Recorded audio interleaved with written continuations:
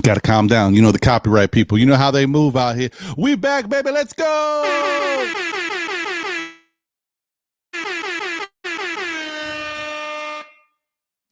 Let's this show cracking. I appreciate y'all. Thank y'all for waiting through the delay. But we are here now. Let's go.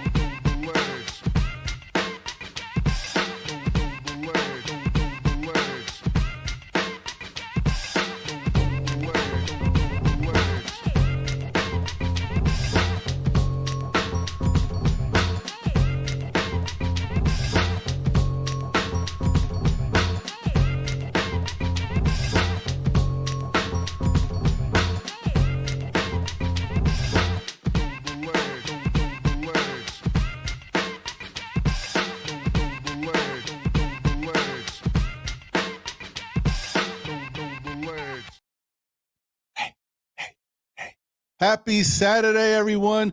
We are back. Let's go, baby.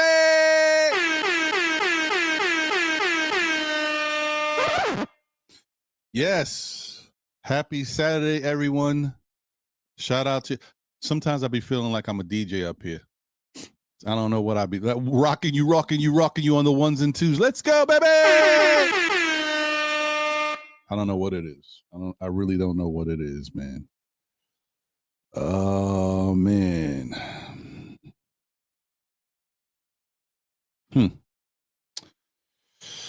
Hope you guys are doing well.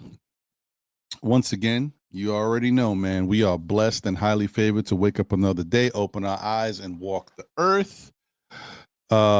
Wishing the best to all your family members, loved ones, friends, everybody. You know what I mean? Make sure you are taking care of yourself. Like I said before, please make sure you get checked at least twice a year. And it sounds crazy, but twice a year is a lot for some people. Some people don't even want to think about the doctor. What doctor? What? You know what I mean? But listen, at least twice a year. But, for reals, the way things are going these days, we should be going to the doctor at least 3 times a year because there's always some new stuff popping up and we got to be on top of it. So, make sure you all, continue to at least try to get yourself checked. But outside of just checking, yourself out, make sure to check on your peoples. You know what I mean? A call here and there just to say, hey, been thinking about you. All right. So we are here Saturday morning, or now it's afternoon. Let's see what the weather is looking like. Currently 39 degrees in the New York area, going up to a high of 42, cloudy all day. It's supposed to be maybe, I don't know. This weather's weird. It cleared up a little bit, but on my little the little icon thingy, it shows like some flurries, some snow flurries or whatever, but not sure if it's going to happen. Tomorrow, high of 43, mostly cloudy. Monday, high of 39, partly sunny. Tuesday, high of 36, partly sunny. And then Wednesday, 44, raining. Thursday, 41, raining with a possible snow shower. And then Friday, partly cloudy, 42 degrees. So, yeah, it's that time. So, and now is the time where we start looking at the 40s, the high 30s and the 40s as warm weather. Because, right after that comes the extra cold stuff. But we're not there yet. So let's enjoy this for now. Anyway, hope you guys are all good. Man, our New York Knicks are trying to get right. They had a loss the other day, which, kind of broke their little win streak. But they've started a new streak. They won 2 in a row. Of course, yes, we know they're against not the best of competition, but you got to beat the teams that are in front of you. It is what it is. But it all sets them up to get a good feeling of winning again because we got 2 very tough tests once again. I know we played Toronto the other day and we beat them, but playing them on Tuesday for the in-season tournament game, it's going to be a lot more pressure packed. This is a chance to go to Las Vegas. Obviously, it's also a chance to win more money. So, both teams are going to come out and they're going to play hard. You know what I mean? They're both going to come out with intensity.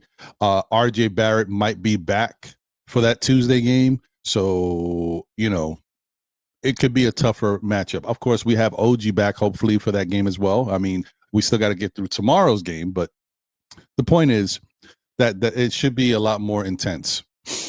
The other thing is we have our very big game in front of us tomorrow versus the Orlando Magic.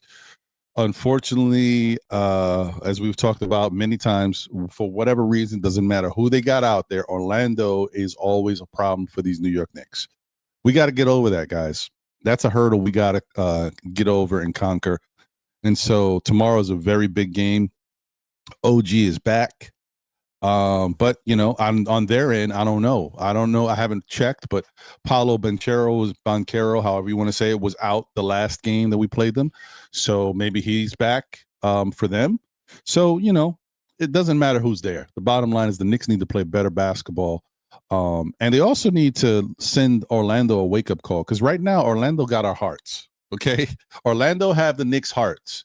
Okay. This has been years. This has been a lot of time coming. And they always have, yes, the Knicks have won games against them, but Orlando has had the overwhelming margin of victory versus the Knicks. And then to start this season, another 2 games under their belt, they're feeling good about themselves. So we gotta chop that down, humble them a little bit, but also get our confidence back. So yeah, big game tomorrow.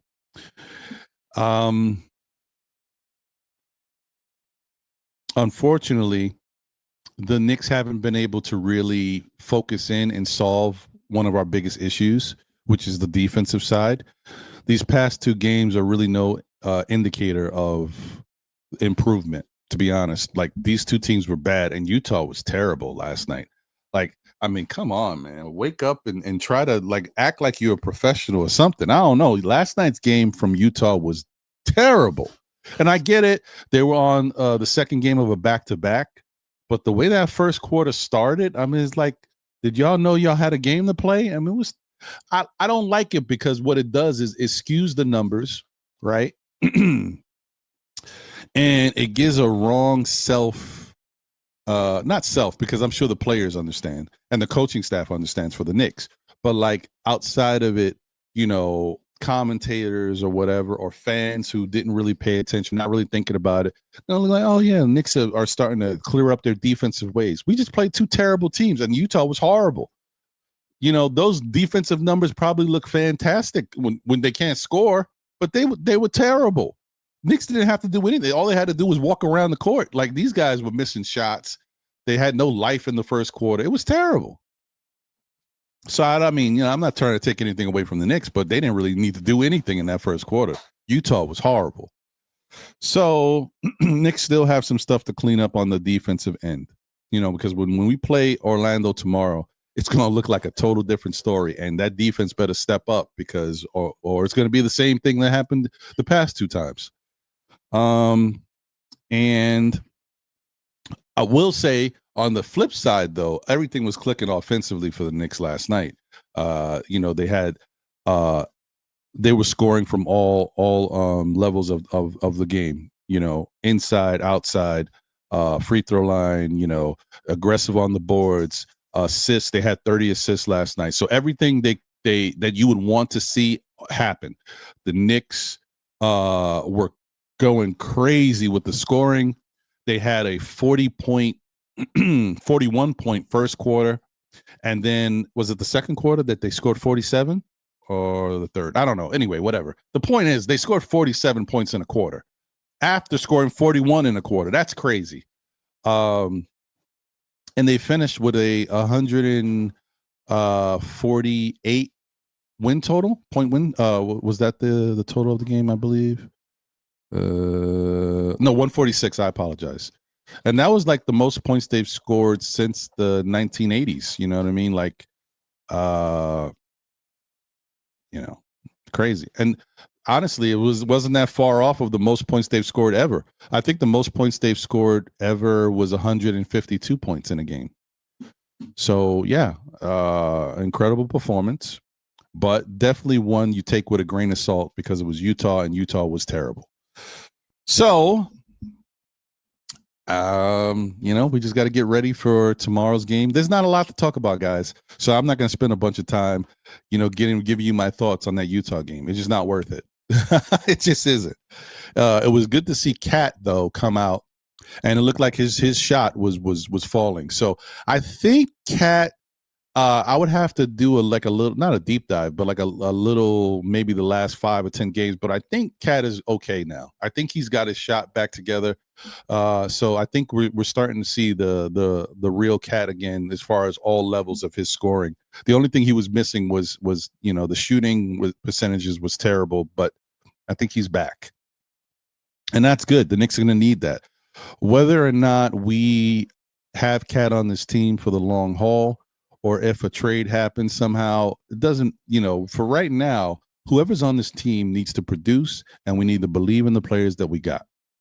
I guess I could talk up a little bit more. I mean, this is all, like I said, that game was so terrible, man. Gershon Yabusele finished with 11 points. And don't get me wrong, I'm happy for Gershon to be able to start seeing the ball go in the basket a little bit more, put up a double-digit total. Maybe that helps his confidence. But Utah was just so bad. But there is, there is one really, really, really bright light to talk about. Outside of Cat getting his shot back together, and looks like it's starting to get consistent again. Miles Deuce McBride was fantastic. I mean, listen, I always told you guys, if you watch this show, Miles can shoot. I think his 3 ball is very good, it's accurate, but his mid-range game is phenomenal. He just doesn't use it enough. So, but the fact that you can shoot from the mid-range tells me that you can shoot. He could always shoot from the, even in college, right? So it's not a question of can he score, can he shoot? It's a question of can he do it consistently. Miles has been going up and down with his shot and his points. But I will say, he is in a nice stretch of consistency right now. Maybe this is one of those years. He had a year like that 2 years ago. Maybe this is another year like that. And that's all we want to see from Miles. Just show the consistency. He's a very important part of this team. He gives the team something extra that they're missing. And also, I want Miles to succeed, man. He's a good guy, a good player, gives effort, strong defender. It'd be nice for him to be aggressive and comfortable and consistent on the offensive end too. Like, he deserves that.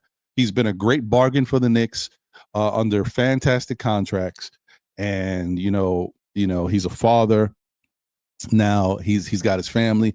I think he deserves to get a little bit more of the spotlight. I think he deserves to position himself to get more money to support himself and his family going forward. We're not talking about a $30 million, $40 million guy. We're talking about a guy who's making $4 million a year to possibly get something around 10 million, something a little bit more manageable and deserving of his effort. I like that. I want that for Deuce. Anyway, now I think that's it. Because like I said, I could highlight other stuff that happened. The fact that Jordan Clarkson got to play against his old team for the first time in a Knicks uniform. Started off a little slow, struggled a little bit. But as the game went, he started to find his shot and become a little bit more aggressive. I still think, though, honestly, I'm a little, I don't want to make a big deal out of nothing, but there's something missing with Clarkson. Like, I've seen Clarkson play for many years, and it's just that light switch, that spark is there, but the production is like, I've seen Clarkson light it up. Like, and he goes back and forth, but I just don't feel it right now. Like, I feel like something's missing. His consistency, the way he was practicing in the offseason and knocking down shots. Obviously, I know it's practice. There's no defender and stuff. But even when he was playing against Kolek, it's still somebody in your face. He was lighting Kolek up, and Kolek was doing the same against him. I get it. I just haven't seen the firecracker Clarkson that I know, like, can go from, I scored a couple points on you to scoring almost 30 on you. Like, I don't feel that. And I also feel like he's taking every game Every single game. Now, I don't know if he did it last night, so it's hard for me to say every single game, but every single game up until last night, he is taking that running three. Last night, he was set up by Brunson or Hart, and he stopped and set himself. He stopped, and then he took the three. He missed it. But the running three that he takes is the most ridiculous shot that I could say he shoots. He never hits it. Why are you running into a three? For what is the point? You lose your balance. You are pushing the ball. You can't set yourself, so you can't have great touch on it. What is the point of that shot? I almost want, listen, and if he keeps doing it, I will do it. I'm going to put together a montage of all of these running threes and show you how bad of a shot it looks like and how many times he's missed it. Because I'm like, what is he doing? I have to put it on X or whatever and tag him on it. So I'm like, dude, what is this? Stop it. I may do that anyway. Because I'm like, yo. And if somebody hears me right now and decides to beat me to it, by all means, please do. Because I don't know why he keeps taking that shot. All right. So outside of that, we'll talk more about the game and more about the upcoming games that we got going on. But yeah, I feel really good about them feeling confident in themselves. Like I said, it's these last two games. They don't really give you a great barometer to see what you're doing good at because the defense was non-existent. But at least it's a win, and offensively they looked good. So we'll take it for what it is. Let's see what the chat is saying. Shout out to Crim's dad in the building, member of the SKF Army. Salute to you. He said, "Did we win?" Crim's dad also said Knicks should start Deuce and only start Hart if OG is on IR. Hart needed off the bench and Deuce and 3 in the D needed with the starters. You know what, guys? Remember when we were talking about starting lineups and I said that I like the idea of the Knicks having the core four and then the fifth person being like a rotation player, like figuring out what works for the matchups and stuff. But I also mentioned that if I had to pick who I thought should be inserted into that starting lineup, I thought it should be Deuce. Deuce is making me look good. And this is what I hoped that we would see. When he starts, Deuce gives you a secondary ball handler. He is not the greatest facilitator, but either way, he's a secondary ball handler. When his offense is going, Deuce is special out there to help the team. He gives you what you're looking for. Defensively, he can roam. He plays the perimeter good. He also will pick up, 50 feet, 40 feet, whatever they say on the court. I forget now. 90 feet, whatever. He picks up down the court. Like, he gives them something that even Josh Hart can't do. Like, Josh Hart is a solid defender. He's not the defender that Deuce is. He doesn't have the same activeness on defense that Deuce can create, right? Josh Hart is a phenomenal rebounder. We're not comparing those two. Josh Hart has great energy. I'm not saying he doesn't.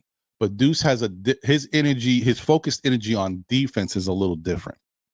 So I just think that to start a game with the players that are out there, I think Deuce is a really good fit for that. The other thing too is I feel like someone needs to help Jordan Clarkson and other guys get good shots and opportunities. And I think Josh Hart, with his aggressiveness, the way he pushes the ball, orchestrates the fast break, I think he can help Clarkson more than Clarkson taking his. I think Clarkson does a good job setting other people up. I don't think he sets himself up the best, right? He puts himself in a position to take bad shots. If someone else can run with him and they have a good camaraderie, I think that Josh Hart helps Clarkson in that regard.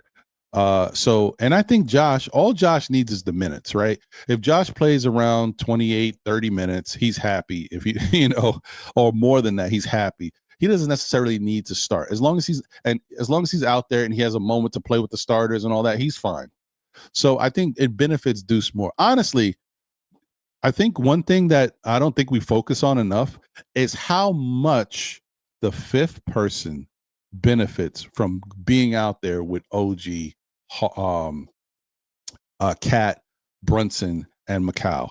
These guys make that fifth person better, right? That fifth person gets a lot of open looks. That fifth person gets to touch the ball. That fifth person gets in good positions to score.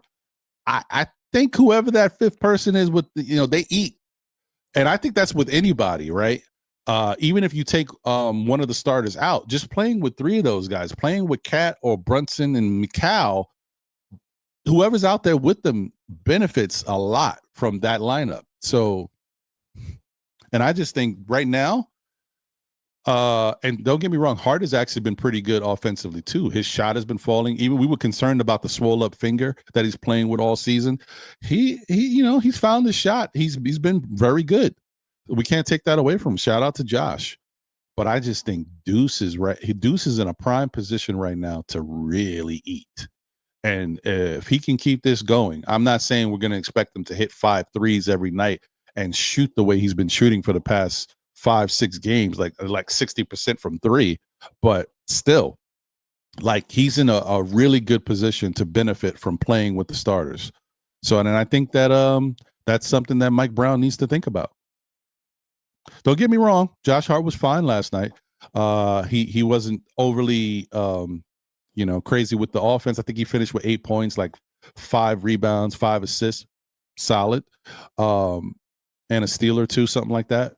But I just think that the way Deuce is going right now, and the fact that he can really pick up and help Brunson out on the defensive end, I think it's a really good look.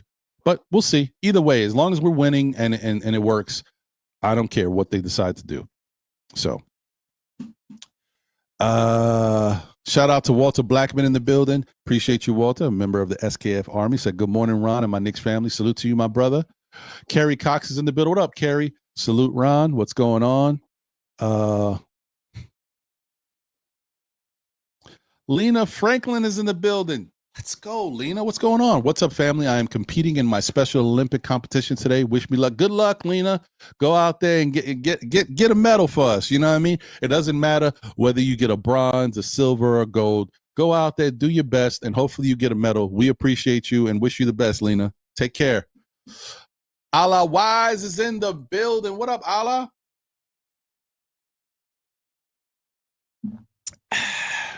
Oh, yeah, this is what's in my cup. Little we got pumpkin flavored coffee. Pinky up for flavor. You know how we do. Come on now. Anyway, and the congestion is soon to follow. Whatever. Shout out to you. Sherwin is in the building. What up, Sherwin? Said, good morning, all. We did our job yesterday. We hammer a tanking team as we should. That's facts. Good to see you, Sherwin. Shout out to Wolverines. Happy Saturday. What's good? All dominant win. Everyone looked great, especially our captain and MVP Brunson. Giannis talk is nonsense. We have to keep our core Brunson, Cat, and OG. I mean, we'll see where it goes, man. I know. This is it is what it is. Shout out to everybody tuned in on X and on the Tube. Shout out to those tuned in on Facebook. Appreciate y'all.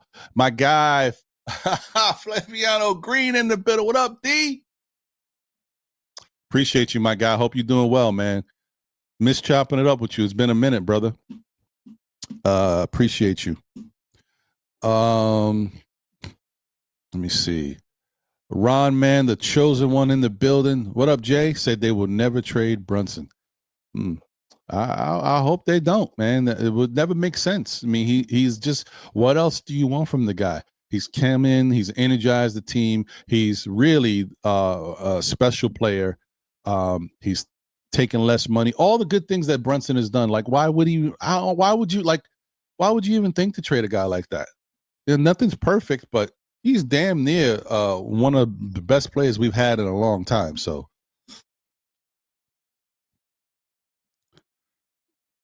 Wolverine says, I don't want Cat or OG traded either.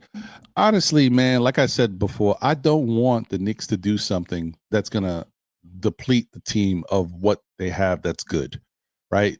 Yes, do you have to, if you want to get somebody like Giannis, do you have to give up something to get something? Yeah, but just make it a smart deal. Don't put yourself in a situation that you're going to get Giannis here and then he's not going to have enough to help the team.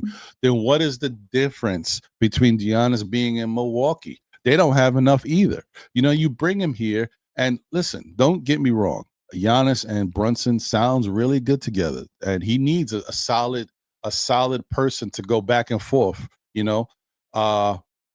but does that change whatever would happen with our the rest of our depth if we traded for him and losing pieces? Right now we're having defensive issues, and Giannis would come here and change a lot of that, as far as our paint protection and stuff like that. But I mean, he ain't playing 48 minutes, right? There's other people that got to play defense, and when you're lacking on other sides, that's how you lose games. They just got to be smart if that's what they really want to do. They got to be smart about what they give up. And I honestly, listen, I know Cat is not Giannis, but I'm not getting fleeced either. Cat is an all-star player, a fantastic offensive player. Does he have some deficiencies on defense? Yes. But you don't get fleeced if that was what you wanted to do. I can't see them giving up OG or Macau in a trade like that, because it's just those are the difference makers, right? We talk about Giannis being here, but Giannis looks really good playing alongside those guys, and you got to give up something for something. That's why you got to do like a 3-team trade or something. Give up the best you can give from the Knicks, whether that even includes Mitchell Robinson and Cat. And honestly, as much as I love Deuce, even if Deuce has to go in that trade, then Deuce has to go in that trade. But I would really strongly figure out a way that if I was going to do that trade, I got to get a third team involved, and that third team is going to have to give up a really good player to go to Milwaukee to facilitate this, and then we can work with that third team to give them something that maybe they need. Maybe they're an older team and they need youth, right? And they could see some of our young players as fitting in over there with them. I don't know. But it may not work for Milwaukee, but that doesn't mean we can't send young players to the third team with the picks, and that will entice them to at least send one really solid player to Milwaukee. So you wind up with Cat,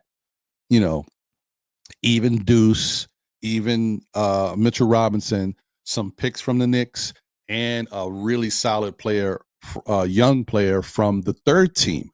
So that makes, and plus, obviously, maybe the third team could throw in a pick.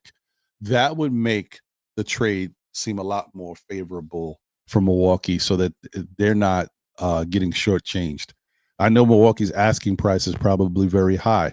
I'm just saying, if it was a way, that's the way I would see the Knicks doing it. I don't see the Knicks doing it any other way. I think some people are so quick to give up on our talent that we have here, just because they think that Giannis is going to come here and by himself he's going to make the difference. Giannis cannot win a championship by himself. Giannis already won a championship with Milwaukee, and we've talked about this. Looking at that year, which I'm on a show. I'll put the link in. I'm on a show with my boys. They have a podcast, and we talked about this. Giannis won the championship that year. They had a nice road to the championship. A lot of things fell in their laps, right? That was the year, if you guys remember, that Atlanta beat us because we didn't have a solid number 2 to go along with Julius Randle. They doubled and triple teamed them, remember? And everybody was getting on Randle for not stepping up, even though he was getting doubled and triple teamed. And at that time, we had a young Obi and a young RJ Barrett, and they weren't ready. And so Atlanta not only beat us, they won the next round, and they made it to the finals, the Eastern Conference Finals. Atlanta wasn't good enough to be in the Eastern Conference Finals, but the road opened up for them. And guess who benefited in the end? Milwaukee. And then Milwaukee made it to the finals, and then they won. So, but when you look at Giannis, is he an incredible player? He is, but he hasn't won a championship since. He hasn't got to the NBA final since, because it's not easy to do. You need players. You need someone else to do it with you. So the whole thing of when we talk about, hey, let's bring Giannis here, we're guaranteed a championship. No, we're not. Not if we don't have enough players to do what we need them to do to go along with Giannis. Yes, Brunson will be a big piece, but I'm sorry, I don't feel like Giannis and Brunson alone can win a championship. I feel you need a Macau. I feel you need an OG. So I don't know. I don't know how the Knicks would be able to do this any other way.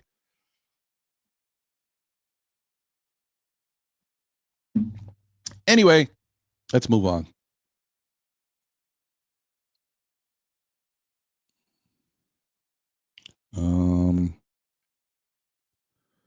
Sorry, I'm just breezing through, trying to get to the more names that I haven't seen. Nostalgic Nick in the building. Salute SKF and the Saturday chat. Salute to you, Nostalgic. Good to see you.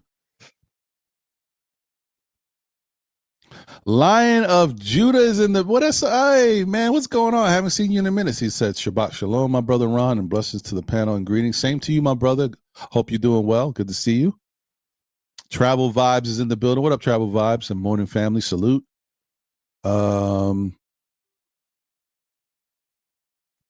Randu's in the building. What up, Randu? Shout out to you. Mellow Mike is in the building. Shout out to Mellow Mike. What's going on, my brother? Hope you're doing well. Latorius, we are. They is. Let's go. Let's go. Oh, sorry. I got too far. I take that. So, too far. My bad. I saw the 50 Cent documentary about Diddy. I saw the four episodes, and yeah, man. Diddy's a monster, bro. Anyway, let's move on. It's a shame because as growing up as a young kid, I really looked up to Diddy, and I always wanted to be a little quiet thing about me. Growing up, I wanted to be a producer. Don't ask me where that went. I just didn't get into it. And then when I finally was serious about it, and I found out how much money it takes to buy the equipment, and you do have to go to school and all that. But I didn't have the money at the time, but I was like, how much money does it take for me to buy a system and get myself started? And then I looked at the percentage of people who actually make it as producers in the industry. And I was like, oh boy, I don't know if this is the right move for me. But I always wanted to be a Diddy or a Babyface. Those were my two inspirations growing up. And I was like, man, if I could just, but whatever. Let's move on.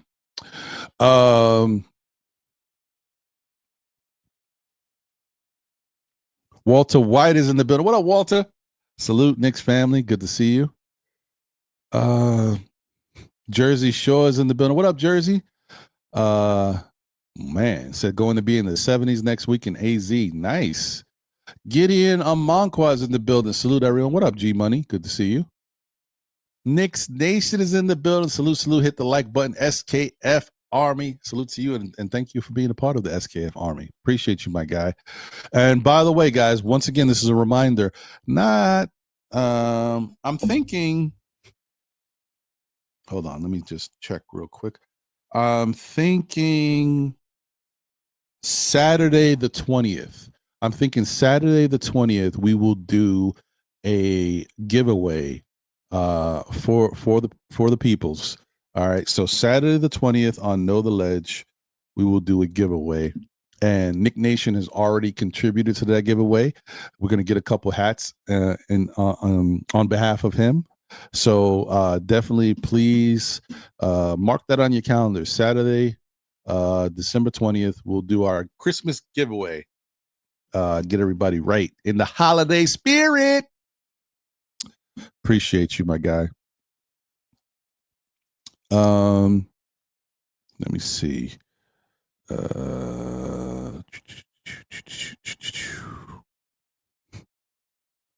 Bagger Jones is in the building. Said we lost the season series last year to Boston 0-4. Look what happened in the playoffs. Even if we lose tomorrow, playoffs where it counts. Now I will tell you, Bagger, I'm with you on that. That is very true. I just want the Knicks to kind of start to dig deep. Like, the one thing that we're also noticing with this Knicks team, they haven't really shown the killer instinct. You know what I mean? That step on your neck instinct. We haven't seen that yet. I do want to see that. I want to see that against a good team. Even if it doesn't mean like we're blowing the team out, but fighting to win the game, I want to see that from the Knicks. Because quite honestly, the last two times we played Orlando, the second time was better than the first, but we really didn't look like it's not like Orlando just beat us by one or two, and then it was like the game was back and forth. Orlando kind of was in control a lot of the second game. Um, we fought a little bit more, but in that first game, they were totally in control. So I just want the Knicks to play with a sense of urgency. You know, go out there and let's act like we're trying to win. Um, hey, Mellow Mike said Utah looked like they lost all their game and energy out in Brooklyn when they played at MSG. They look worn out and slow. That's a fact. That's a fact. Nick Yak is in the building. What up, Nick Yak? So Utah was three happy to start the game after missing first four layups and almost got shut out. It was crazy, bro. Nasty work. Shout out to Long Island Sound 1996 in the building. SKF, you a funny guy. You do shows after the Nets, Hornets, in Utah. What about Boston, Orlando?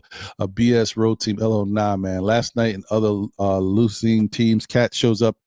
Wait, hold on. Last night and other losing teams, Cat shows up. Oh, I got you. Wow. What happened to you, Long Island Sound? What type of Knicks fan have you become, bro? So now the Knicks suck for real. They're 13-1 at home. What are they? 13-7 or 14-7? I don't know what their record is for the season right now. I got to double check. But I mean, I don't understand why do you feel this way, especially knowing that it's an 82 game season. Have we not seen the Knicks go through ups and downs and look terrible at times? And then by the end of the year, we're like, well, how did we get here? How do we become the fourth seed? How do we get here? How do we become the third seed and win 51 games? Like, where does this come from? You know, we traded for OG. How did we win 14 games in the month of January, go 14-2 or 14-3? Like, I think as a fan who's been watching basketball, you should know that it's too early to judge and say that you know exactly what this team is. I think you're being a little too tough on them. Do I think they have some holes they need to clean up? Yes, I do think they need to clean up some stuff. And if they want to actually be a real contender, they need to play better defensively. But there's still time for that, bro. We already talked about it before.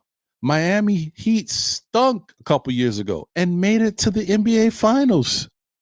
They had to get in a play-in. They were the 10th team in a play-in. You just never know what's going to happen until we get there. Just got to give us some time. I would just say, I know you might be upset. Maybe you want it and expected more from this team to start the year, but give us some time. You know, it's not over. It's not over, and you know they still are not playing their best basketball yet. Does that not make you feel a little better knowing that the Knicks haven't played their best basketball yet, and they're whatever 14-7, whatever it is? Just give it some time. We're gonna bring you back, man. But right now, you know the way you're feeling, I feel like you jumping out the window. You know, you Let's see if I know the ledge. You out there. I want to bring you back, Long Island Sound. I don't want you out that window. Come on, man. Come on, brother. I get you a life vest, a little parachute, whatever it is. I'm gonna bring you back.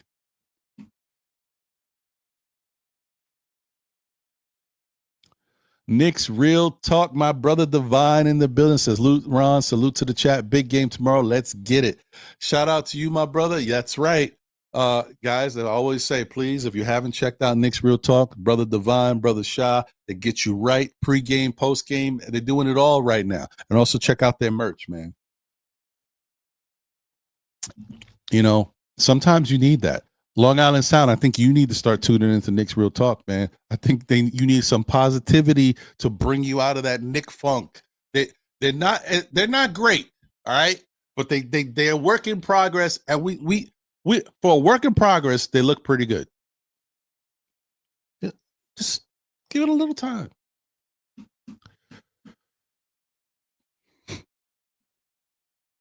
Let me see.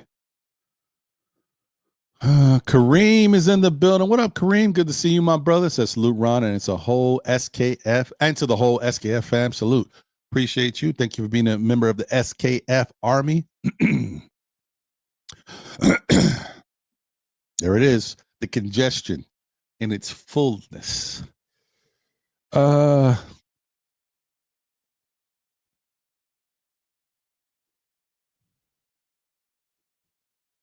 Sherwin says Clarkson is just a smaller cat. They are not smart shot takers. Yeah, and I think that Mike Brown hasn't stifled him yet, but I think Mike Brown is going to start getting in his ear a little bit more. I think he wants to, make him comfortable, make him start to, feel like he can play his game. But I think the more and more Mike Brown sees it, he's going to start kind of reeling him back a little bit. But you don't want to do too much of it when a new guy coming to the team who needs to be a spark off the bench with scoring. But I think he's going to start to dial it back a little bit with some of the shots he takes, because that running shot is terrible. But whatever. I still, you want the guy to have his energy, because he has good energy. And if he gets going, he's so explosive. It's just, I haven't really seen it.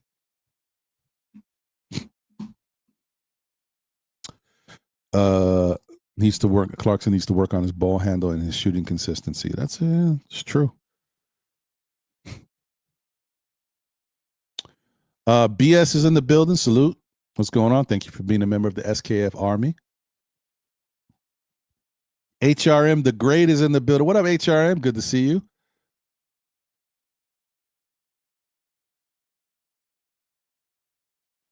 All right. Hey, the Jigga Man in the building. What up, Celso? Good to see you, my guy. He said, what up, Ron? Salute to you, my brother. Hope you're doing well.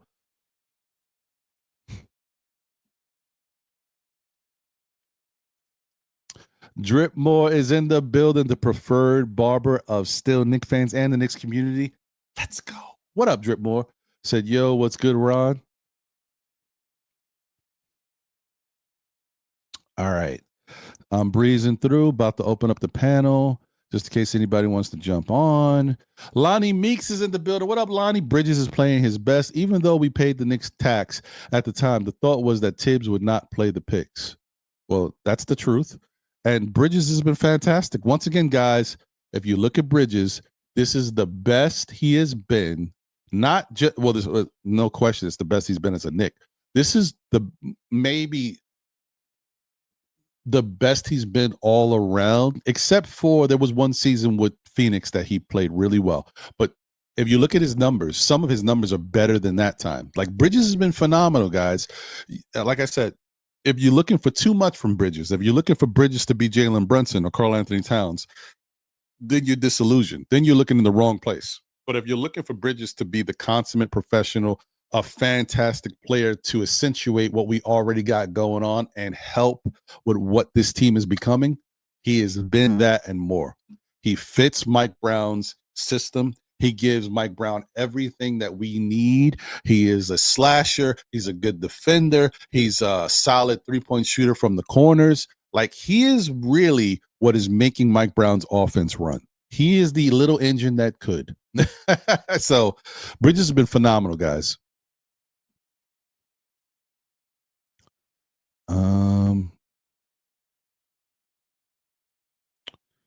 Let me see here. I get Booga. Let's go. Let's go. Best Saturday show. Hey, man, I appreciate that, brother. Thank you. Thank you for tuning in. Appreciate you. D-Ras is in the building. Cat, David, Smith, and Picks. That's who you trade in? Oh, you wild. Shout out to David Smith, wherever he may be. And David, you know what? I'm saying what's up to you because something tells me that you're watching. You may not want to get in the chat anymore, but something tells me you're out there, brother. Appreciate you. Shout out to Mellow Mike, a new member of the show. Appreciate you for joining the SKF Army. Salute to you, my brother. Thank you, man.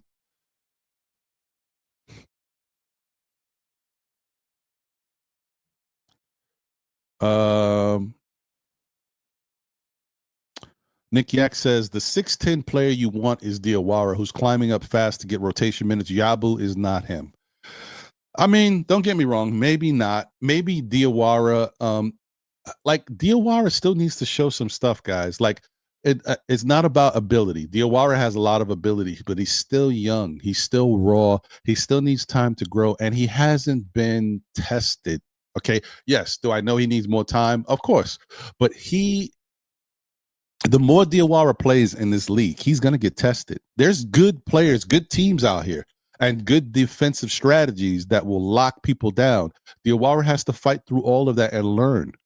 Say what you will about Yabu. Yabu has seen a lot of this stuff. Yabu is struggling right now, but let's build off of his confidence. I know it was a bad team yesterday, but I just think the fact that he was getting a little more comfortable. There was a point yesterday where he had a wide open three. Instead of taking the three, he took it all the way to the hole and got an easy layup. You just want Yabu to start getting active. Yabu is an energy guy, and that's what we wanted him. He has good energy, but let him get active and more comfortable. I know it's against a bad team with no defense, but he needs something to get him going. And maybe yesterday's game will get Yabu going. Maybe he starts to, okay, all right, I still got, this is who I am. I know it's coming. It was taking a little while, but we here. You know, let's give Yabu a chance, man. The bottom line is the Knicks are better with Yabu playing well. Okay, if Diawara is better than him, fine. It doesn't matter. Then we get a good Diawara and a good Yabu. The point is the Knicks need the sum of all their parts if they want to be a contender, right? If they make a trade and do an upgrade, fine. But we're not making a trade right now. Right now, this Knicks team is the Knicks team that we got. All right, that 15-man roster, 18-man with the two ways. This is the team. So let's hope that this team can get it done and get better as we keep going down the 82-game road. Shout out to the Queen, Steph in the building. Dope Soul Sports Talk, one of the best shows in the Knicks community. Guys, if you haven't checked it out, you know, there might be some new people that's tuning in right now. Please go show some love to Dope Soul Sports Talk, as well as the Queen's Court on NBK, Nothing But Knicks. She handles both. You will not be disappointed. And you know, she's giving you a lot of supreme content. She's giving you Queen's Court. She's giving you Dope Soul Sports. I think twice a week in the evening, or maybe it's 3 times. I mean, she's doing a lot. And she's giving you dailies and getting your noon right, getting that lunchtime going. Like, shout out to her and everybody, man. Ajay, Jarrell, Jeffrey Clafter. You know what I mean? Shout out to all of them, man, doing their thing. Appreciate y'all. She says, you producing now, Ron, on YouTube. This is your shadow career. Shout out to one of the hardest working content creators in the Knicks community. Appreciate you. Thanks, Steph. I appreciate that.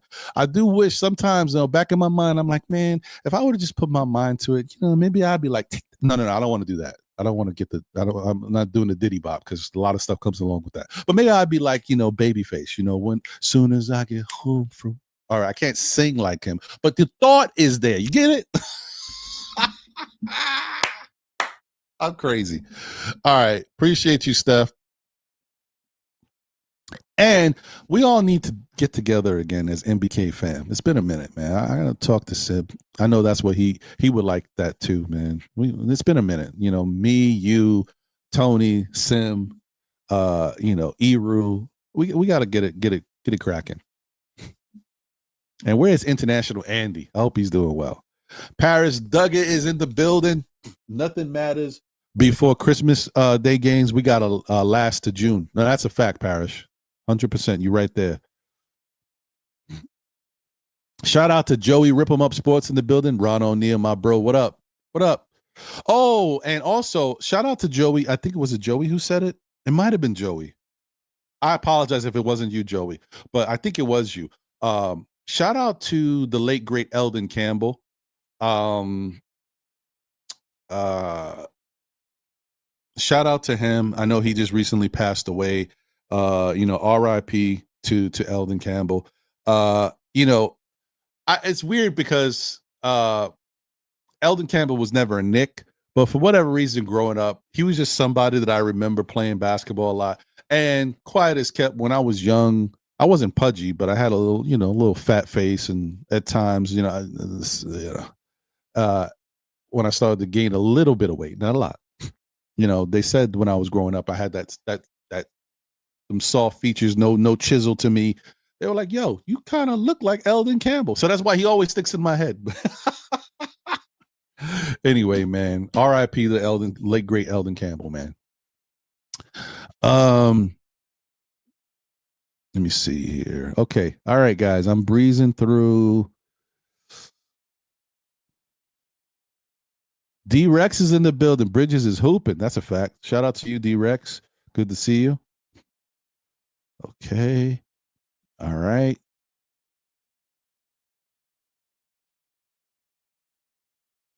All right. Let me put the link in the chat. Like I said, by all means, you are welcome to join, even if you're new and haven't been up here and feel the courage to want to come up and say your piece. You're always welcome.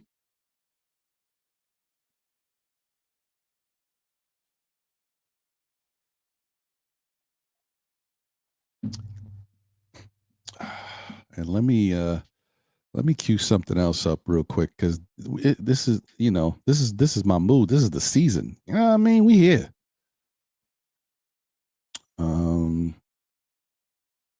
Where is it? Here we go. Oh, maybe I have it already. I might already have it in my let me check. I might already have it on the side here.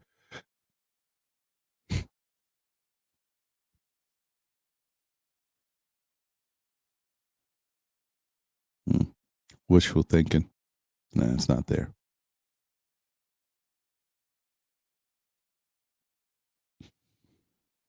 Nope. All right, let me go look for it. I had some saw Jay backstage, but then it dropped. Well, make sure he's still there. Oh, nope. He'll come back. Let me put that back out there just in case he right. All right, there we go. And hold on one second. Let me make sure I get this queued up, get this going, and then I'll make sure I bring up whoever is backstage.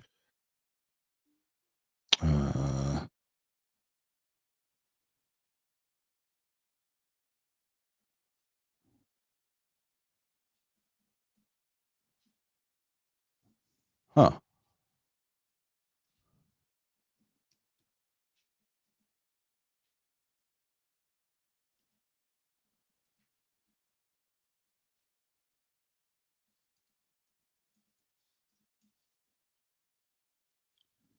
There we go.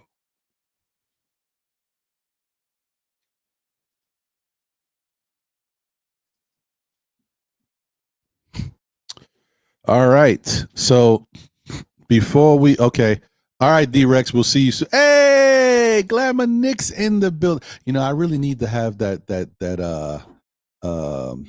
Sheila E thing, Glamorous Life. Every time you pop up, Glamour Knicks, I gotta hit the Glamorous Life for you. One time for the one time. All right. So you guys had a good to see you as always. Let's go. Hope you're doing well. It's been a minute, and hope life is treating you well. Happy holiday season to you. Let me bring my guys up here, but I'm gonna give them a little break because I gotta hit my joint. We back, baby. It's that time. Let's get it. Let me bring my guys up real quick, and then I'm gonna hit my joint. So if you got anything to do, get yourself water, a cup of coffee, whatever it is. This is the time. Let me change this and get this out of the way. There we go. Oh. What's up, fellas? What up? Salute. Salute to the chat. Salute to you, Ron. Yes. My brother from another mother. What's good? Appreciate you, my guy. Shout out to Jay. Shout out to D-Rex. Good to see y'all. All right, let me hit my joint. D-Rex. Let me hit my joint real quick one time for the one time. If you know me, you know this is my jam. And we here. Let's get it. Yo, what up, man? What up? It's Hard Will. Back like 2/5, man. It's your boy Hard Will. What? You alright, man? Alright, what's up? Yo, get up, man. Yo, get up, man. I got some money for you, man. I got this phone. The KT phone? Wireless. KT Wireless? T-Mobile, man. We on here with some bread. We going to the Knicks game. We back like 250. That's all, Will? Yeah, let's go. For the love of the game? Yeah, let's go. Well, I ain't never stop loving you, boy. We back. We back, baby. Thank you, man. Let's go. All right, Let's man. go.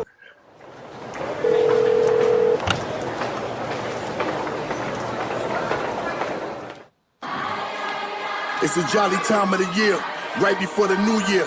Ain't no other squad better on this day than the Knicks. We back. Best time of the year, they say it's Christmas. Little kids can't wait to see it's Christmas. New clothes, new toys, mean it's Christmas. You see the Knicks, we back, we on Christmas. It's so pretty when you can see the snowfall. Their red nose, tell them that it's Rudolph. Chestnuts roasting, the Knicks stay roasting. Tell the whole league we hosting. 12 noon, we back 12 in the 2/5. Biggest tree in the world filled with presents. Little kids, they checking off their wish list. Ho ho ho, we celebrating this Christmas. Jingle bell, first game playing in the garden. Tell Santa we got the whole league watching. Right before we celebrate the new year. James Dolan crossing with the reindeers. Parker decks, they filled with no room garage. When it comes to the flow, this here's eggnog. Best believe your boy, yeah, I'm on my job. Celebrate your Christmas with the Knicks squad. The best place in the world, that bag stay shopping. I AD my wrist so you can keep watching. Shopping sprees all over, this is Times Square. Then it's back to the game at Madison Square. Best time of the year, they say it's Christmas. Little kids can't wait to see it's Christmas. New clothes, new toys, mean it's Christmas. You see the Knicks, we back, we on Christmas. It's so pretty when you can see the snowfall. Their red nose, tell them that it's Rudolph. Chestnuts roasting, the Knicks stay roasting. Tell the whole league we hosting. Back on Christmas, J Boogie predicted this. You can't say St. Nicholas without nicking it. The Knicks on Christmas should be ubiquitous, so shout out if you've been with us. Sitting through the interim, feels like we meant to win. Now we got the kids with us. Potential is limitless. Gifts go down the chimney. Try to put the Grinch on me, pinch me, but I'm not dreaming. It's a new reality. New York is in the top seating. Seasons, greetings, Eastern Conference. Defense, the Gardens rocking. Best fans in the game. We don't do the home away split. Catch me at the Staples, baby. I make the sleigh live. 8 gifts, pulling up in the Cambridgers. About to lace the garden with a pack of frankincense and myrrh. Can't resist the urge. Knicks set new squad. Time to burn the competition sitting by the U-Law. Best time of the year, they say it's Christmas. Little kids can't wait to see it's Christmas. New clothes, new toys, mean it's Christmas. You see the Knicks, we back, we on Christmas. It's so pretty when you can see the snowfall. Their red nose, tell them that it's Rudolph. Chestnuts roasting, the Knicks stay roasting. Tell the whole league we hosting.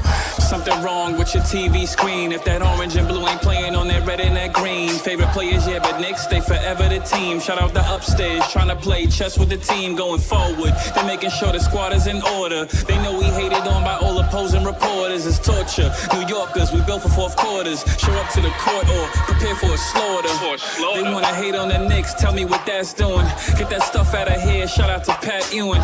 12 noon jump ball, just know we enemies. We trying to bring home the gold back from the 70s. Oh yeah, we back on Christmas, oh no, can it be?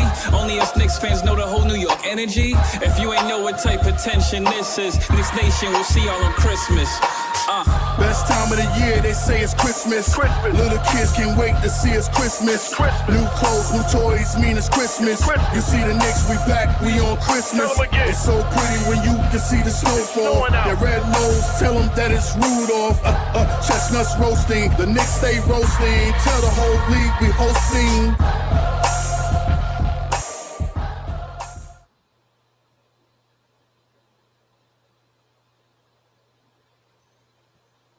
All right, let me get us back. Hey, we back, baby. Let's go, Jay Boogie. Fire. He's the Hanukkah version. When you giving us the Hanukkah version, Jay Boogie? Yeah, you caught me off guard. Shout out to Jay Boogie, man. I told him, man, Christmas time, I'm always gonna rock that joint, man. That's one of my joints. Shout out to That's him. fire. Yeah, I need that. That's fire. All right, what's going on, fellas? How y'all feeling? Happy Saturday to y'all. What's on your mind? Let me start with Jay. Jay, how you feeling, brother? Feeling blessed. I woke up today. It's always a blessing to wake up, put your feet on the floor, That's a fact. Rest well. We'll chill a little bit, talk a little bit, and then hang with the kids. I'm not gonna Hey do man, that. this is what it's about, brother. Got to do what you got to do. Listen, Yeah. we always gonna be Knicks fans. We always gonna have time to talk. You can't get back these moments with your family, with your loved ones, man. You got to take that. You know, every moment is special, man. Time goes quick. So I was scolded last show. Dad, you said an hour ago. Give me 2 more minutes. And you know, it put in perspective that I really love to do this. You know, I really love to chop it up and talk about like the team and talk about sports. And I don't really say what we do is debating. We're just conversations. You know, having good conversations about our point of view. facts. But you know what? I let her know that it was important to me because not more important than her ever, but it's important to me because it's like it's one of the way I relieve some of the stress from the week and all that other stuff. Plus, she watches the game with me and she's watched the show with me and she saw the Uncle Ron happy birthday thing and Nice. yeah. So it was all good. It's all good. And I want to publicly say that his name is no longer Miles. His name is Deuce. Maybe he heard you, bro. Yeah, I think he heard me because whatever. Put some respect on my boy's name. Put some respect on his name. Bro, he came into the studio like Birdman on me, like put some respect on it right You know what I'm saying? You know what? Mhm. He said you forgot about me. Took the Deuce to the trade. Ooh, let's go, Deuce. Yeah. So respect to him. And also, lastly, in the beginning, I really wasn't, I wasn't quite sure about it. But Bridges, I really feel that he has found I think he had to find his lane, like where he really belonged on the team. And I think he found it. And, maybe there's more even better to come from both of the brothers. So I'm going to start with only positive, only good. So that's where I want to go. I like that. And shout out to King Ribby in the building. What up, King Ribby? Yeah, I'm gonna give him a little bit more time. If he gets into it, if he becomes a real rotation member, then in the bottom right corner, you'll see him. I'll add Diawara to the mix here, but I gotta give him a little bit more time. But I'm reserving the right, but I got you. Nick Nation. Yo, what up? What up? What up? What's going on, my brother? How you feeling? Oh, also shout out to Carbon Intellect. Shout out to you. Big up the J Boogie with the 3 capital S's. And also Q Burrow Mad Thorough. What's up, brother? He said RIP to the actor Kerry Haruyuki Tagawa. Yes, from he played Shang Tsung in the Mortal Kombat movies. I can never forget. There's certain people that have a face. Like if you watch this stuff, you never forget that face. Yeah, he passed away. I saw something about it the other day. So shout out to him. RIP. Rest in peace. Oh, the original one? Oh, the wow. Yeah. That was tough. He got it pretty young, right? No, he has some time on him. But listen, everybody who passes away is always too young, no matter how. I mean, yeah, I agree. Okay. Shout out to you, my guy. Go ahead, Nick Nation. I apologize. Oh no, it's all good. No, it's been good. Little ups and downs, but just keep pulling wins, beat the teams that we need to beat, keep pushing and moving forward, keep trying to get better. But big shout out to the chat for sure, because the chat was extremely spirited even before the show started. Nothing like I'll tell you like this whole week on multiple shows. Because we even talked about it. I was even on with Jay Chosen up there on Real Knicks Talk there. And let me tell you something, man. And all across the platforms, on all of them here, ain't nothing like the good rumor of a trade that, man, brings the spirit out in these Knicks fans, boy. Because even like I said today, Cats was going at it in the chat, and I'm like, show ain't even start. These guys is going at it. So it's the good, It's a good thing, though. Keep it spirited, keep it good, keep it clean. And a lot of times, we all have to realize, none of us are experts, and even the experts get it wrong on a constant basis. So this is a point of our opinion, you know what I mean? And we keep it respectful with everybody, it's all good, So, I've had spirited talks, like you say, on Real Knicks Talks with Devon and Sean. And then, it's all good. It's just us bouncing back and forth and stuff like that. Jake Chosen, you know what I mean? We've, all going back and, forth at each other. We're not all not the greatest, but hey, we love our team. You know what I mean? Some of us just love it differently. So just keep that in mind that we all love the team. But besides those trolls out there, y'all can get to stepping. You know what I mean? Besides them, it's all good. But you know what I mean? Good show today. Let's start it out with on a good note. And you know what I mean? I'm gonna pass it off to the next guy here. I like it. That's a fact. Damn it. Well, I was thinking something. I was just gonna say I forgot it. Well, it'll come back to me. Yeah, man. Appreciate you. Thank you for being here as always. Shout out to D-Rex in the building. D-Rex, how you feeling? What's on your mind, my brother? I'm really happy with where we are as a team right now. I'm really enjoying the process. For sure, not perfect, and it's been some easy teams, but I feel like there's a little bit of a pivot point coming. Because it's about that 20-game mark. OG just came back. I personally would not have brought him back for this Jazz game, but whatever. He wants to get back in game shape. I agree with it. All the starters playing really, really good basketball right now, man. Kyle Bridges is playing out of his mind, bro. He's looking like how bad would it be for OG if Mikal Bridges gets DPOY? Hey, right now he's looking like it, bro. No, he look. This is the Mikal we thought we were getting. I was so critical of this guy last year. I just didn't see it.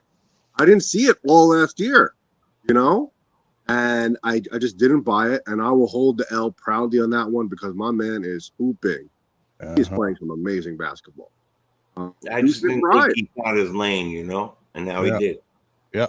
I think that a lot of what we've seen is that these guys have clarified their roles a lot more.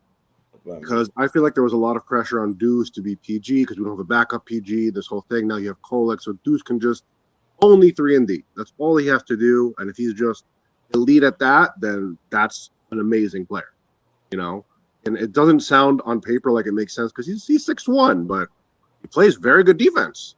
He's a very legit defensive player. He's very annoying defensively. So all the starters looking good. Josh Hart is cooking in the starting unit.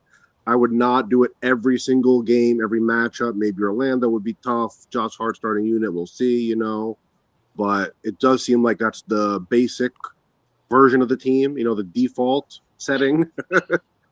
So let me see what else. Mitchell Robinson is playing good, but I feel like against teams that pull him out to the perimeter, we have to see. I mean, interestingly, I saw in the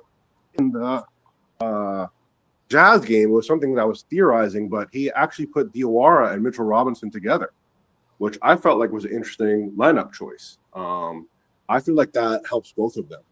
It definitely helps Mitch because Mitch is no longer the one defender for three guards. He has another guy to help him there. And I was thinking, Mitch is probably going to miss free throws, especially how he's shooting right now. Right? I mean, it's like the worst of his career, right? Unfortunately. But if you have Diawara, and people could check me on this, maybe it's a crazy theory, but if Diawara is there, you can grab them rebounds off the missed free throws, and maybe you can convert some of them into something. So I don't know, but it was also interesting that I feel like, first of all, we're seeing less Yabusele. At this point, I don't know what to say. I've been rooting for him, but odd to him turning it around completely in 10 days at this point is a little sus, Yabusele stock's not looking too good. But I thought it was an interesting choice that Hakordi got the nod in, that Hornets game. And he was a +6, even though he fouled out. He got Defensive Player of the game. And Kat even said, we don't win that game without him, which I think is a very, very big thing for him. I mean, he explicitly said we lose the game without him, which, that's an important thing for your $50 million a year player to say. And I think he helps Kat a lot. In terms of defensive role, he frees up Kat to just more play offense, and not be a rim protector, which we know he's not. So I'm seeing some turning points of the team that are really encouraging, and I just feel like we're at a good juncture, but they better not get pumped by Orlando again. Now you played Diawara and Hakporti in real minutes. Better not shelve them against Orlando, and you better not get pumped by Orlando 3 times in a row. It just would not be acceptable to me. So let's see what happens from here on out. I don't want to see them get bullied in the paint by Orlando 48 minutes on Sunday. I don't. That's a good talking point, by the way, at some point. What? What yes. you just said is a good talking point. What? Facts. That you don't want to see this team beat us 3 times in a row. And if that's the case, then a lot of what are we doing here? What are we doing here? We can't beat them once. Right. So my point is, it's a good talking point after everybody gets introduced and talks and whatever it is. And honestly, don't get me wrong. Nothing is perfect, guys. I don't know if Paolo Banchero is going to be back, but if Orlando comes out and plays fantastic basketball versus the Knicks tomorrow, and the Knicks come out with a purpose to try to win this game, and say, for example, I don't know, it comes down to the fourth quarter, last couple minutes, Orlando just makes the right play and they win by 2 or 3 or something like that, I'm not going to be mad at the Knicks. I know some fans, maybe that's another loss. I'm going to take that as a positive. I'm not. I know people hate the moral victory. I'm not going to look at it as a moral victory. I'm going to look at it as 2 good teams playing each other, and certain things happen at the right time for one of the teams. But I just want the Knicks to go out there and play with urgency, like they need to win this game, and stop with the height thing. I'm sure these players don't think about that. They don't care. Jalen Brunson has been the smallest guy on the court for his whole life. These guys just need to go out there and play basketball and don't worry about who they're playing. They know. Don't forget, there was points, was it last year, that we saw the Knicks beat up on Orlando. It's not like they're pretty much the same team. They got a couple different players, but really much, the same team. So it's not like it can't happen or it shouldn't happen. It's just right now, some of these teams in the NBA are just a little bit more together and understand exactly what they need to do out there, and they're more comfortable doing it than the Knicks are. I think that's a big thing that some people are missing as fans. We look at it like Mike Brown's here. He's the coach. There's a new system, somewhat, whatever you want to say. They're a new defensive coach, all this, and we just expect them to get it like this. They should already know. I mean, they're NBA players. By the way, Pancho played yesterday. I saw he did? Okay. So, yeah, he's back. So, like, the whole point is it takes time, guys. It takes time. We've already seen, being fans, watching the games, we've seen the Knicks run this new style offense, but we've also seen them go back to the old offense. When certain things start happening, they just start reverting because they don't know what to do. And that takes time. It takes time to break a habit. That's why they call it a habit. It ain't easy to break habits. So let's keep focusing on them getting better. And I apologize because I was wrong. It's even better for them. They're not 14-7. They're not 13-7. They're 15-7, guys. You know what I mean? Who's the second best team in the Eastern Conference right now? The New York Knicks. That's what I'm saying, guys. Like, we talk about what they're not doing, what they should be doing, and what they could be doing, but look at what they are doing. 15-7, second best team in the East at the moment, and they're continuing to figure things out and continuing to grow. You know what I mean? We're not missing a beat. We just need to learn how to play better basketball against the good teams. And most importantly, we need to kind of get back to being road warriors again. But I do like the home cooking. So you got to take. I like it too, bro. We got punked so many times at MSG last year. Exactly. So it's funny. It's like a reverse of what normally happens. Right. It's like we were always the good team on the road and not too great at home. Now we're opposite. So we just got to figure out a happy balance between the two. Anyway, I want to say welcome and good to see you. It's been a minute, my guy. Shout out to Fritz Alcindor, the NBA economy. Fritz. Time show in the What up, Fritz? What's up? Nice to see you guys. Yeah, man, it's been a minute. Missed you up here. Nice to see you too.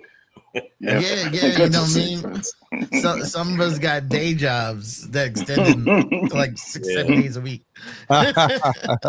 Boo, that's ghetto. Work is ghetto. Boo. What's going on, Fritz? What's on your mind? And first off, how you been? How's everything? And then what's your thoughts? I'm doing all right. The Knicks are doing their thing. Like the Knicks, they're developing the youth. They're still winning. This is this is the dream. This is what we wanted, and I'm happy where we are right now. Okay, guys. I mean, read between the tea leaves. That's saying a lot for Fritz, because Fritz is always, he's content with stuff, but he always has a trade in his back pocket, and he's ready to go. Always one and two. I'm sure he has some now, but he's just starting off. Shuffle the deck and flip it out. Yeah. That's good though, and I think honestly, and this is why I say this. We've just seen this. Whether Tibbs is here, whether Mike Brown's here, a lot of the core players on this team are the same. We know this team.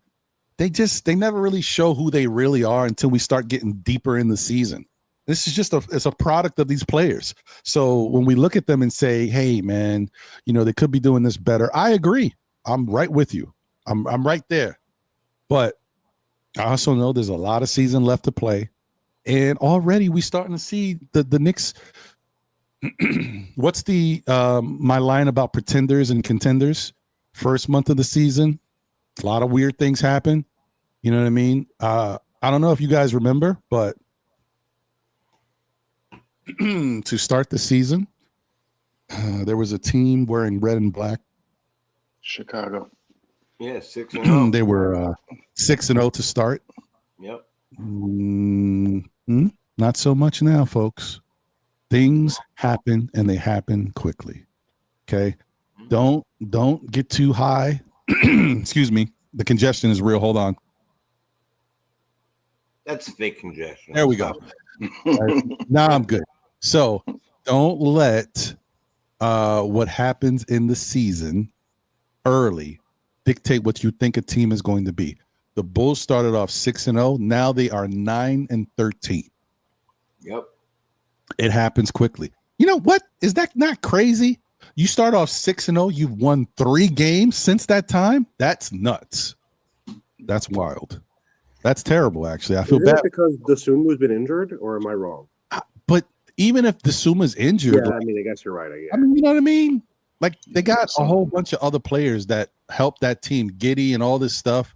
Giddy still has great numbers. He's almost averaging a triple-double or whatever. Giddy's out of his mind playing. And Vucevic was playing crazy in the beginning.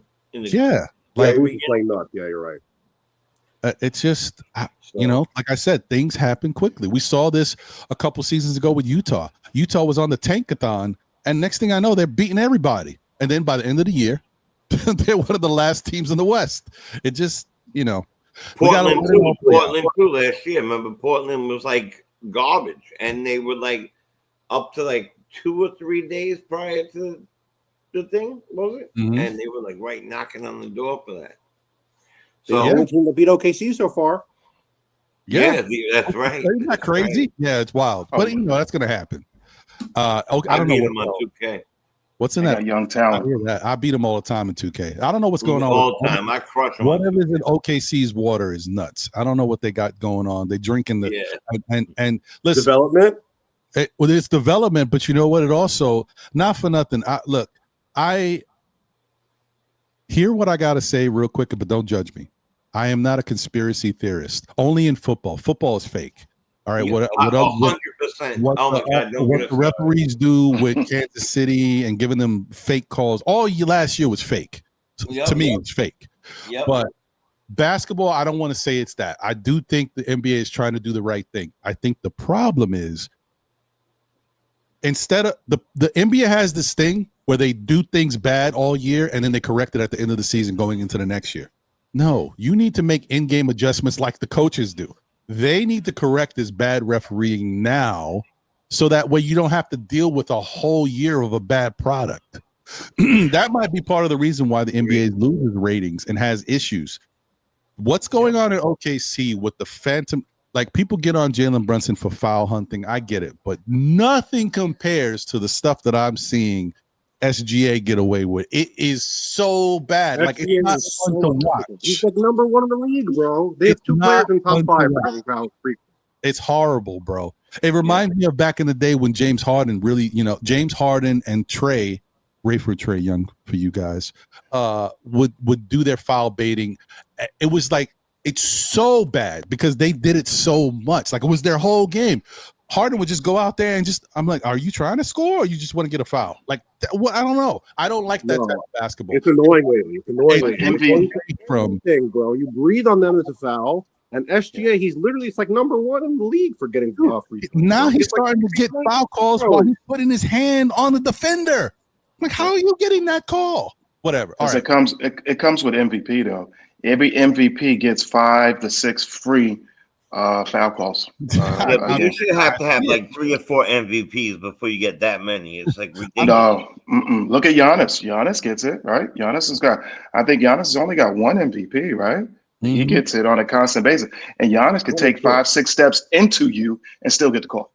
I'll have to look back into Jordan his rules career, but usually a lot more. Now, so Sherwin said something interesting, which is surprising. I mean, are you watching OKC, Sherwin? Because those calls that SGA gets are terrible. I saw there was 3-4 games ago, SGA went up and the guy did not touch him. He was like this. SGA got the call and the guy put his hands up. It was a young guy. He put his hands up. He was like, it's like one of those. I'm too emotional with this stuff. Like in my mind, you can't do this. But like sometimes I'll be seeing something. I'm like, you seriously? And I want to just walk to the locker room. But it's not gonna happen. I get it. Yeah, I agree. It's crazy, bro. It's crazy. He's literally like number one. It's quantifiable. He's like number one in the NBA for free throws drawn or something. It's OD. Yeah. JB's not in the top 5, and they say JB's bad about this. I know. He's not even top 5. But you know what it does is that I feel like it just takes away from good-looking basketball. Nobody wants to see you constantly going to the foul line on some are real, but some are phantom calls, and just seeing you shoot from the free throw line. Like SGA is a phenomenal player, guys. Outside of the foul stuff, the dude's mid-range is one of the best in the league. He is fantastic, and his layup package. I call it a layup package. You know, the YNs know what I'm talking about. Okay, Kelly. No, anyway, but, like it's incredible. Like the dude is phenomenally talented, and the fact that he has to foul bait and draw the fouls the way he does, whatever works. But players need the help of the refs, and I hope. Look, I'm okay with this, guys. The last thing I want to say about it, because this ain't the Knicks. You can call the calls all you want, but when the playoffs start, call it fairly. Give the guys a chance to win games the right way. If it's a foul, it's a foul. If it's not, don't call it. Let these guys play. Anyway. No, then how do you play defense? How do you play defense? I don't know. But you know what? That's when I really, because we all know that we don't get calls, right? Zebras are against us.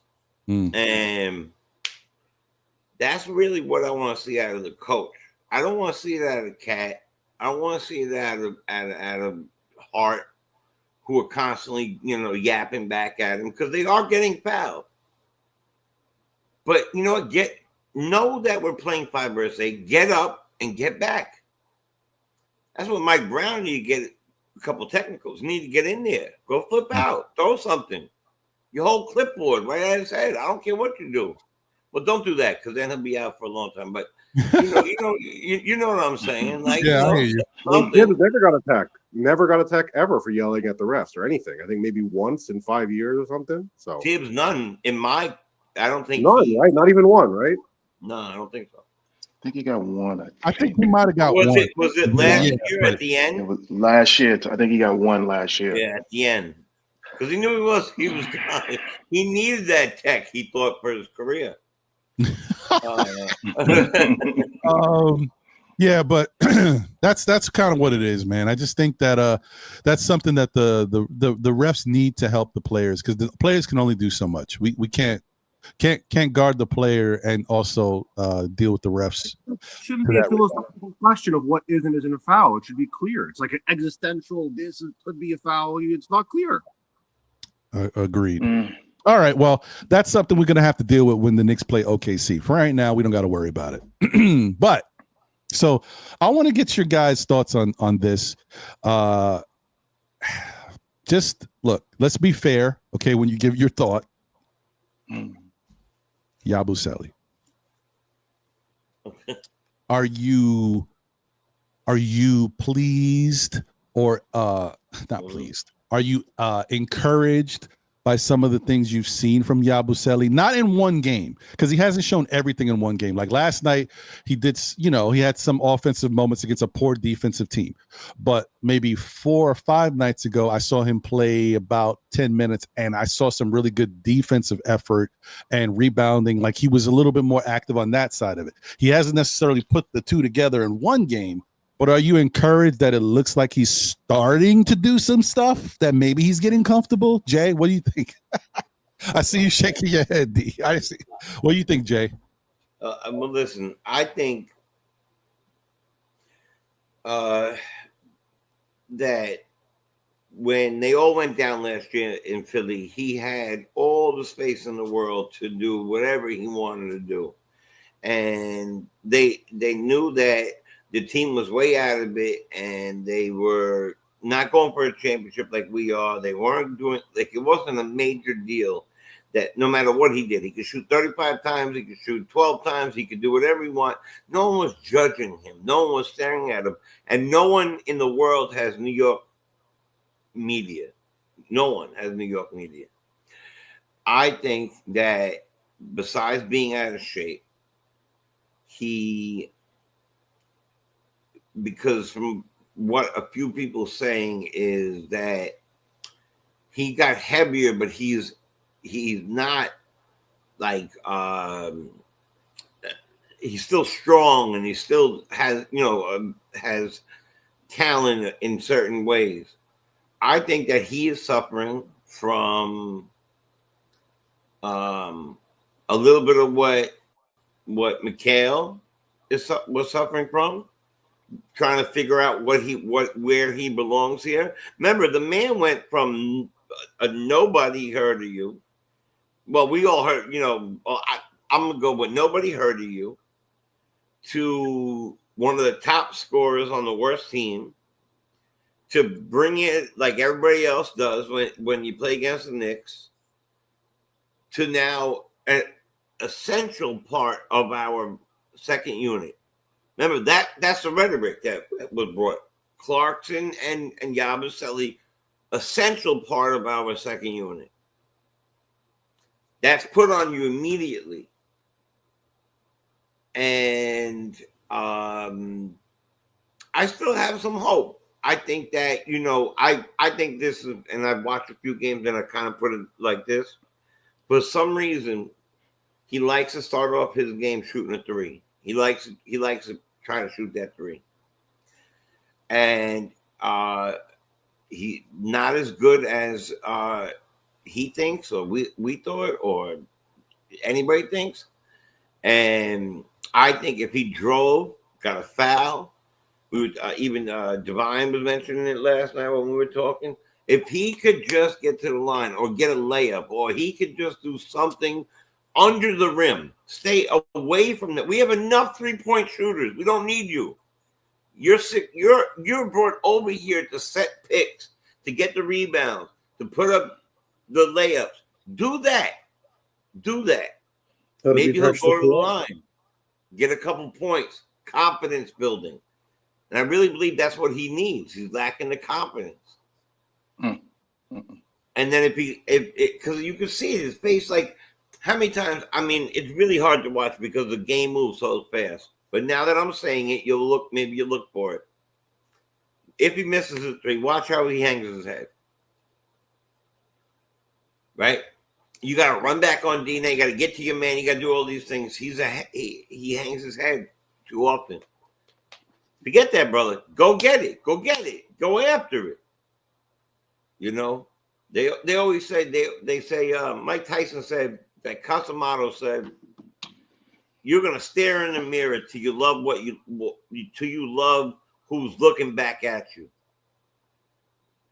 And he said, what? I wanted to punch him in the face so hard the day he told me that. But it's the truth. And that's what somebody like he needs to do. Love himself enough to know that he is good enough to score some points, get some rebounds, body some people at that size, and set some picks. So, and if he doesn't, he's going to be packaged up because he's not tradable alone at this point. And that's fine. I'm done. Okay. Hey, I hear you.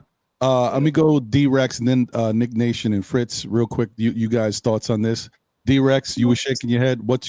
How do you feel about Yapu? Painful. That's really what I could say. Look, I'm Moroccan. There's nobody in the world who wants African, French-speaking players to succeed on this team more than me. I really felt in the offseason I was not thrilled by it. I think at this point you have to say it was a misfire by the front office because he can't play the 5. He's not a floor spacer. He can't protect the rim, and he's too slow to play power forward. So he needs a lot of help to make a functioning lineup.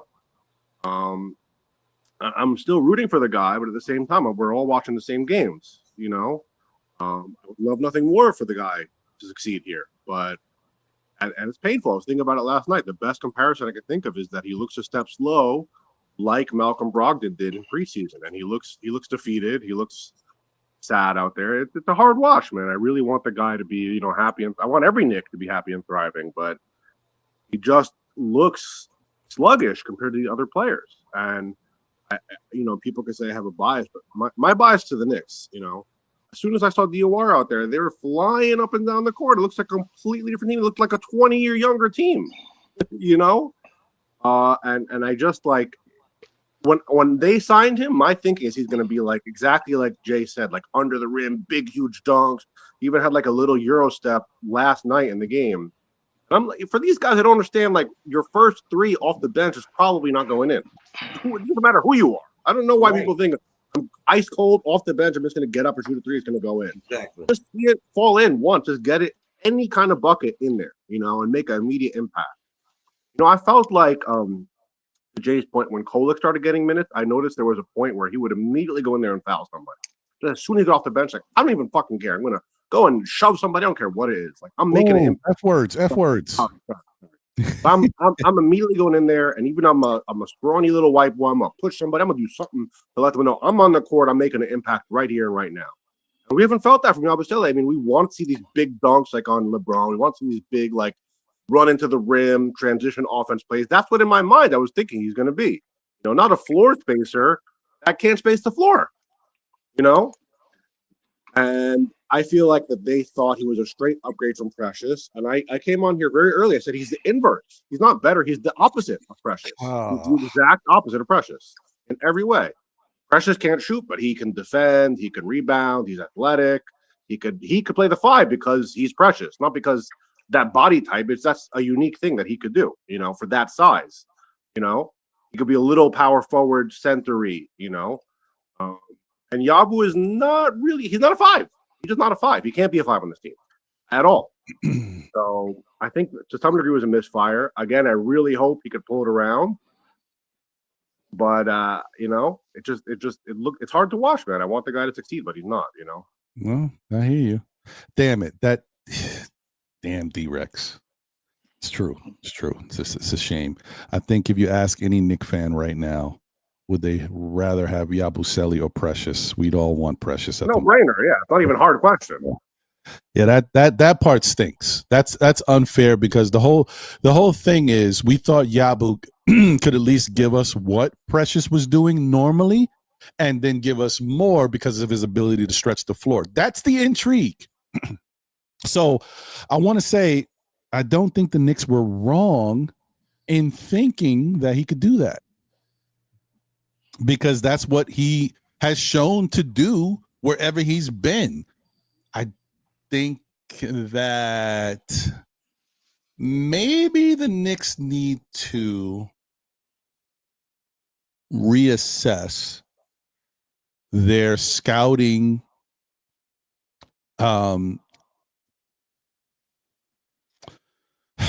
it sounds weird. I don't want to They probably need to reassess their scouting of international players and how they fit in the NBA landscape, and most importantly, how they fit with this New York Knicks team, because this New York Knicks team is we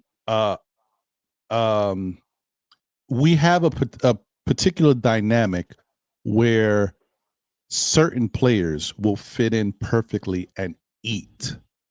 But some guys may not fit as good because of their style of play with what we already have. And that is something that I think maybe we didn't do enough research or homework on before we drafted certain players.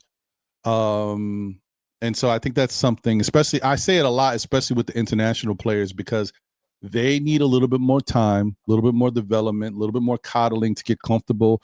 You know, as Nick Nation has mentioned in the past, there's a lot that goes into that, you know, coming from overseas, being here in the United States, away from a lot of your family, even if you bring family with you, but, you know, you're away from your comfort level in a new place and learning how the game is played here, because it is played differently. It's similar, but it's not necessarily like international play is different.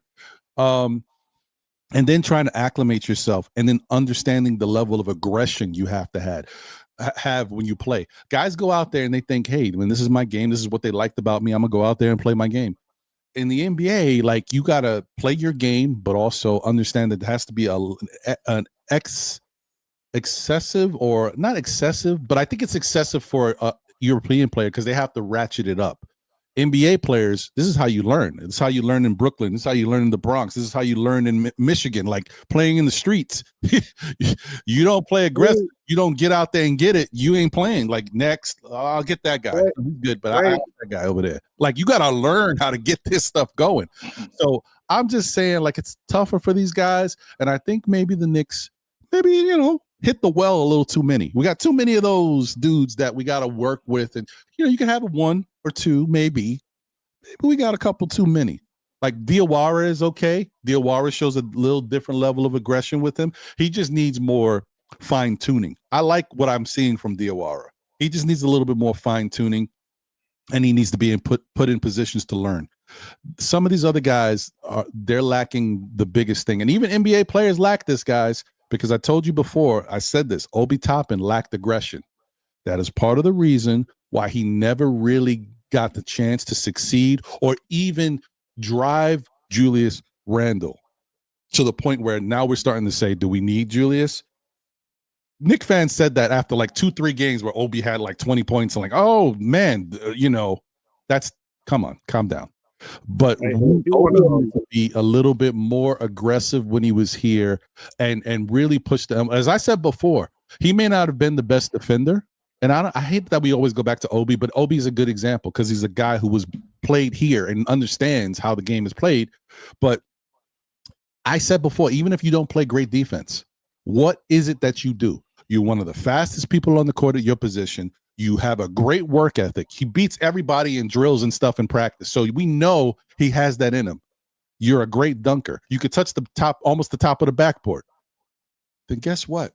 When I see you catch a lane, I expect you to dunk on somebody. I need to see that, what takes you to the next level, whatever you're good at.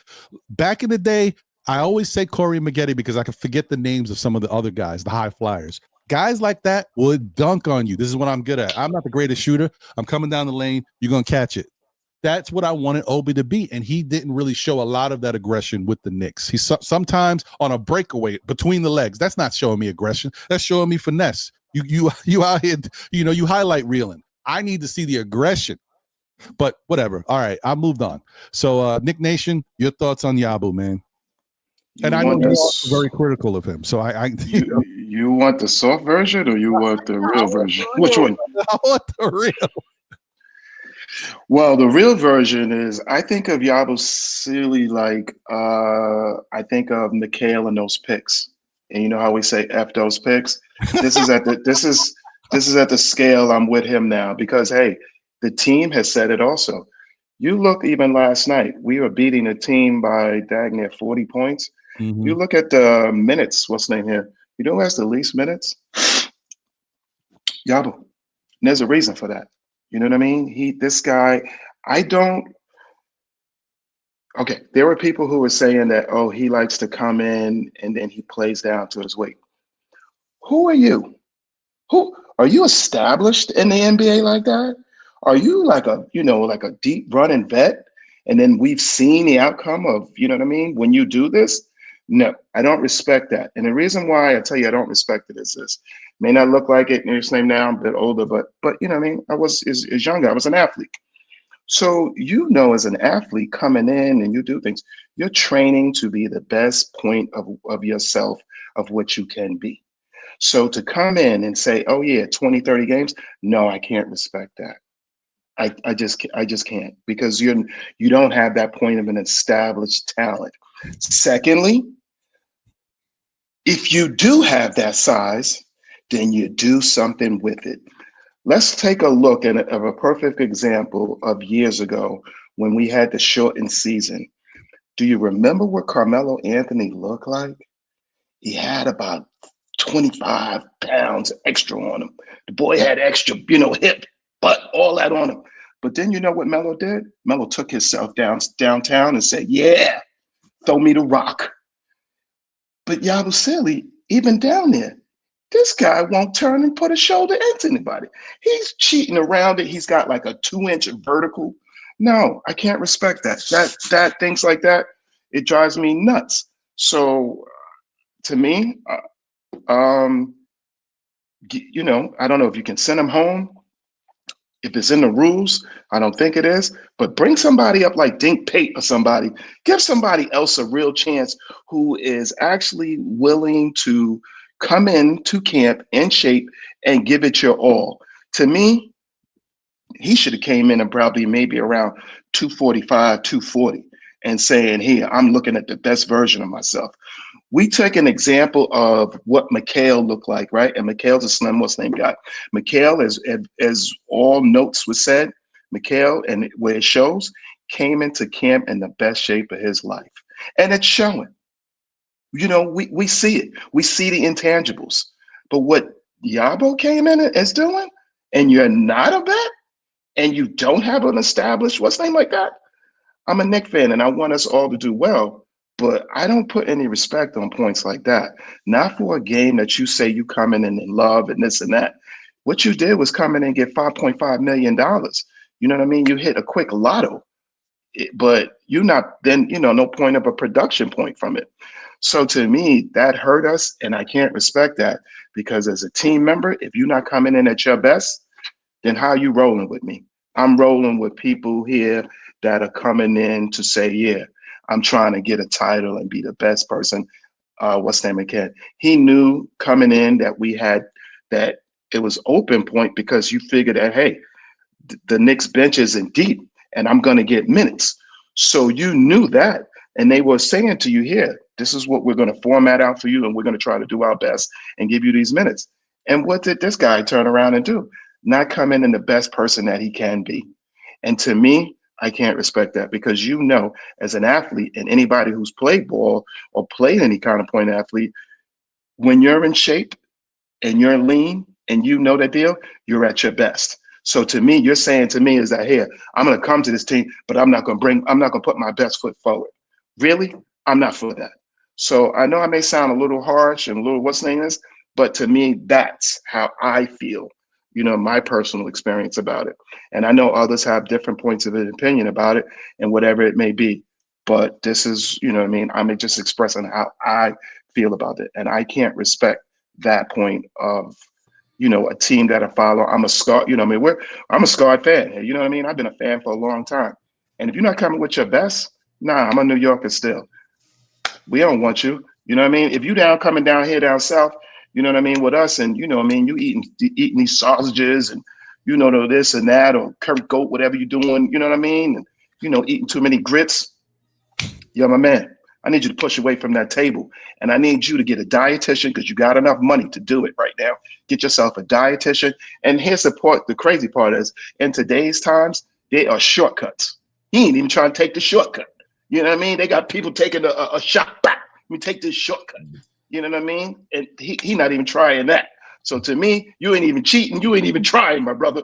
So yeah, I'm not feeling them. I'm sorry. I'm a little passionate about it, but it is what it is. So you know what I mean? I'm gonna lay it over to the next person, and forgive me for going off on this guy. No, I hear you, man. I know you're passionate about it. Oh no, I don't quite agree with that, but okay, yeah, hey, Hey, Well, and hold I'm let me waiting to hear the opinion on it. I'm waiting to hear it because I love it. That's the kind of thing I love. what you want. You can't find us anywhere else. Right here on Still Nick Fans Don't Let. Let's go. No, as a person who takes one of those little jabs, I don't quite agree with that part. But also, Yabusele did not take the summer off. Yabusele was in international competition. We seen his whole summer. Playing international ball. He was scoring like 30 points a night. He didn't take the summer off. I don't know what happened between international, his confidence between international, because he absolutely balled out in international competition. But he is not the player that we thought he was going to be. I don't think it's bad scouting. I think the Knicks thought he was going to be who he was in between Philadelphia and the way he played in international play. I thought we would at least get a 3-point shooter. Like at least a 3-point shooter and an effort player. Not, hey, he's gonna dominate, but at least the effort would be there. I'm not sure what happened between here and there, but you can't say he was lazy. Nah, we've seen his whole summer. He wasn't lazy this summer. Do you think maybe because he played so? I mean, I thought he played good this summer. So maybe because he played so good, after the summer He played game, great this summer. Summer. After the summer games was over, he was there with his countrymen and he walking around and the restaurants. Yabu, we love you here. Maybe he just got a little too indulgent. He had a moment. No, but seriously, I don't know. I thought it was interesting when we found out maybe a month ago or so when we were talking about Yabu and how that people were saying, which still don't know anything about that if it's true or not, but the fact that he usually comes into the season a little heavy, and as the season progresses, he drops weight. That's different. But I don't usually hear that too much, but maybe.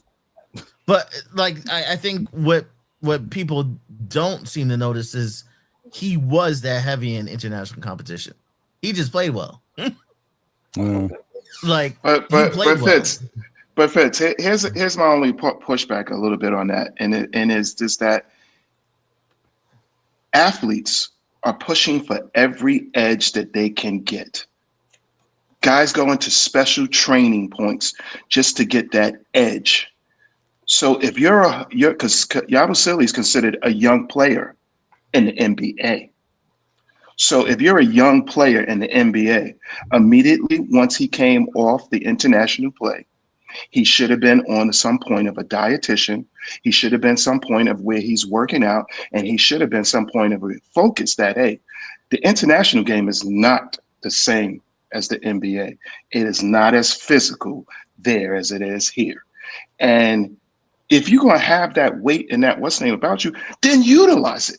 He's not even utilizing it. Do you see him? I've seen him try to skip step around a guy that was 60, 70 pounds lighter than him instead of being actually physical with that guy, because the NBA rules award that. And when you points of awarding that is, hey, you're down in that paint, you're down in that area. Here, I'm going to lean into you and go for the basket. Knowing all the world, you may not even get the basket, but you at least get the call. He isn't contributing with the weight. So, and I'm not saying the point of him being lazy, because that's not where what's the name I said, but he's not doing the right thing. Period. Point blank, by coming in and not being at your best. This is the NBA. This is the top in the world. You have to be better. I can criticize effort, but like certain things with I can criticize effort, because what I saw in Philly last year was a guy who put in a lot of effort, and like this year I don't even see the Philly effort. Like one thing in Philly, he was all over the place. He was all over the place. Here he looks scared to me. Like, you know what I mean? He looks scared to me. He doesn't look the same. The physical things, I'm not gonna, you never know what's going on with somebody. They ain't gonna tell you everything. So you don't know what's going on with that. But I can criticize the effort. I do want to say one or two things really quick. So I feel like, Ron, you were talking about physicality. It is an issue with the European players. They are a little more finessey and they try to pass when they try to score for themselves. Or like the French knock on French players is that they're too selfless usually. They're not selfish enough, And for Yabu, you talk about playing soft. Boy, Philly's not a soft city. You can't play in Philly if you're soft. It's You know true. what I'm talking about? You got to play tough in Philly, or they're gonna run you out of town. So we saw it already. It's not like a theoretical. He has to adjust to the NBA. He played probably one of the toughest teams next to the Knicks or the Pistons or something. But I do think that it was a kind of a misread because, as I've said before, when he was playing in Philly, he was playing with Quentin Grimes and Adam Bona and some really solid defensive players. He didn't have to be the only guy anchoring the defense. You know what I mean? His defense could be a little more lackluster, free flowing. And he had guys like Grimes. Is a great. We would love Grimes on the team right now. But also as far as like adjusting international players, like I don't think it's such a big hurdle. And I think like with the way basketball as a sport is headed, kind of inevitable. You have to streamline that process because so many good players are French or something, not American. So if there are growing pains there, I think it's worth it. I do think it was a misread. And I will say, like, I don't think the Knicks have the best record with integrating, African or French players or whatever so far, which could be just because those players aren't good. But you do have to say, like, you're the weird African name foreigner guy in a team that's mostly American, and maybe there's a culture shock or a culture difference. Or I'm not saying it's racism quite. I just think like there might be a schism, or they could look at it differently. I don't think it's a coincidence, for example, that the one rookie that got a shot before than the other ones is the white American 6'2" kid versus Huckporty and Dia foreign names, And the other inverse of that is that I think the Australian league that Huckporty played in is a lot more physical. I feel like they really hit people over there. I feel like it's probably why he fouls more. Not that he shouldn't foul. Should, But it would be nice to have a balance for Yabusele of like, go foul somebody, do something. You know what I'm saying? Right. Push somebody over, do something. I mean, I see what you're saying. I do think, though, that there's still that learning curve that some of these guys have to go through. And I think that it's a little bit more difficult when the Knicks have some things that they still have to work on. And personnel is important to that. And so it may not have to the misstep part. It may be a misstep to target certain players when you are trying to be a championship contender. Now, do you have the time to really put into the effort to develop somebody not only to be a better player, but to also fit into your system if they are not quite used to it right now? I don't know. Maybe, like I said, we also have to look at it. I've said it multiple times already. It's a long season. Maybe 2 months from now, Yabu will be like, wow, do you see how good Yabu is? It's not like it's foreign, even with American players. Like we saw Hartenstein have a terrible start of a season. It's such a funk that Julius Randle went to his hotel room to talk to him. Next thing I know, Hartenstein's playing out of his mind. So how long did that take for Hartenstein to put it together, by the way? I mean, Hartenstein was always a good, decent player. With the Clippers, he was a good, but the problem is with the Clippers, he was one of many bigs. They had like 4 bigs over there, right? They had one of the brothers, right? The 3 brothers, Zubac and him, and there was a lot of bigs. They had 2 more or 1 more, definitely. I forgot his name, but they had bigs over there. So he just had to kind of fit in and do what he was expected as a complimentary big. When he got to the Knicks, the role was obviously increased. And then with Mitchell Robinson's health, you needed more from Hartenstein. And he just wasn't prepared to understand what it took. The conversation between Mitchell Robinson telling him, what he was doing, because he said Mitchell Robinson was very influential in helping him too. But the Julius Randle coming to his hotel room and telling him whatever they talked about, he didn't get into that, but that really helped him. I don't know what it was, but then he started to be more aggressive and really. Was the turnaround point like 1 month, 2 months? Do you have like a kind of, because I'm just curious, like relative. The turnaround point? No, I mean I would say it was a couple weeks, right? So Mitch was still healthy, right? It was a couple weeks that Hartenstein, he was starting to play better. And then when Mitch went out, and Hartenstein started to become a big part of everything. And then that's when Tibbs also started to figure out ways to use him at the top of the key. When he started to that, like I'm telling you, I always say this about guys. It's not selfish. It's just how people are wired. You start ingratiating me to the offensive system, making me see the ball go in the hoop a little bit, asking me to pass the ball, which I know I'm good at. Putting people in their roles, what they're naturally good at, what they're born to do. And Hartenstein is more from the European system than he was with the Clippers, really. I mean, that's where he learned to play basketball. That's a very good example, you know. Not for nothing, man. You go from a team where there's no expectations to a team where there's full expectations. I'm telling you that there are a lot of people who are not built for that turnaround. That's true too. Even the media, which is probably tough on people in Philly, you know. I remember the whole AI it's practice, you know. That is nothing compared to what we put out on them. Now you add in the podcast, you add in all the stuff, you know, all the other people who are sitting front row with their phones and everything right in the face and asking you, hey bro, why you look like you just, you know, came from all you could eat Denny's, and why are you doing it? And they're disrespectful like that. They'll talk to that, like, especially the super non-professional, you know, the not professional ones. And we know, to say what you're saying, Jay, the New York fans, some of them can be crazy, bro. They say some rude as hell, right? But Philly ain't subtle either. No, Philly's terrible. They nothing subtle about it.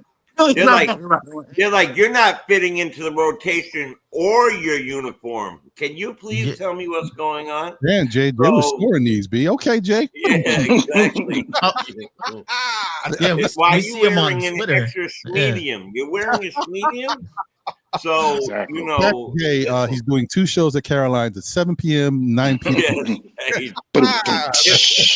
Tip your waiter. Tip Ron, please. They'll be at the door all night. So, you know, the thing is, when is when? Like, when do you call it? And you know, the tap out, the UFC tap out. When is when? So I think we're starting to see that the circle of trust, or the usage of people, is starting to become a little more defined, right? And the people who are not in it are starting to get pushed out. So he is either going to have to, like, figure that out mentally, because I really believe it's between here. It has nothing to do with basketball. I think it's between here.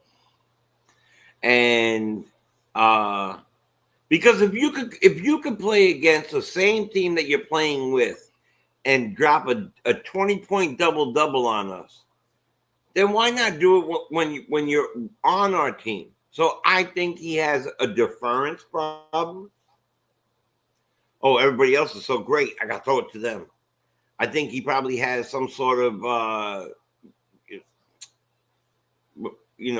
like I said, look in the mirror and say, I'm the man. Say, I'm the man. Tonight, I'm going to go out there and drop this. I'm going to do this. And then there's some of the coaching. Coaching will be like, hey, bro, you are 4'10". No, I'm only playing. You are 275, whatever you are. Get down there, back your man up, set a pick for McHale. Go move over there. You know you could do it. Stop. I don't want you to take 1-3 this whole game. Whole game. If you're wide open, drive. To that point of Jay, I was in a French Knicks space, and Yabusele is like a hero in France. He's like a really big. He's like one of the biggest French players before the French invasion generation. And they were saying, which I don't necessarily think is true, but you know how people said, "Oh well, Tibbs had this role of the corner guy, the guy who just sits in the corner," you know.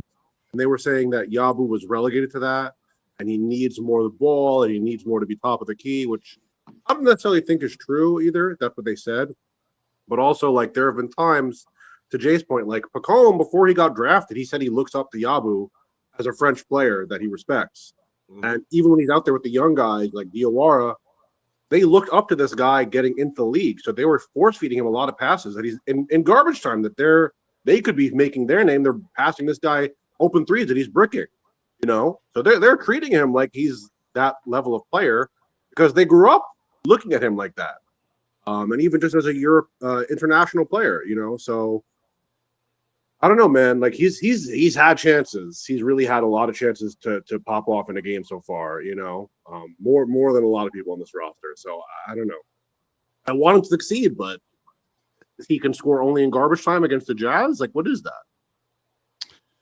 Yeah. Well, listen, Yabu's a work in progress, and I think, like I said, still he needs more time. And even guys, if you're looking at even yesterday's game, right? Extensive garbage time. The Knicks were blowing these guys out. You know, Jalen Brunson and Cat and OG were sitting in the fourth quarter. Then, you know, Macau, I don't know if he played a couple minutes, but then he was sitting most of the fourth quarter. After all of that, Yabu played 9 minutes and change, right? Some of these other guys, Diawara played 12 minutes. Like, you can still, and Huck Porty played 12 minutes. Like, you can still see that he's still, you know, not getting the minutes yet to really be impactful. He's coming along, but he's gonna, when he starts getting more than 10 minutes and also they find because I do think that it's not all Yabu. I do think he has something to do with it, a lot to do with it. But I also think that this team has to learn the best way to use Yabu. Because I think when they brought him here, they thought, okay, he's going to stretch the floor. He can knock down the three. We'll get him open threes because with the pressure that Brunson and whoever's out there is going to get, there'll be opportunities to pass the ball out. He'll have shots. But I think with Yabu, not only is he coming from Philly, he's coming to the Knicks. So automatically that's a change. Then the Knicks are employing a new system. I don't care. I know a lot of teams are doing the same system in the NBA right now, but Philly's not one of them. Philly's playing whatever system they play, but it's not necessarily the system that everybody else is doing, that the Miami's doing, that the Knicks are doing. So that's a change for him. Knowing where to be. Oh, I want you to get in the paint, and once you get the ball in the paint, 0.8 seconds. Well, I mean, I don't know if that's Yabu's game. I don't know if he's used to doing that. Like, these are just certain little things that I think, you know, maybe Yabu is the type of player.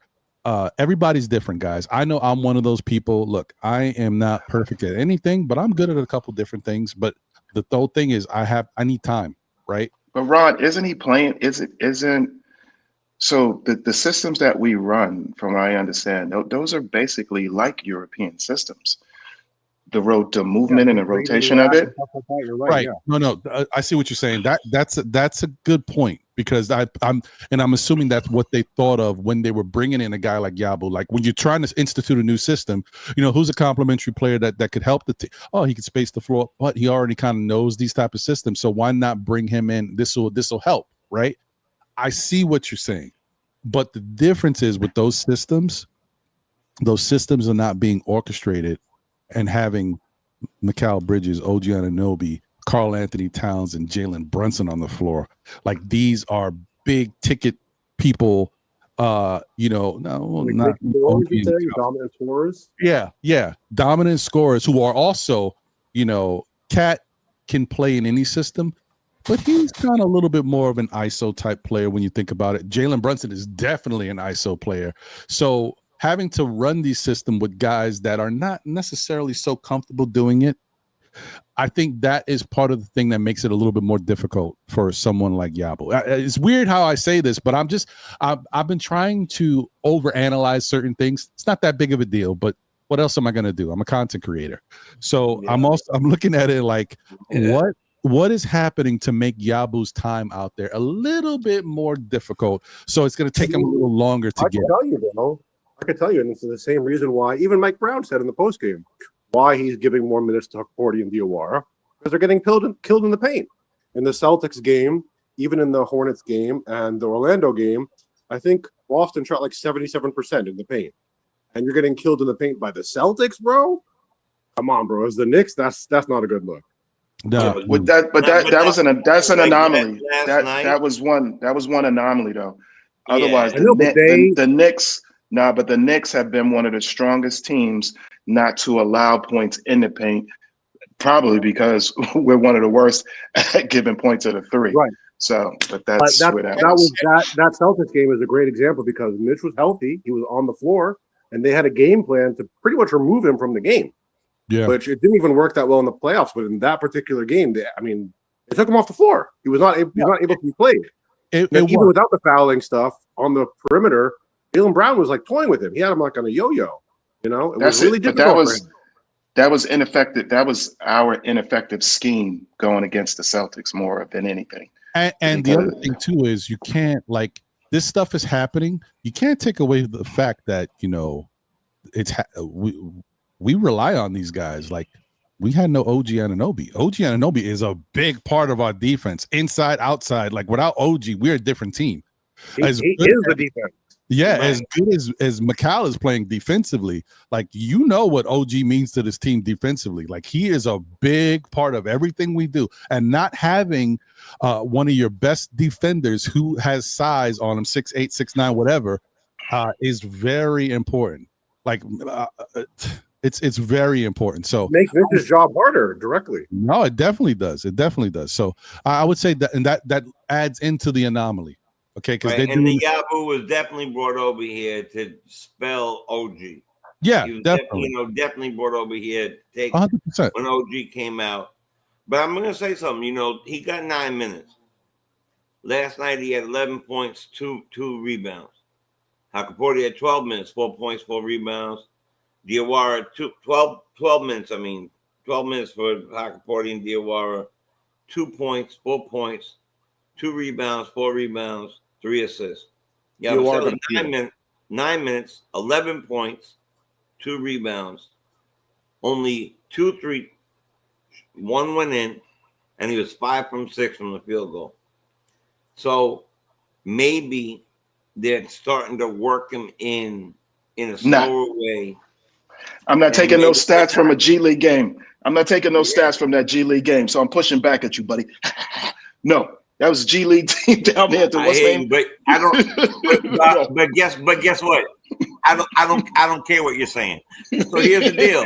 What I'm gonna say is the man came in and he got 11 points with 2 rebounds. I'm gonna celebrate him because if he's been doing so damn terrible, we gotta say, okay, look, Yabusele, 11 points, 2 rebounds. Let's see what he does next game.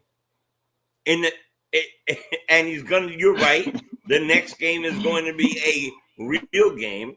And he'll probably get 3 minutes with 1 point. So I hope that he can continue. And of course, I care what you say. But what I'm saying is, I agree it was a G League game. The fact that he only got 9 minutes in that G League game is very telling. But what he did with the 9 minutes is also something to look at. Well, that's the reason why I wanted to. Like I said, I know we're all pessimistic about what we've seen from him so far, but I was wondering if we had a little optimism that there's a light at the end of the tunnel, that there's certain things that we can say, hey, maybe this helps his confidence. Maybe like 1%. Yeah, well, maybe it translates in some way. This is why I need you guys. This is why I need you guys, because you bring me some point of positivity. Thank you. The positivity. I think the silver lining is December 15th is coming. Oh man! I know. Yeah. No. I think Fritz over here digging with the shovel, like the 15th. No. The vultures are flying, bro. I look at his minutes and I'm really thinking he's on timeout. I think he's in timeout. No, I mean, I agree with you, Fritz. I mean, I'll continue to let you can't speak. embarrass him. I'm just saying, I think Mike Brown understands, bro. He gets it. He wants to help the guy, but he gets it. So continue. I think he's on timeout. I think he's not going to embarrass him. He ain't going to give him the DNPs, but I'll give you these little bit of minutes, and you're going to work on getting healthier. But here are your handful of minutes for now. Until you get better, I can't play you. That's fair. I think that's fair. All right. The negative almost every game, bro. It sucks. Well, this is the NBA life, and he also is in a sit. Once again, I want to say one more thing. Last thing I'm gonna say about this: he's also coming to a championship contending type team. Philly was Philly. Philly is kind of like all over the place. So there's a lot more pressure to come here and be effective and a contributor out the gate, especially when we're paying you money. The rookies is one thing. They can come out. We can see what they can do. We wish the best of them. We got to develop them a little bit.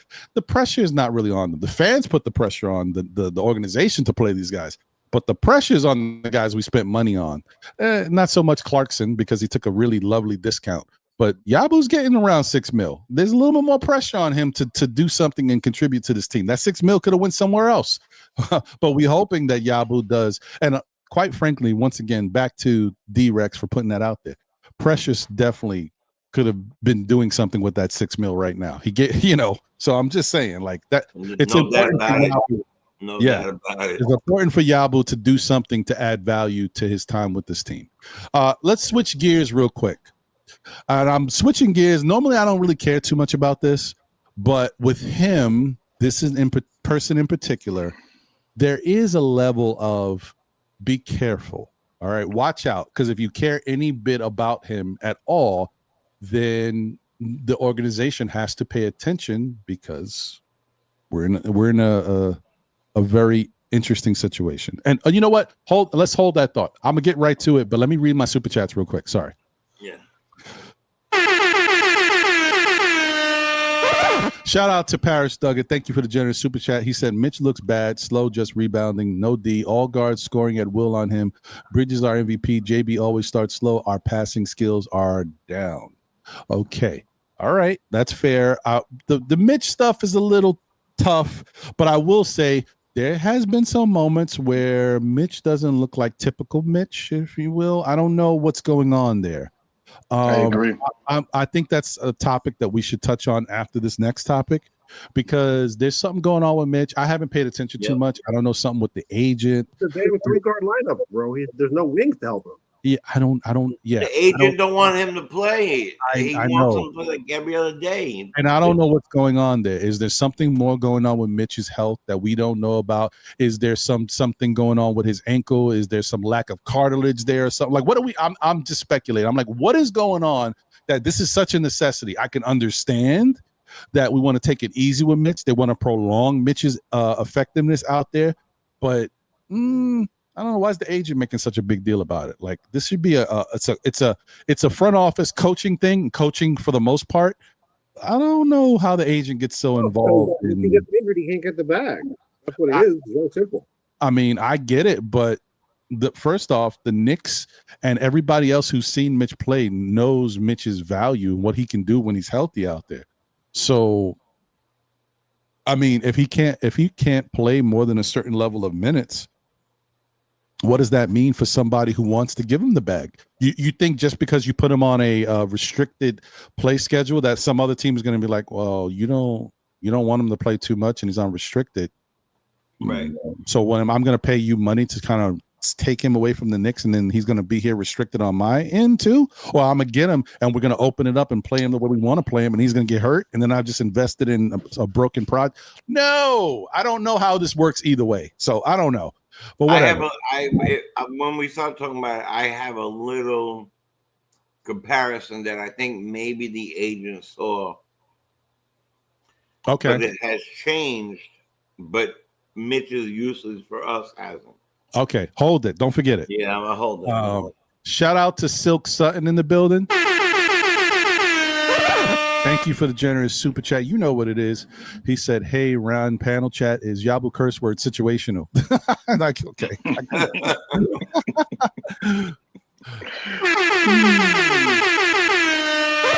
Shout out to Paris Duggan. Thank you for the generous super chat. He said, can guys stop saying white bee and race stuff? I mean, I don't think it's that serious. I think they're just trying to express that there's differences in culture and stuff, and there is some cultural favoritism that goes with players that are here. I don't know. It's not a race thing. It's a here thing. They're all black except for one guy. I don't think it's a race thing. I think it's a culture thing. Just as far as being a player that's played here, born here, and learning the game here as opposed to international game. Well, noted.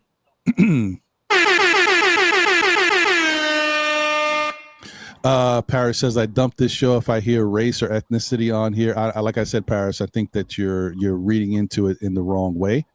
But as I tell everybody out there, you are welcome to draw your own conclusions about how you view this show. That is not the case, but I can't change how somebody thinks. Just like if I tell somebody that I think you're being rude or disrespectful in the chat and you feel like you're not, then that's on you to receive it the way you receive it. And we just go from there. I'm not saying that's you, Paris. I'm just saying in general, you guys know how this show is. It's 5 years going on. The show hasn't changed. It is what it is. If you view it any way differently, then I can't help you on that front. It is what it is. Yes, sir. And you should already know. 3,000. This show, I already try to censor certain things. I don't want people smoking or drinking or doing certain things on the show, even cursing. I just, I try to keep things limited. So I just don't think that that's necessary. Whether or not it's a super chat or not, I don't care. I don't want the show to be judged in a bad light. So, but I appreciate you, Parrish, but I also think that I don't want you or anyone else to overreact to what's going on, because that's not the intent or the type of show that I run. Definitely wasn't the spirit of that conversation. I just say something really quick. I am very, very, very what's the word? One of my biggest pet peeves, one of my biggest things that I stand against, is any type of hatred, racism, any isms really, that where you depict somebody in a certain way, and in no way did I feel that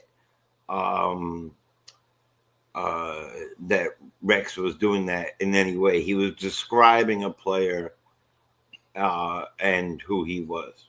And I'm the word is sensitive to it. I'm very sensitive to that. And I didn't feel that. But like Ron said, and I'll let it go from there because it's no need to carry it on. No, it's okay. It's fine. But like I said, the one thing that we do as people, well, let me read this first. Once again, thank you for the generous super chat, Paris. He said Mitch didn't get an extension. He's being cautious in reference to Mitch and his agent. And I could understand that. He wants to get paid first before putting him in. And that's from Mitch's standpoint, for someone who's been hurt so much for all of his career, I could understand him saying, listen, anything could happen. This is my livelihood. I don't know how many more chances of getting money, big money, I'm going to get. I'm not an offensive player. I'm defensive. So I want to put myself in the best possible position to get my next contract. And then, we can let it fly, or I'll let it go at that point. But let me get set up first before I put myself in a situation to possibly lose money. And, because honestly, not for nothing, Mitch can be one bad injury away from losing his whole career. So I can understand that side of it. Be one sneeze away from having a broken egg. So. Yeah, it's crazy. It could get wild. So that's fair. I understand that part of it. It makes me question things a little bit. But then on the flip side, back to what we're talking about. Like I said, I think that as people, this is something we've all done. Okay, no one here is immune to it. I'm sure at some point, everybody on this panel, everybody in this chat has heard something and overreacted to it, right? And then you carried yourself out the way you wanted to carry yourself out at that moment. And then later, when you sat back and thought about it, hopefully you're that way. So not everybody is, or someone told you something. You're like, you know what? You have two stances on it. Man, maybe I didn't need to do this. I don't know if maybe he wasn't trying to say that. And, maybe I overreact. That's one interpretation. The other interpretation is, and this happens for people too. Maybe I went a little too hard there. Maybe that's not what he was saying. Oh, well, but it is what it is. That's, and that's just how people move. That is how people move. So all I'm saying is, guys, we're a very passionate fan base. This is a very sensitive time in politics and history. There's a lot going on. There's a lot of questionable leadership that we deal with every single day, whether you're on this side or on that side. I'm everything is crazy to me, bro. So I'm not on either side of anything. I'm talking about just life. I'm not getting into politics. No. There's a lot of stuff out there that is really weird, that if we really looked into it, we were like, what is going on? Why do we deal with this? Well, what's going? That's a lot of our life. Yep. So let's just not overreact. Let's try to say to ourselves, you know what? I heard something. I don't know how I feel about it, but I'm gonna keep listening.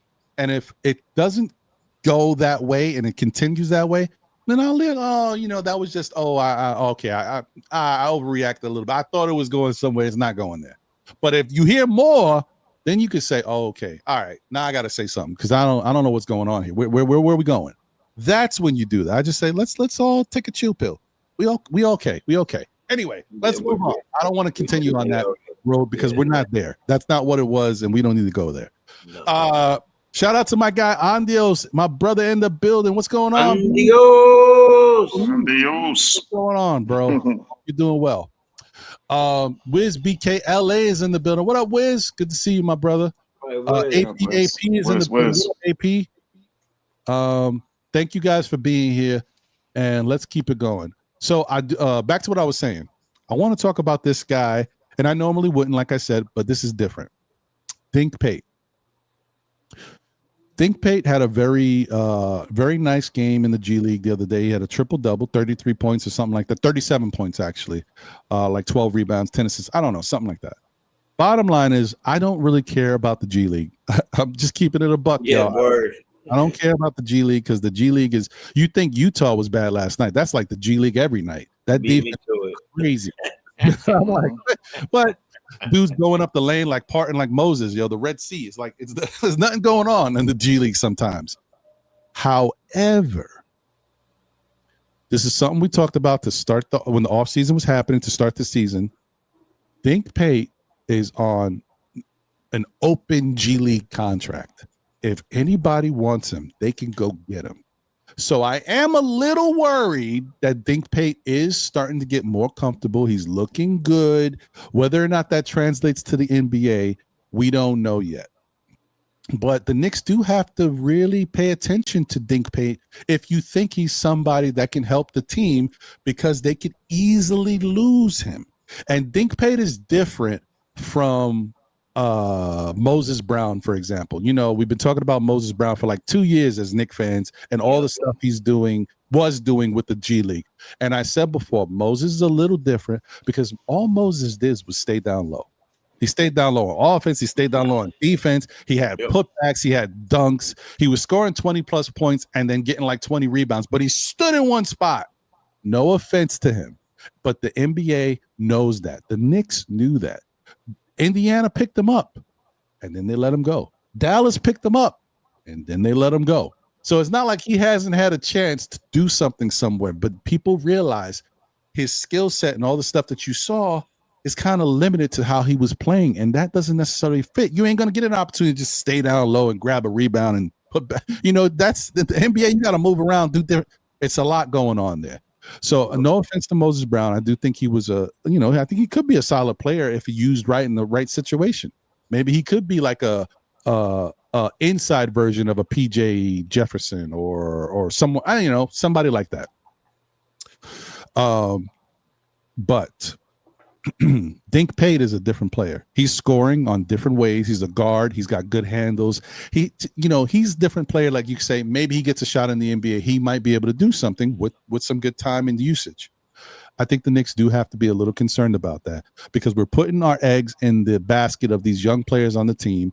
We're trying to develop them. We're trying to give them time. Some of them are not necessarily showing out. And I know it's the G League, but Dink Pate is. Even we saw that in the Summer League. Dink Pate had moments where we're like, oh, he may not be scoring a lot, but the dude had like 6 rebounds. He had 5 assists. He was doing other things out there that were like, I got to take a look at this.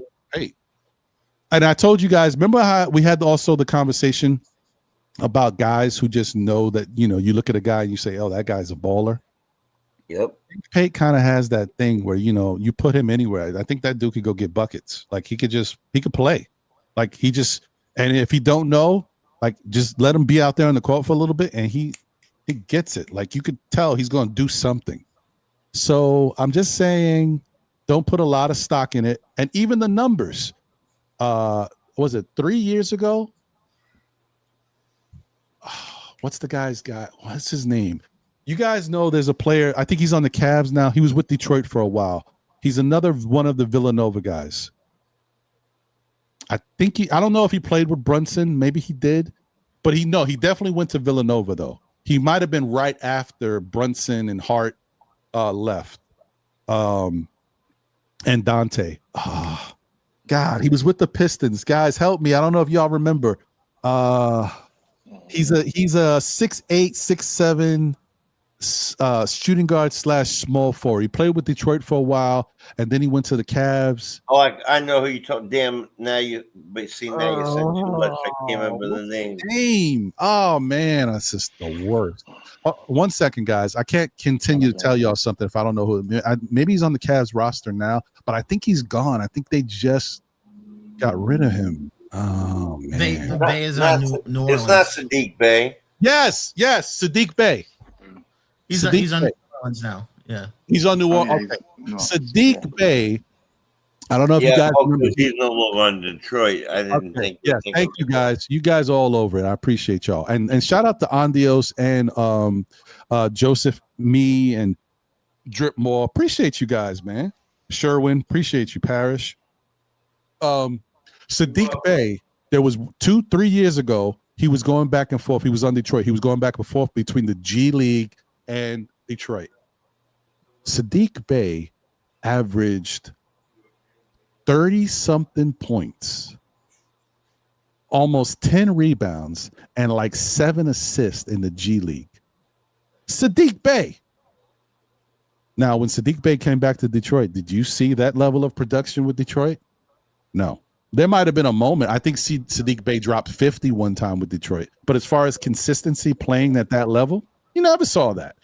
So that's why I'm just saying it's something to look at with Dink Pate. But you also have to know the G League and the NBA, two different animals. So, and the numbers can change drastically. There was one point where Jimmer Fredette lit up the G League for like 60 points. Like, you gotta calm down. It gets a little crazy. Anyway, Nick Nation, I'll start with you. What's your thoughts on Dink Pate, and is there a level of urgency that the organization has to think about, knowing that Dink Pate can be gone at any minute? Bro, I mean, I agree. I agree. Hold on. Yeah, go ahead. No, you can go. Okay, go ahead. But this is the business side of it. You know what I mean? Because it's not necessarily, well, we're combining both the talent and then the business side. And this is where definitely with the new CBA, this gets extremely difficult. And you already know my feelings on it because I slipped it out earlier and said, hey, I'd rather be giving this guy a chance than, I don't want to go back to that guy's name, Yabu, but this is the part of it where as a fan, you're a little frustrated because all of a sudden now when we get to some place of a statue up here, all of a sudden they move the goalposts back again, and you can't keep and hold on to these guys. So it's like what we as an organization have to become more creative to developing these guys. And let's just say OKC didn't get there overnight. They took their picks and they developed them, and they had to become more creative and keep their mind on their business of what they're doing because of the market that they're in. This, the rules and everything has changed so much. So being in New York hasn't really done us any bonuses now because they're trying to seek balance, the point in the league. So this is where the business point becomes very frustrating as a New York fan, because the kid is I think he's is he 18 or 19? He's 19. He's about to be 20, but he's not even 20 yet. Exactly.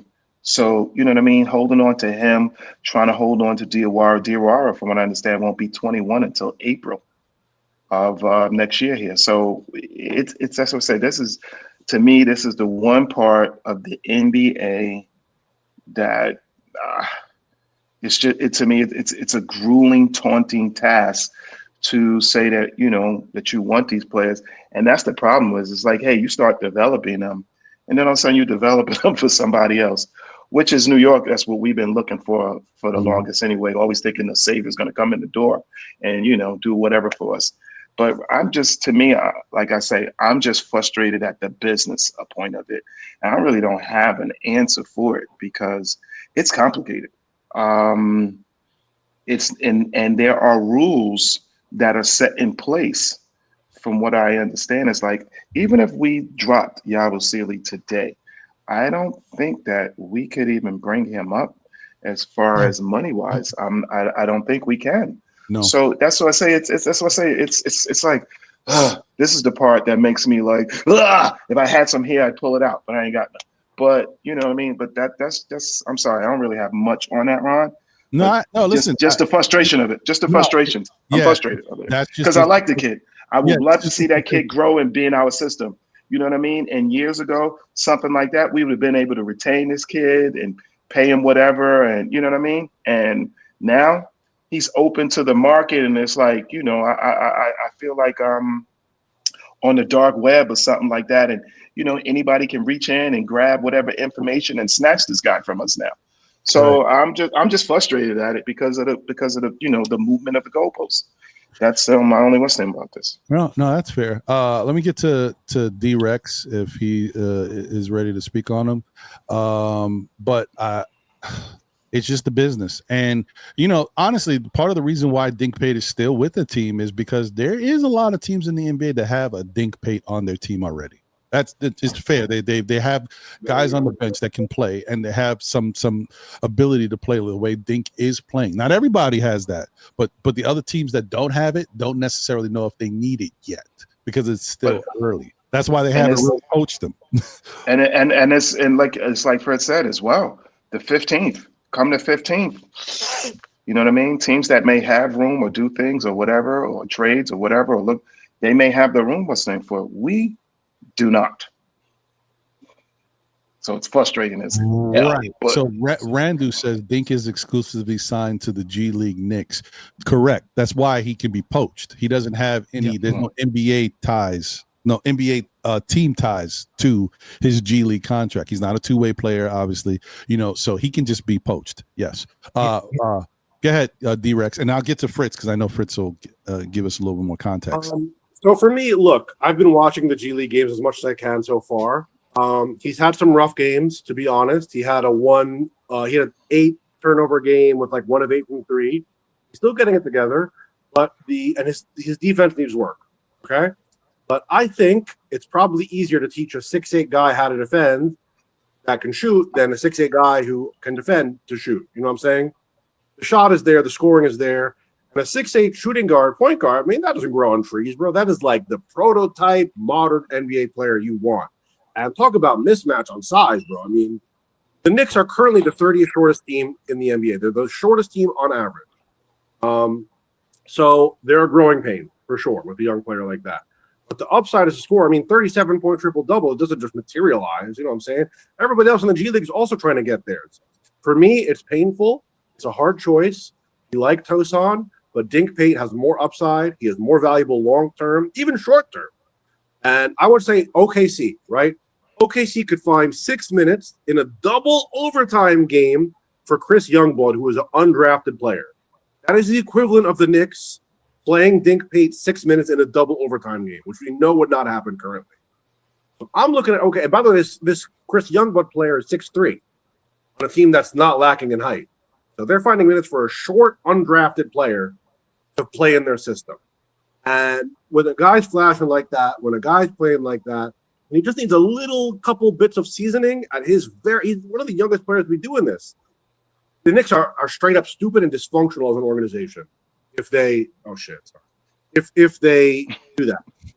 If they let this guy fall through their hands, there's an obvious valuable piece. You don't have to be a genius to see this guy can score on multiple levels, which at 19 is, you don't just come up with that. I'm saying at 6'8" and can handle the rock and all this stuff. He's goofy on defense, but I mean, teach him to slide your feet, keep your hands up, get him a little stronger. The NBA player blueprint is we're all sitting here talking about a G League player for a reason. You know what I'm saying? There's going to be stumbles. Even McCollum had he's averaging 22 points in the G League right now. He had 29 points by himself the other day, 22. Give and take. Dink Pate had an amazing game yesterday. The game before was bad. So it's inconsistent, but the growth and the trajectory for this guy, I mean, are we stupid? I have to ask the question. Are we a stupid organization if you let this guy go? Because I think we are. I think we're a stupid organization. Get him on a two-way at least. The value, I mean, come on. What are we doing here? Well, so before I get over to Fritz, and I got a censor button on my sound pad here. I might have to change it to the D-Rex button. I'm gonna have to figure it out. But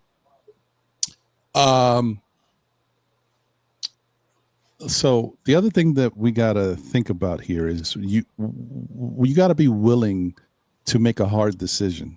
Because these are hard decisions. These are not simple.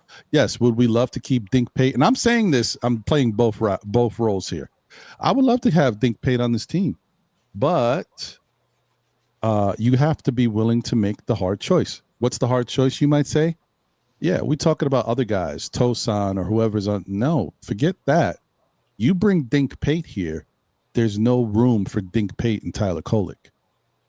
So you want...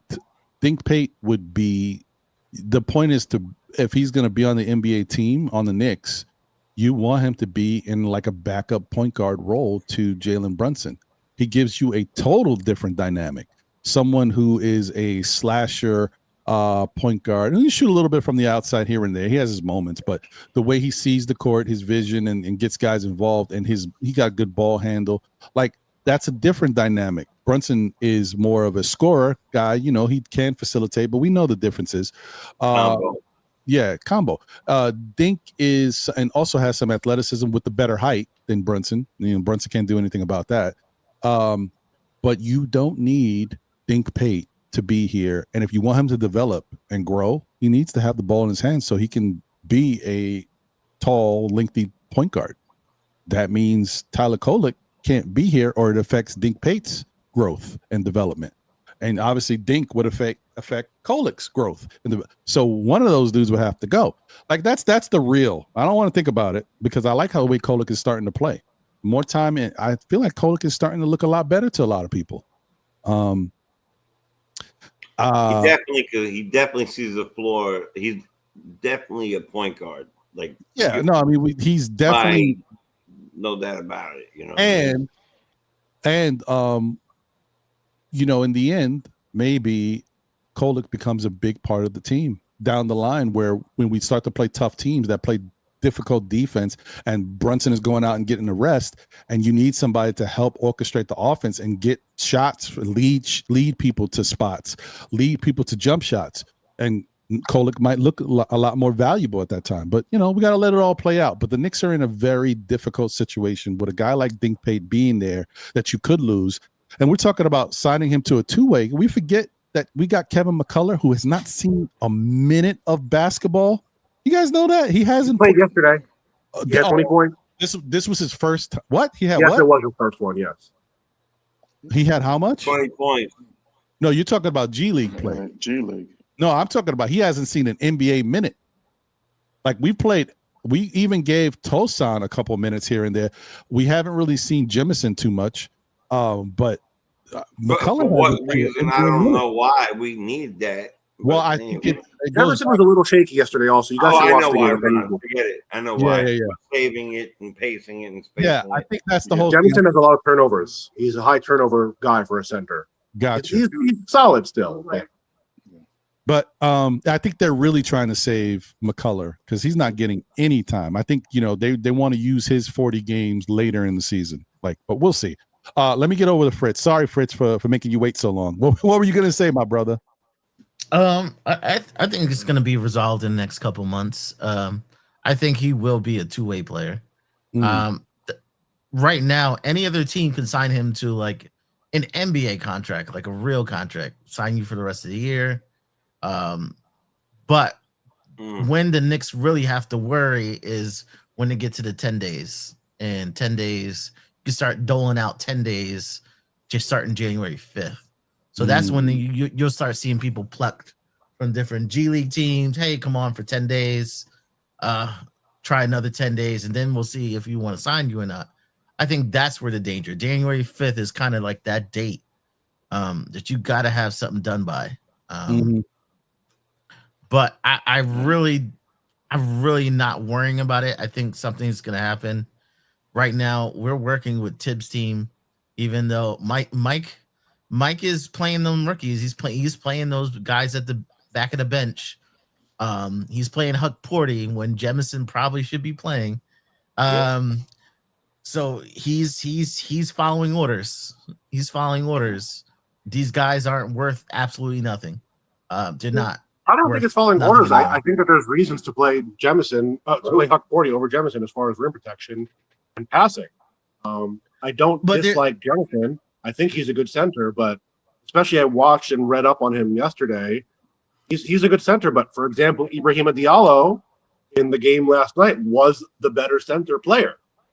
So it's not to discredit Jemison, but there are some issues with him as an NBA player. Huck Porty, for example, is in the 97th percentile of blocking in the NBA right now in block percent. He's technically in block percent the best blocker in the Eastern Conference at 5.8, which is that's elite. It's quantifiably elite. Is he bad in other things? He fouls too much? Yes. But as a pure rim protector, I mean, he could definitely do that, you know? Yeah, I just think they're showcasing the players that need showcase right now. I think Tosan hasn't gotten much burn at all. I think they're showcasing the players you need to showcase. I think when it comes down to it, that those three-way spots, I think it'll be McCullough. I think Dink Pate will be there. I think those two players will definitely be there past January 5th. I'm very relaxed that you said that. That just took a load of stress off my mind. Thank you, Fritz. Yeah, so the only way they can take him right now is, hey, we're signing Dink Pate for the rest of the year. And I don't think any team's going to do that at this moment. They want to be able to test drive the player first before making a commitment. You know, maybe I don't know enough about how this whole thing works with trading two-way contracts. But I wonder, because I kind of feel like when it comes to two-way players, and don't get me wrong, I understand what D-Rex is saying about Jemison and his play and how, it's a little erratic. You know, there's a reason why he's not with the Lakers anymore, or some other team didn't snatch him up before the Knicks got him, or sign him to a regular contract instead of a two-way. But in a way, sometimes I felt like, Knicks have had two-way contracts in the past with under Thibodeau, and I'm talking about this gap of Leon Rose. I felt like these two guys is the best I've ever seen best players that I've ever seen them give two-way contracts to. I felt like they were a little weird, you know what I mean? So I wondered if it was kind of just trying to get them on the team as in two ways to trade them later. No, I know you say they could be here after it's all said and done, but I was curious about that and how that works, because I felt like Jemison, you can trade a two-way, but they don't count toward a trade. Like they're not. Oh, yeah, they're not money. They're no money in a trade. Okay. Okay. But they can trade them between G leagues even like as a well. pick. They're nothing. They're just part. They're like nothing. Yeah. Okay. All right. Because I still am a little curious about that. I mean, I've seen teams give out two-way contracts, but this is like and I'm just saying, just on the surface, looking at how these guys play professionally, like these are kind of pretty good players to be on two-way contracts. I'm not anti-Trey Jemison. I want to clarify. I'm not against him. I think he's a very energetic center. He's fast, mobile. Just yesterday, I saw him.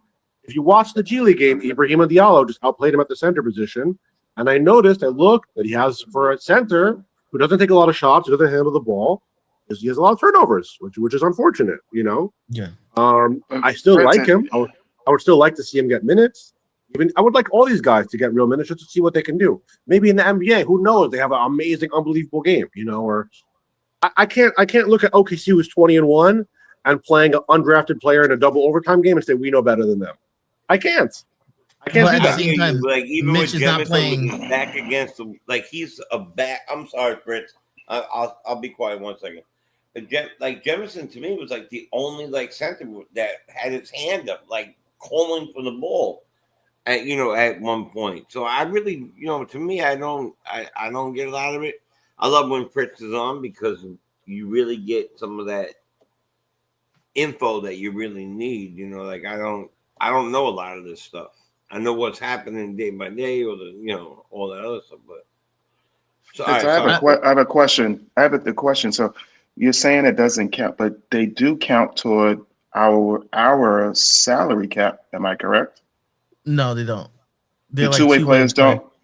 No, you have 3 slots for two-way players, and you Okay. can, if you have a player out in injury, you can sub them. You can put them in the game, or how we do it, we don't sign 15 players. We signed 14. So that Right. 5th spot is always, we throw a G League player in there. So there's a cap on what we can pay them, or how does that work then?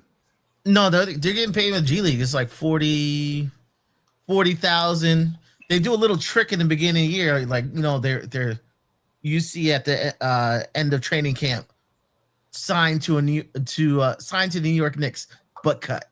Signed to New York Knicks, but cut. You keep seeing that. Yeah. It's a way to pay them an additional, pay them some additional money that way. It's a little trick they do. But yeah, they're getting like 80,000 a year until they get an NBA player. Besides the money that they came in for the sign with the training camp, they didn't get paid from the training camp, and then they cut them and then pay them again. Okay, I get. Yeah, but every time they play in the NBA, they do get like more money. Like every time they play, like they come up to the Knicks, they make more money. Okay. So, but it doesn't count against our cap. Like it's a weird. Yeah. Right. But like, so Nick Yak said Kolek was in the G League last year making $2 million, but Kolek was on a regular standard contract. He wasn't on a 2-way. Yeah, he was an NBA player in the G League. Yeah. Yeah. So yeah, I know I hear you. That makes sense, and that puts it in better perspective for me. Okay. Well, it is what it is. We got to see what happens with regards to the Knicks and what they do. Ron, you in the Matrix, or is it me? I'm not. I'm here. I can hear you. What'd you say? You can hear me? Yeah. There you go, Ron. There. We lost. Was it Fritz? I don't know. It was you. Me? I'm lost. Yeah. No, you're here. No, you're here. To me, Sure, he's here. I can't see over the words. Wait, did you hear me? Did you hear me ask Knicks Nation if he could hear me? Yes. Oh, okay. Maybe Fritz is in the lab doing the math real quick, and might have lost him for a second. Hopefully he can come back. I don't know. Well, let me do this. What was it I said earlier? Was StreamYard cut him for being too good. Yeah. That's what happened. Start coming out with that. It's not. Don't be giving out. Don't be giving away our secrets, bro. What do you mean? 15 days and 12 days, we cut them and all that. Yeah. What I was gonna say, was. If you don't remember, I have something. I got it. All right. Heck, he froze again. Right? Oh no, because in the Matrix. On my end, there you go. Now you're back. On my end, it's showing that somebody else has dropped. Now D-Rex has dropped. I don't know what's happening here. Is it the plague? What D-Rex They're plucking us off. They're plucking us off one by one. Yeah, it's weird. I don't want to go. I'm about to shut my computer. I'm telling you now. Light, guys, stay with me. Don't take me. So I think that I feel bad because we're talking about playing these young guys, and honestly, really, has anybody I like Kevin McCullough Jr., man. I want to see Kevin McCullough. And he hasn't been getting any love. So it sucks that he had, like, the Knicks basically said, this is what the Knicks have said to me, guys. We like you, Kevin McCullough Jr. We want you on this team. The way we did things, we don't have a spot for you. We don't have the money. We don't want to lose you. So we're going to put you on this two-way. I'm sorry. That's kind of what's going on right now. They want McCullough on the team. They didn't have money for him. They had to make these moves. Landry Shamet obviously was more important. And at the time, even Malcolm Brogdon was more important of gets to try to get in here than McCullough, which is fair. I understand that. But they didn't want to lose him. And yes, it's like being a franchise without money. That's fair. Yeah, he's had some injuries. He's had some groin injuries as well. Yep. And that injury that he had that kept him out when we first drafted him was a significant injury to come back from. And thankfully he came back. But we got to watch him too. You know, you never know if a person is injury prone until they have a little time under their belt. And like, we got to see, you know, hopefully he's not that guy, but you never know. Yeah. So go ahead, Jay. You were going to say something. I apologize. Go ahead. I forgot. I had one thing. Are we scared? Are we scared of? I said I'm a little scared of Deuce's success because I think he's one of those guys that where his success may get him shipped out of here, which worries me. I hate to say it, but I'm really worried about that. He is definitely, like you say, coming into his, into his own more. He's becoming much more consistent. That 3-point shot is, becoming lethal. If you look at last night, right, all his points came from three. The only additional one became because it was a 4-point play, and he got the free throw. But otherwise, you know what I mean? He with a guy like that coming off and hitting threes, begins to stretch, the offense a little more. Like I say, I'm very worried about his success because if there is an imminent trade with his salary, you know what I mean? They're gonna look to, let's just say Giannis, what's the name? I could see it now. Them saying, oh yeah, well give us Deuce too, because he doesn't make so much. And Annis, how you say it, if I'm saying his right name? Annis probably makes something little like that too. I know, believe me. Listen. I'm part of his hive. Are you kidding me? I'm in the hive like this. Like, you know what I mean? But it's one of those things that where I'm a battered Knicks fan, so I'm like, wait, don't take him, please. You know what I mean? But I just think that his success and where he's growing to and getting better and better and better. Well, definitely. I'm gonna say this: damned if you do, damned if you don't, because we need him to play the way he's playing. So if his success leads to a trade, then that means that we're winning because we're most likely winning because he's playing well. Mikhail's playing well. JB's playing well. But, I look at, and, something I wanted to talk about earlier is that we say we don't really want to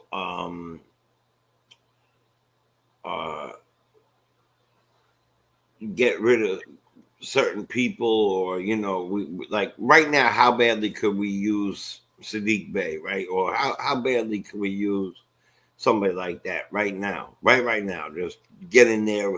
And he is that New York, like, what we're missing, bulldog style, like aggression, whatever. If you, just because Cat may be the best 3-point shooter, just because certain people may do one thing incredibly well doesn't make them, for me, the only person on this team that is not tradable at all is me. And that's it.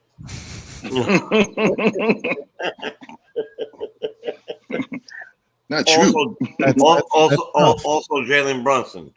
Me Yeah. and Jalen Brunson are the only two that are not tradable. All right. Makes sense, Remember, makes Ron's sense. at the door. All right, and tip Nick Nation. He's there all night. So, what I'm gonna say is that he's the only one that's untradeable. Untradeable. You don't. What is it? 6 feet. I think they say he's more than that. I don't believe it. 6 feet, and you are the largest player in the league. You are the best signing in my lifetime. I could talk to a few older people. They talk about signings like Bernard King and other people. My lifetime, right? I'm a Giants fan. I could talk about a couple of receivers, a couple of runners, But I was a kid. I watched Lawrence Taylor in his prime. I still to this day have never seen anything like it. And there have been some serious players out there, some serious players. I watched Barry Sanders in his prime. I still haven't seen it like that. And there's been serious players out there, one of which I thought we had, and then he got shipped over to Philly. But anyway, the point is JB is untouchable. After that, if you have championship aspirations, you want these guys to be that good, in my opinion. You want them to raise the level of that. And yes, if he gets traded, that means that we are heading in the right direction. He is heading in the right direction. They are going to ask for him. I believe that. The reason why they are going to, because they're not just going to say cat for him, and you know what, we'll take the three guys that don't count at all against your cap, and dink paint and paint more, and it's not going to happen. They're going to look. There was a reason why we waited and they took Dante instead of at the time Dante meant more to us than he did Deuce. And because truthfully, and let's all keep it very funky right now, in that scenario, Randall and Deuce would have been more apropos for me. Have been more. I would have been happier for the trade for Cat and keeping Dante. I would have been happier. Dante does different things. He does the intangible things. He plays some defense. He hits the three. He's aggressive. He is a bulldog that you need. He pushes people. He plays well with JB. He's just, and he did all sorts of records. His three is crazy. And also, that's right, as also quickly, it was all succession. Quickly was even before him. It's all in succession. They played to a certain level to the point where when they took RJ Barrett, I was all right with that. But when Quickly was involved with it, I was not. Mm-hmm. So it's just like, why didn't they want Deuce then? He was still developing. And he still is developing. But I want to see the fruits. Right. I want to keep the fruits of our labor. We have pushed this guy, and I want to keep him. Right, I hear you, and I want Giannis. So if I look at Giannis and I look at Deuce, and I say, yeah, I would love to see what the fruits of our labor is, right? Then maybe I'll check out a Milwaukee game one day, because I know that adding Giannis to this team, this guy's pushing me off the ledge. and then doing small moves, like there's two centers that used to be from Charlotte. That now hold on to him, throw a hook around his belt. Nick Nation. Bring me back. Bring me back. So the problem is that no matter what, that's why I appreciate baseball so much. there's levels, and you get to play in each level. And if you're an A player and you go to double A and you crack double A and you go to triple A and a guy is right, definitely Bagger Jones. He's a dog. Dante was a dog. We're missing a lot of that. You know, like Deuce is great. He's no dog. You know, he's great. Giannis is a ferocious dog, right? And a big one at that. So the fact is that, you know, you got to look at it in different levels. I am focused on one thing. Get a championship in here. Get a championship in here. Get a championship in here. And the thing that we're missing the most is having a defense, having length, size, defensive size, because Mitch plays 15 minutes every other game. And this guy will give you both of those things while playing really well with JB. Because JB, if JB was his height, he'd be playing like that. JB's like a little Giannis. Head down, knock into you, run you over, do all that stuff with a way better shot and a clutch gene. So Giannis has that too. So here's the deal. You gotta give to get. You gotta get to give. You know, you gotta give to get. And it's life. I try not to look, and I root for as much as I love Dante. I want if we face Minnesota for the championship, man, I would want somebody to clothesline him. And I love the dude. He's also Italian. I love the dude. But I would want somebody to if he's going up for a basket, I want him to feel it because I'm still a Knicks fan. I love Dante. You love Deuce, but we're still Knicks fans. That's the name of the show. Also, I heard there's a great show called that. But, you know, you heard some good things. Yeah, I've heard some great things, man. I don't know. It's great. I mean, but, you know, I hear what you're saying, Jay, and I know where you're coming from, Nick Nation. My whole thing is I feel like I don't have a problem if they want to explore the Giannis thing. I still think it's fool's gold, guys. I think it's a lot more to pull off a trade of that magnitude to get a guy like that. You know, as much as we want Giannis to come here, Giannis can say, I want the Knicks and no one else. But does Giannis want to say that? No. I mean, he apparently he had his moment where he tried. He said, yeah, I want to go to the Knicks.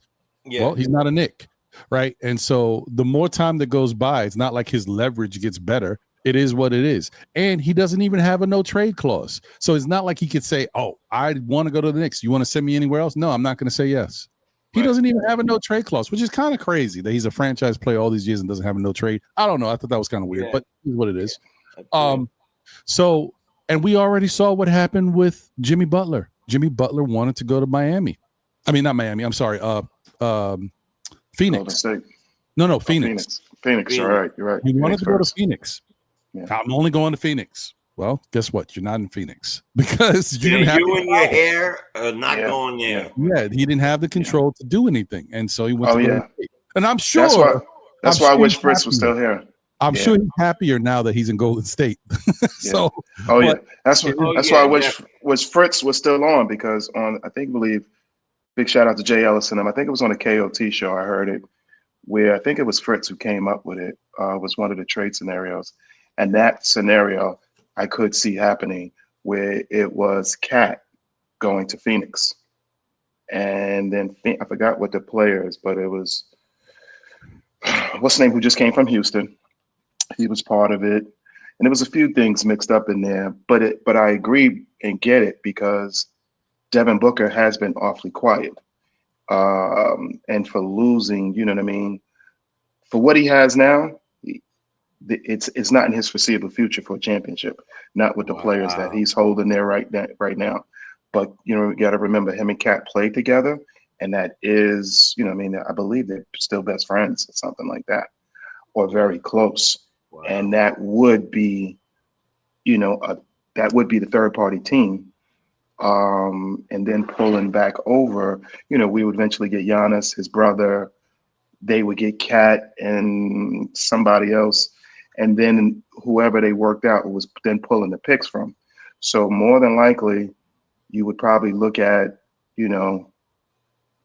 whoever's going to be able to have the ability to give up, young players and ones, because like we said before, they got to sell their fan base on something, and selling them on, I think Cat coming there, I don't think that would be. It doesn't create any balance for their franchise. I'm not diminishing what Cat is, but what I'm saying is that the way that they are formulated right now, yeah, I don't know. Having two bigs that shoot point from the outside, and one being a fairly good defender and one being a poor defender, I don't know about that recipe. You may have to start over, Nick Nation, from the beginning, because why? I'm only What joking. happened? I heard every word you. I heard every word you said, but something happened in between that, and people are great. Can I just say something really quick? This is what it's all about. People are great. There's a lot of really great people. There's a lot of crappy people out there, and you got to really know and pick and choose who you surround yourself with. But what a blessing! And I'm not even gonna, because it's not my place to announce the blessing. But I'm just gonna say, wow. Yeah. I'll wait. Yeah. I'm gonna be quiet. No, you're good. Yeah. So I was going to say that I think the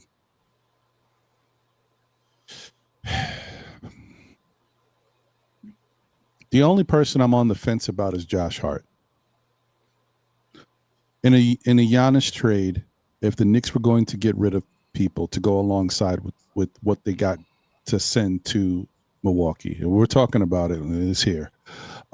Josh Hart is the person I'm on the fence about, because you got to give something, but Josh is tough for me because my heartstrings. I love Josh on this team, and I love what he brings to the team, and we all see it. I mean, Knicks fans, listen, get out of it. If some place where you don't realize what Josh Hart brings to this team, he's already shown you again. Every time we think we're writing him off, he had a terrible time against Indiana. He broke his finger, all this stuff. His finger looks like it's deformed. It's swollen. He can't shoot. All of a sudden, he's shooting. Next thing you know, he's dropping at the refs. He's getting all types of rebounds. Oh, he's getting assists. He's doing Josh stuff. Josh doing Josh things. So we see what Josh does. He's the only guy that I'm on the fence about in the Giannis trade. If he had to go, I'm like, maybe he's got to go, but I don't know if I want him to go. But it's different with him. But that one's a very tough one for me too. It's a very tough one. I don't know. I'm just gonna say, like, if you're gonna trade for Giannis and Cat's got to go, and you got to throw in OG or Mikal, I'm not doing it. I'm sorry. Some fans may be mad at me. I'm not doing it. I don't care. I think it's too much, because what's coming back is the money. OG's making almost $40 million a year. That means we got to get maybe two people. If you look at Milwaukee's contracts, Giannis is the big one. Giannis and Cat canceled each other out. But to equal up to OG's money, you're talking about Miles Turner, who they just got. Okay. And hold on, but you don't necessarily know if that's what the Milwaukee wants to give up, right? And Kyle Kuzma. Look, if you tell me, and I'm just trying to keep it as funky as possible, you tell me we're trading for Giannis, Miles Turner and Giannis are coming back to the Knicks. The Knicks are sending back to them Mikal Bridges and Cat and some picks and some other stuff. Okay, that's the one scenario why I say I don't want to do it, but maybe I think about it. I would do it. Yeah. If you tell me Giannis and Miles Turner are coming back and I'm sending back Cat and OG, I'm even as good as Mikal Bridges has been. I'm not going to downplay the significance of OG Anunoby to this team. I'm just telling you, OG is a difference maker with his height, and when he really gets locked in on a player, it's night and day about the impact that he makes things so much easier for everybody out there. And I'm sorry, I just don't want to give up OG for Miles Turner. Do I know Miles Turner is a great rim protector? He blocks shots, yes. But I've also seen that Miles Turner don't rebound the ball well, right? He can shoot the three. He's really good at shooting the three. And that helps. Smallish. I don't know if what I'm getting back is more than the impact of what I'm losing because of how versatile OG can be. Mikal, it's a little different. I love what Mikal's doing. I could kind of see myself being okay with getting back Miles Turner and Giannis. Maybe. Yeah, from Mikal and Cat. Maybe I could probably see that. And Deuce. I get it. And maybe Mitch. And maybe Mitch. And maybe Mitch contract that would probably have to go. And then really quickly after that, and then I'll let you take. I know what you want to do. Then we would probably have to take a couple of these guys that we're probably not going to sign, but we don't want to. Like you got to bring it. You got to bring it back. Yeah. The ones that we have signed, I mean, but probably won't go up to like Comdadier and whatever, and then go. The only trade will go then would be go to Phoenix and go get like a Mark Williams or a Nick Richards or somebody like that who have about the same money. I put it in the if you have score I hate doing this. I don't like giving free. Nick Richards Nick Richards he just signed with somebody.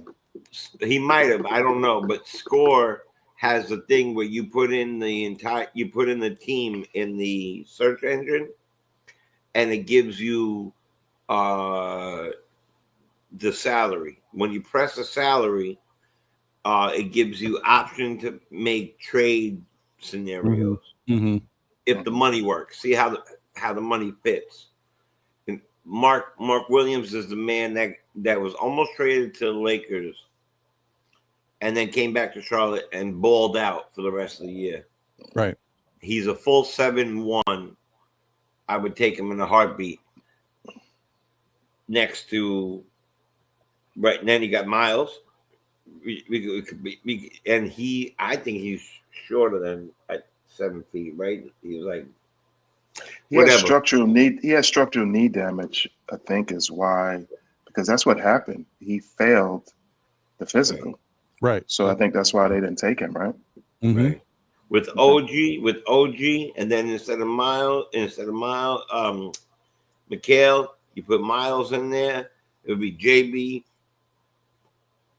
It depends on who it is, but you're looking at a team that could just decimate. It's very hard to stop. Rebounds coming from every angle. Dunks, score. Oh my God. I don't see how people can't, like, why it's even close to a question. This man is a freak of nature, defensively and offensively. And we have a major problem in our defensive side. A major problem. Our only good defenders are 6'8". The other one is, who else is majorly good? Miles is getting better. Miles 6'3". Is getting better. He's not great. He's better. He's great for what he does to slow down the point of attack for guys that are relatively within his size range. He is elite at he's elite at that. That's what really, if people really focus on, that's where his real plus minus begins, is because he's slowing that down. Once that slows down that point of an attack, it then doesn't allow you to lead to multiple other things. But that's why he's, why he's been so good for us. Elite? Yes, because that's why. So if you really notice with Deuce, when the games are, like we're winning or doing whatever, but you really notice is that because when he's out the lineup, you'll notice that people are getting downhill better on us. The same as what was the guard we had, and everybody definitely doesn't want it. Peyton. What was his name? Alfred, Is it Alfred Peyton? Payton. Alfred Payton. But one thing about Alfred Payton, and Alfred Payton was elite at that. Alfred Payton was elite at slowing that down. That's why Tibbs liked him, because the numbers just show it. And the same as with Deuce, the numbers show it. Is that he slows that down, where Brunson, you know what I mean, it doesn't. So that's like a huge, that's a big thing. That's why I so much, you know, love Deuce, is because I can see that's portion of, you know what I mean, a great portion of what he does. Because if he can slow that down and then turn around and stretch the defense and hit the three on the other end, you know what I mean, that dude is worth his weight in gold. And he's let's not get, you know what I mean, let's not get crazy here. You know, because when even people kept saying that even about, you know, Deuce last year, even last year, he still outplayed his contract. You give me a guy that's making that kind of money, that's still averaging what's name here. You got guys making triple what he's getting paid, and they still average about what he did as far as in points. That's true. Listen, No, Nick Yak, I don't like Mitch because he plays 15 minutes every other day. Mitch is fantastic. If Mitch never gets hurt, I think Mitch is a fantastic center. The problem is, and if we can not disagree on that, then I don't know what we can't disagree on. Mitch doesn't play. Mitch plays 15 minutes every other game, and for every year he's been here, he has missed more than half the seasons. That is the best ability's availability. I don't dislike Mitch. I don't dislike people. You got me twisted, brother. You know, like, I think we need a constant center. Mitch is outstanding. 14 minutes, 17 minutes, 14 rebounds, whatever the hell it was. That's nuts. Mm-hmm. But show me you could do that on a regular basis. Show me you can do this every single day. Tell me somebody on here without lying that you don't cringe when he hits the ground. That's fair. You know, and that's what I'm saying. And I just said that Deuce Miles is Deuce.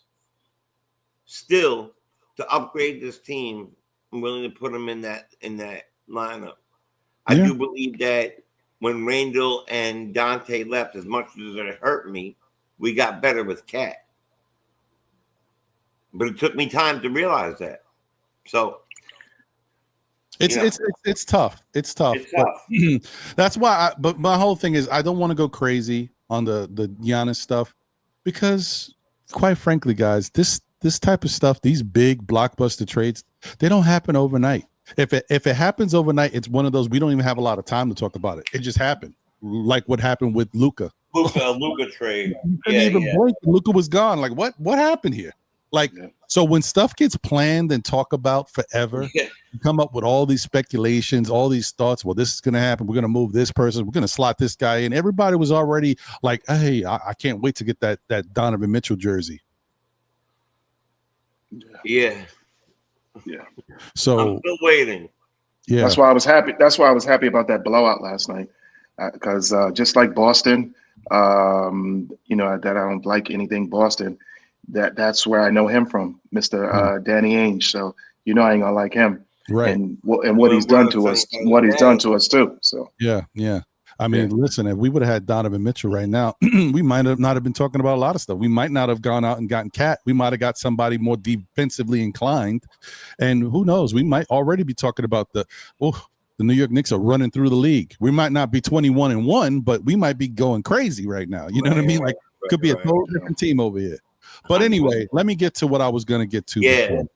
Shout out to my guy, Crim's dad, for being a member for 14 months.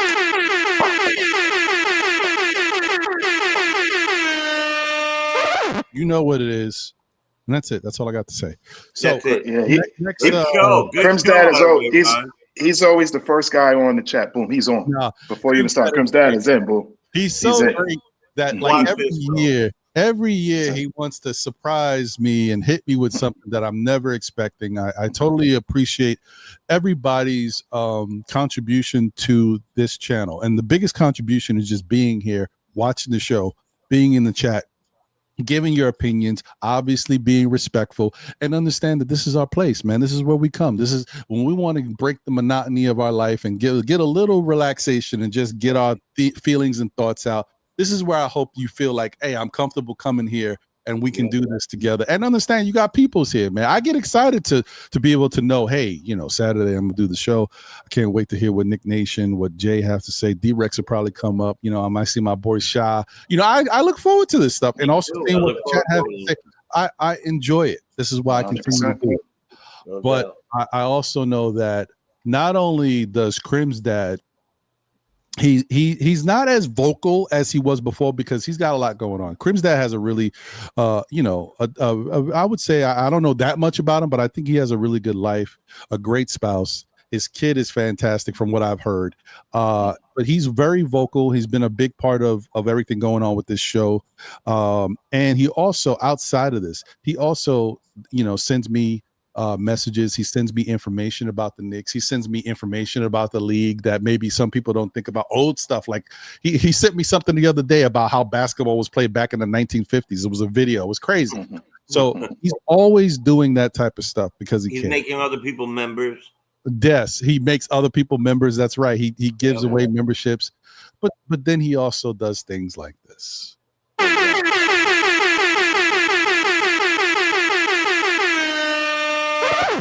Shout out to that. Thank you for the very, very, very generous super chat.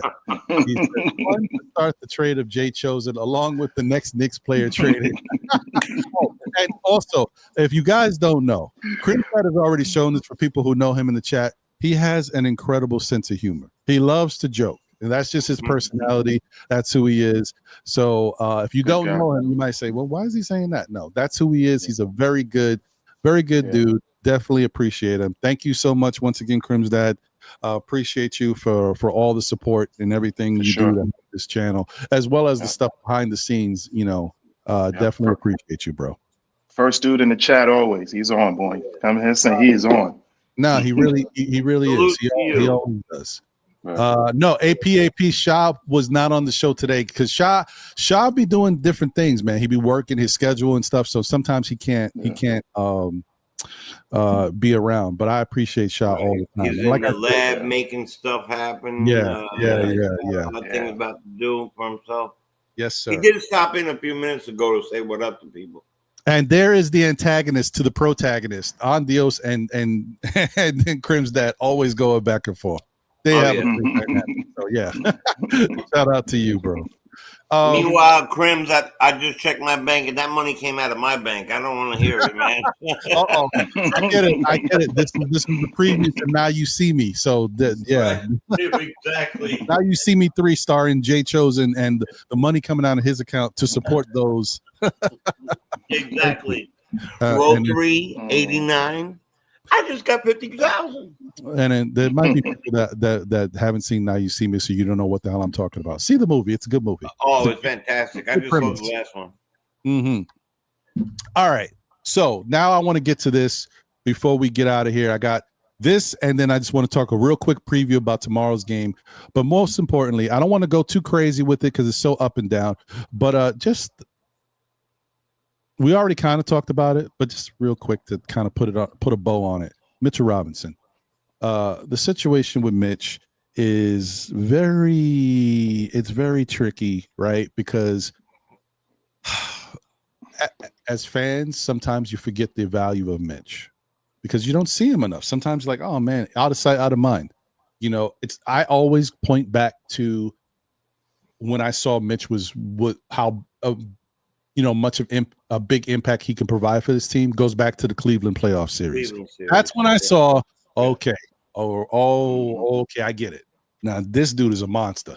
I never really took anything away from Mitch's ability, but I never could really fully grasp it because he was always hurt. Hey, I know he's a great rebounder, but at that time, honestly, Mitch was a great offensive rebounder. He wasn't a great defensive rebounder. No. He used to get his old boards, but I like when you looked at Mitch's numbers, He didn't get 10, 12, 15 rebounds. You didn't see that from Mitch back then. Right.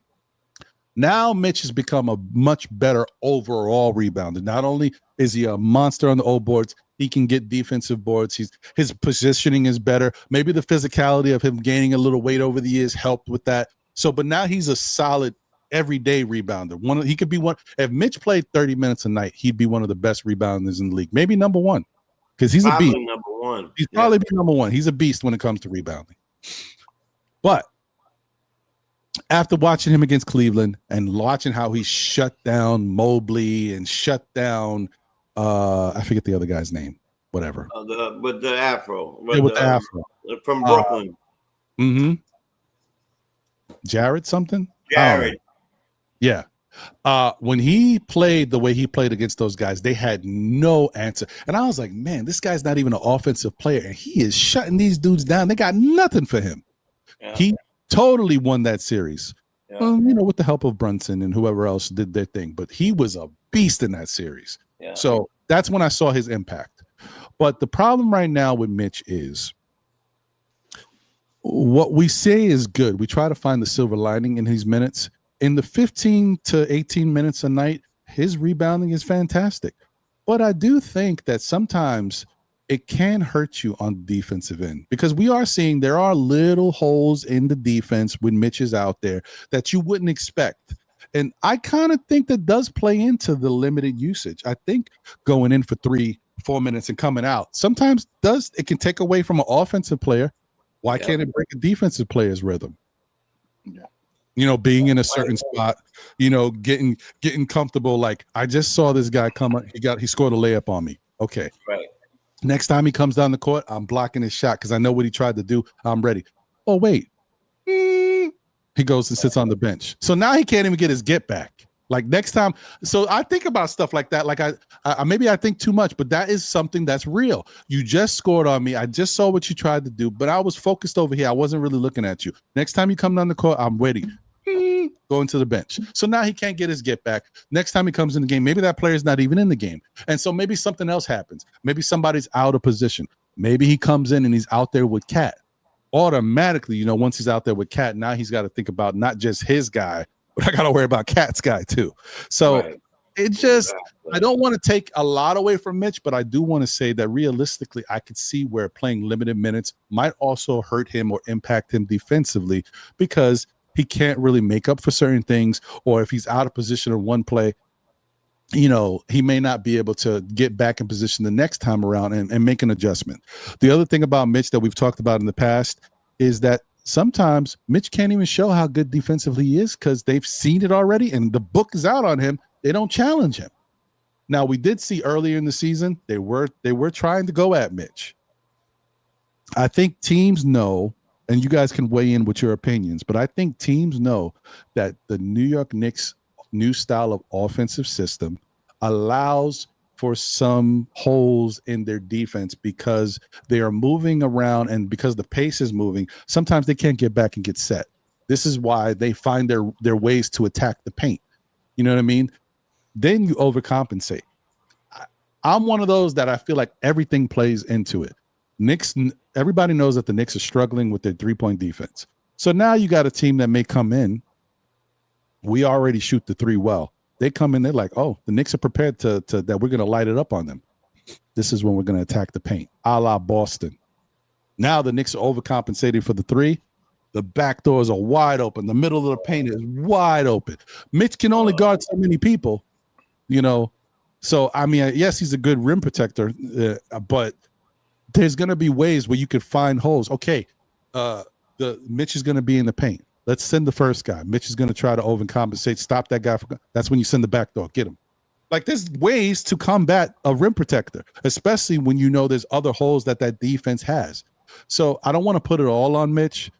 There's a lot going on, but we have noticed that there's some issues there, and sometimes Mitch doesn't necessarily play the way you think he'd play, especially when he's out there with Cat. And if the Knicks try to go to the zone when Cat and Mitch is out there, that doesn't work out the best way either. You don't have the same speed moving within the zone when you got both those dudes out there. So there's just a couple different things that I think affect how the Knicks look. Can they get better? Yes. Will they get better? I'm 100% tell you that the defense the Knicks are playing right now will not be the defense they're playing 2 months from now. I can almost guarantee they'll be better. But still, that takes time. Nick Nation, what's your thoughts on Mitch when it comes to everything going on, time, the limited play, no back to backs, whatever you want to say about it? Yeah, I think it's for me right now. It's two things, and the first is I believe we have to remember too. This is a new defense, not just a new offense. It's a new defense, and Mitch was elite at drop coverage. This is a different assignment, and what he's being asked to do and how he's being asked to guard is different. It's different as far as team wise defense.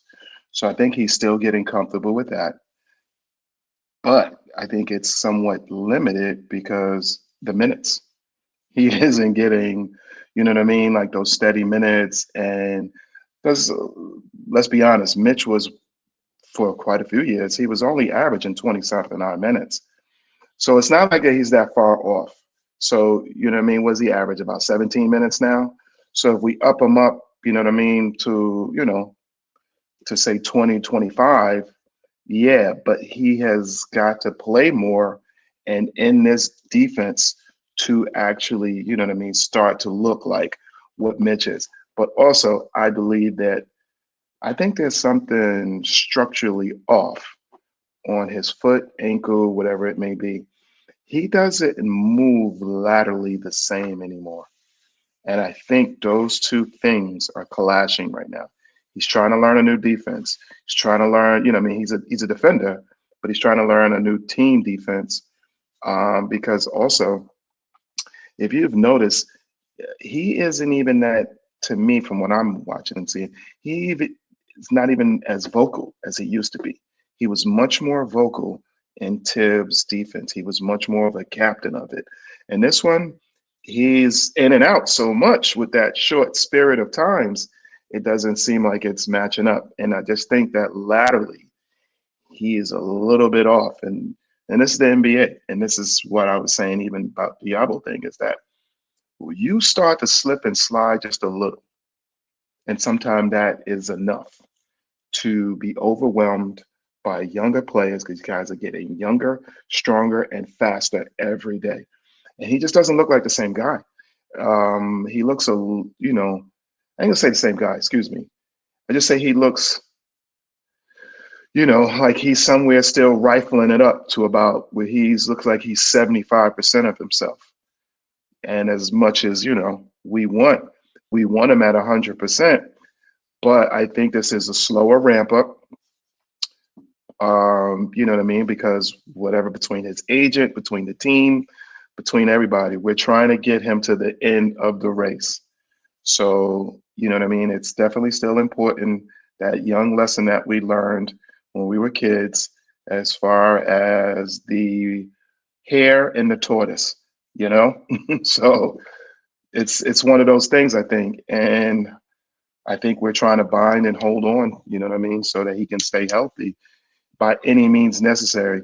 And it is very difficult to do in these times because, we forget too, the league has rules about this. So with their rules, they have to word it right because then they don't want to get fined, because like they say, people come to see these players and if he's not there, why he's not there, you know what I mean? So it's a little bit of mixing of certain things that's going on. But I definitely think that he's not in full rhythm of the defense, not just yet. I think you might start seeing that at probably, somewhere in the game 40s, you know what I mean? Like 40s, 50s. And I think that you'll start to see them ramp him up more if he's still here, hopefully.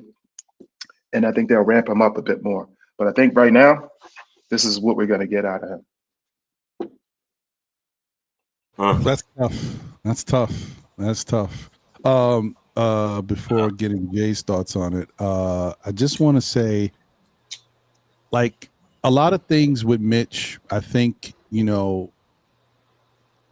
there's some things there that, I think with time, and maybe with a little bit more minute usage, so he can stay and get a sweat going and be comfortable out there. Maybe instead of these little 4-minute intervals, maybe a 5-minute interval or so here and there. I still think that's going to be tough for him right now, so I wouldn't worry about it now. It might take a couple months before they even feel willing to allow him to play more with the way this thing is going. But I will say one thing: I don't care how much you love Mitchell Robinson as a person, as a player, his spunk, his love for being a New York Knick, all the good qualities he has, the offensive rebounding. I will say one thing. I think it is almost disrespectful to shoot 17% from the free throw line. And I know he doesn't get a ton of shots up, but there was one game where they were doing the hacker Mitch, and he got some, but 17% from the free throw line is criminal. That is diabolical. terrible. It's diabolical. He was shooting 30-something% last year, and I think he might have rounded off close to 40. And I was like, man, he's got to improve. 17%? He's definitely a guy that should Rick Barry. He definitely a guy who should Rick I'm Barry. about to say, I don't know why he doesn't shoot underhand. It's unbelievable. He should. Like, even in 2K, there's animations to shoot underhand. It's funny to me. I'm like, right. If somebody needs it, it's Mitchell Robinson. Like, this is nuts. That's right. He needs it. And the old school All-Star game with Barry, he still does it too. It's like, it's just I feel bad. I feel like I almost feel bad for the guy, because I'm like, damn it, to shoot that, to work on your free throw and every year get worse. Now where did you find that at? That's not how it's supposed to work. You're supposed to get better. He is progressively getting worse. Like 17% is ridiculous, bro. Like I almost was, you know what? I don't know what's worse. And I don't know if that's even legal. Can Mitch and Mike Brown just say when he gets fouled, don't worry about it? You don't yes. We good. We good. We good. What are they doing? Oh my God. Like, what the heck? That's terrible. So we ain't even gonna hold you. Just let it go. Forget it. Yeah, go. Inbound, yo. Y'all got it. We good. Same game. Man. Look, when you really love somebody, you're gonna find all the best numbers that you could ever find, or you're gonna find the highlight of the highlight of the whole highlight, and we must not be watching the same stuff. We all all this, that, and third. We're watching the same stuff. The problem here is that the allegiance is to the team. Yes, JB is my guy. Josh Hart is my guy. I don't want to see them going anywhere. But they all got flaws.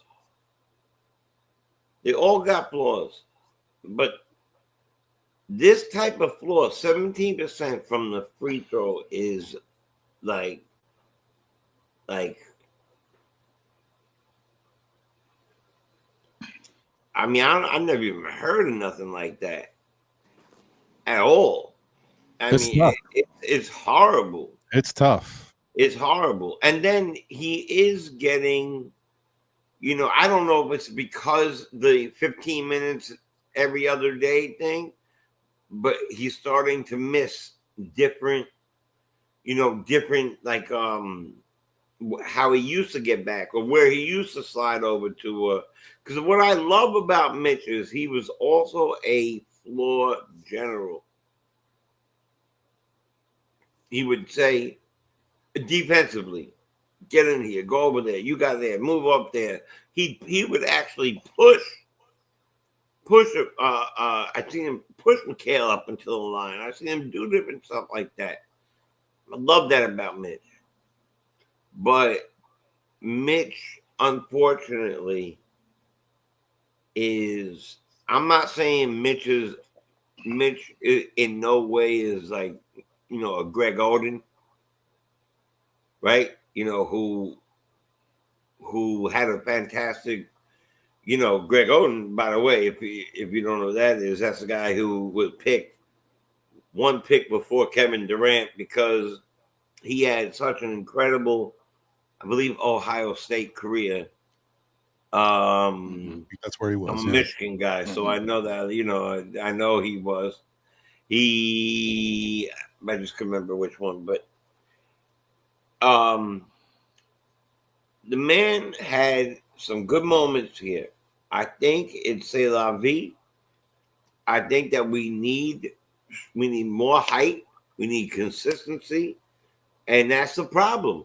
We don't have consistency with that. You're right. There are people. Let's say we're going to take Deuce. You like Deuce. I know somebody here in particular here that's the president of the Mitch Hart, Deuce, and somebody else committee, the whole president. And so let's say that Deuce is in a rhythm and Mitch is grabbing offensive rebounds, chucking them out to Deuce. He's hitting a three. Right? Next play, Deuce goes out. Mitch goes out. Right? The ball stops flowing towards Deuce's way. Or Mitch is sending picks for him the right way. But since he's not in the game, Towns is not doing that. No one else is doing that for them. He is 15 minutes a game every other day. It makes no sense. Makes no sense. Yes, I would love consistency. He's our best rebounder for 15 minutes every other day. It's not, and that I don't care. I don't care. With all respect, I don't care if he's our best rebounder for 15 minutes every other day. I want him to be I'll take a very hard hustling 10 rebounds a game with 1 or 2 blocks from somebody who could put 35 minutes in every game. So I want you to continue. And I see Wiz is here. But do you think that maybe, we know that we're doing this to benefit Mitch. Not solely, though. Do you ever think that maybe this also benefits Cat and the flexibility of having Towns not just be the power forward, to be able to also use him as a center and allow for the Knicks to move in that regard, so that way you can show you because teams don't know what they're going to get until obviously maybe you look at the night of a back-to-back and you're like, okay, well, that means we don't have to worry about Mitch. But like the style of play is a little bit different when Mitch is out there and Cat is playing the power forward. Whereas when Mitch is not out there and Cat may be going back and forth from center, depending on who's with them, do you think that maybe also helps? Because I also noticed that not only, and I would have to deep dive this to double check, but I feel like Cat gets really big rebound numbers when Mitch is not there because he has to, like he's got to help out. Yeah. I also feel like he gets the green light to kind of do a little bit more scoring offensively when Mitch is not there, because he knows he's trying to make up for something, but also he's like, hey, this is my time. Okay, I'm the only big man roaming out here. Let me go get it. So I think it kind of, as much as I'm like, I'm still getting used to this, I'm also like, well, some nights I kind of look forward to when Mitch is not out there, because I know Cat, I should expect something good from Cat, like big from Cat. So what do you think about that, Jay? Yeah, I totally agree with you on that. That's why I think when they put Mitch back on the bench, it was all for everything you just said. Because it just wasn't working. Whether it was Cat's fault or Mitch's fault, it was no, it just wasn't. It just didn't do what the Gobert, like what it did over there for them. It wasn't the same. I don't think that was particularly Mitch's fault. I think that was more Cat's fault. Cat couldn't assimilate to not being at the center at that moment, sliding over to the power forward. But yes, I do agree. He gets more rebounds. All those rebounds came with Mitch not playing a lick until 30 games only until the end of the year last year. And now he's second in the league again in rebounds with this man playing 15 minutes every other game. So I do think that I don't know why no one has told him if you're going to throw the ball, rocket the ball at the rim on a line drive, or go slower with it. Like, it just seems it's really funky. I root, we could call anybody we want haters or all that stuff. I don't hate Mitch. I want him to succeed.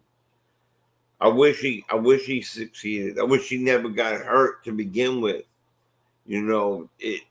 Embiid's a sucker and all those things happened in life. But the truth is the truth, man. Like, we need a solid player who can play every single day at a high level position. And he is not the guy to do that. And not even that, but he's not. Yes, he'll grab a bunch of those rebounds, but he is missing on certain different things now. You said you saw some holes in the game. You could see it in different ways. And you know what that comes from? Playing 15 minutes every other day. You coming in there, you're messing with the memory coming in there, going in there. What should I go? How should I get him? Why do you say every other day though, Jay? He plays the game. He just doesn't play back-to-backs. No, so that every other game, when he plays, even if he plays Tuesday and he plays Thursday, let's say he plays Tuesday and Friday, still playing 15 minutes. So no matter what, he's still only playing 15 minutes. So right now as a backup, because he's not starting anymore. So if he's not starting anymore, 15 minutes is legit. 15 to 17 minutes is legit because we're playing their backup center now. With the injury-prone, possible 15-minute player, not happy. It is what it is. I like Mitch. I think he's a great player. I think that if he was never hurt, he would possibly be the leading rebounder for the last 5 years. What I think they're trying to do, because they had put his name in there with Steve Adams, the same type of offensive rebounder, is that they're trying to withhold for some sort of contract from somebody else, because Steve Adams just got paid 2 years at $30 million, and they're trying to figure that out. The Knicks ain't giving them that, so that's going to be somewhere else. Well, I think that we're in a situation where the stuff that's going on with Mitch is exacerbated. Ooh, I don't use that word all the time, but I think it's exacerbated and blown up more because of how bad the Knicks as a team have looked defensively. And as much as we shouldn't do that and put Mitch as the savior defensively, he gets thrown into that, right? Because that's like, hey, I mean, offensively, we know he's not this, but this is what he's supposed to do. Mitch does make differences. He is a difference maker on the defensive side of the ball, not just rebounding. But I think that because the Knicks are suffering defensively, we do put a lot of emphasis on Mitch.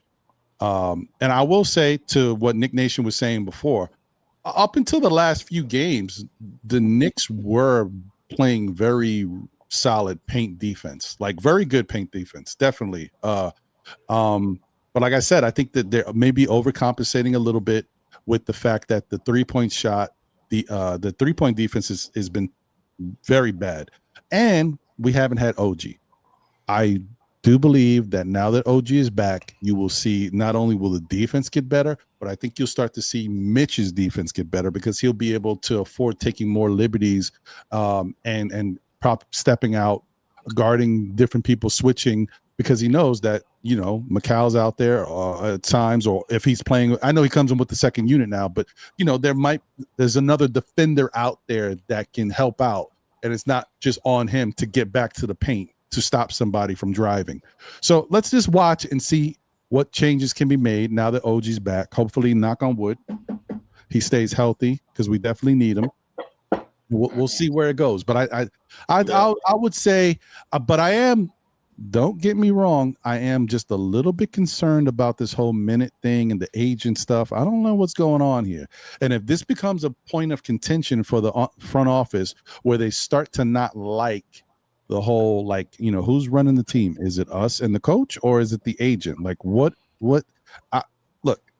I'm just telling you guys, everybody has an expiration date for a team. Yep.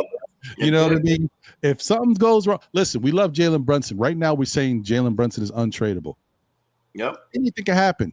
Papa Brunson gets into a big argument with Mike Brown. The organization decides to relieve Papa Brunson of his duties. Jalen Brunson is like, well, I knew what happened, and Mike Brown was out of line, but you're taking his side. Now you got to upset Jalen Brunson. Then all of a sudden, the whole "we'll never trade Jalen Brunson" becomes Jalen Brunson is not happy here. Jalen Brunson wants out. So this is like far-fetched, guys. I'm just saying anything can change in the course of time. So when it comes to Mitch, as much as I do think he should be a part of this team right now, I'm happy with him. Time will tell what happens going forward, because I'll be honest with you, if you told me, like, if it was just 2 for 2 and it was Giannis Antetokounmpo and Miles Turner for Cat and Mitch. Now, yesterday. I go to does he need chocolate or anything? I can go to, I always said, you know, Diddy back in the day when Bad Boy was on top. Hey, I'd go for cheesecake. I'll walk. No bet. I'll walk. If you need the cheesecake, like, whatever. I'm gone. I'm out of here. I'm going to get it. Yeah. Yeah, so, word up. We're not talking about that. We're talking about some other stuff. But if that was the case, I'm sorry, Mitch. I don't care how good you are. I know Miles Turner can give me a little offensive production. Will we lose rebounding? Yes. But I get 2 blocks a game. I'll do it. Yeah, I'll do it. And I'm getting Giannis. What? But we're not talking about that. What? So let me get away from it. Oh, man. Please write a letter to Milwaukee today, right now, with that, right there. And maybe Mitch got long arms and long legs. It might take 15 minutes to go get that cheesecake. Well, hold on. Let me get to Wiz. Wolverines asks, how does that trade make us better? I mean, if you're talking about the scenario that I just said, well, automatically you get 2 guys who can put up points on the board, give you scoring options. The whole point of having Cat here was the fact that he is a really good rebounder, but more importantly, he's one of the best scorers in the league, but he can stretch the floor, which gives you a 5-out possible thing if you want. And dynamically, you can get more spacing on the court because you actually have a big who can shoot. Who else is a big that can shoot? Oh, wait, Miles Turner can shoot, and he stretches the floor. So you don't lose a lot there. Defensively, as good as Mitch is defensively, he's not Giannis. Okay? Nope. Can we let's just not forget, Giannis is not a good defender. Giannis is a great defender. Okay? So that's all I'm saying. And he can maybe guard a little bit more because of his speed. He can guard a little bit more of those funky players, you know, the 6'8" shooting guards or 6'8" wing guys a little better than Mitch can at this point. Young Mitch was different defensively. Young Mitch can guard a point guard. Young Mitch was everywhere. We're not dealing with young Mitch anymore. He's a little older, got a little bit more weight. Foot speed is not necessarily the same. So I just wanted to put that out there. Yeah, but whatever. Let's move on. Wiz, what's going on? It looks really, really tough, really cold and horrible. He just got a t-shirt on. Yeah, he's definitely on the West Coast. What are you in the West Coast? Yeah, it's awful. I'm starting to perspire a little bit. I'm walking and talking, walking in the sunshine. You know, I'm just saying, I may need to put on maybe a jacket later on tonight. Maybe.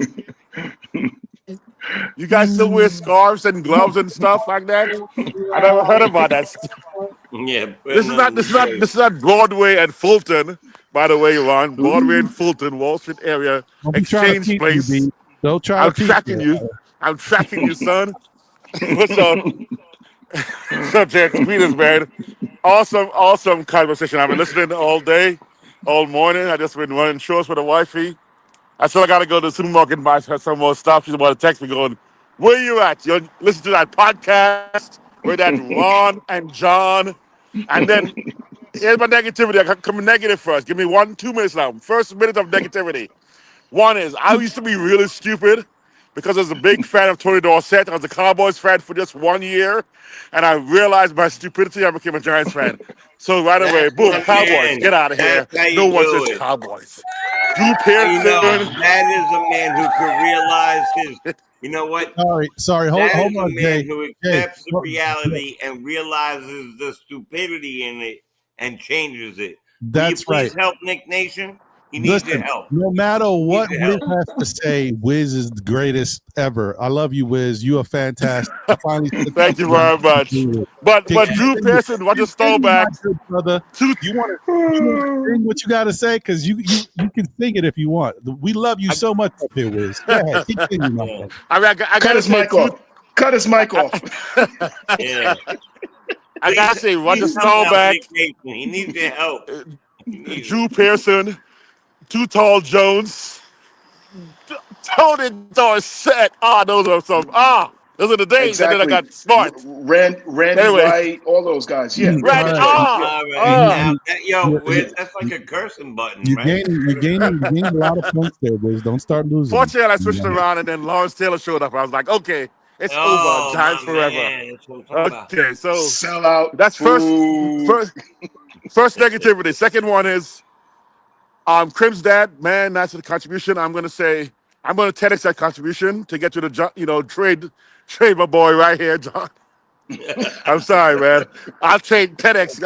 I'm in the startup phase. I'm in the a little bit of venture capitalist space right now. So I'll 10x that contribution if we can trade you along with whoever we can for Giannis. I love you, but yo, you go on, baby. Give me some Giannis, Listen, but that's not all for my good. OG. Get Giannis, I'll go.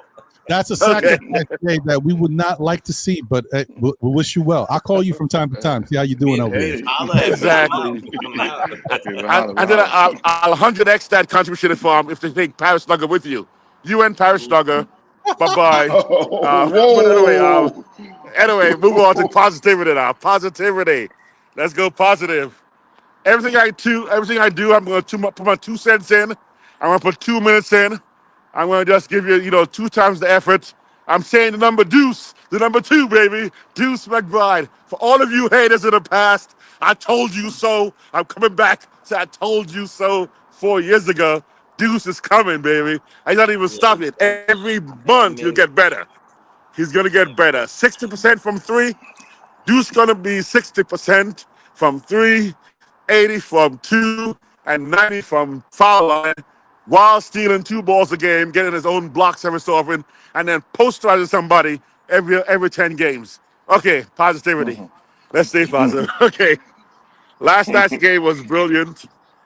Start of the season, I said Knicks going to put up about maybe 140-point plus games. I predicted 6-2 wins. I know I started get a little scared about that, but I'm still there.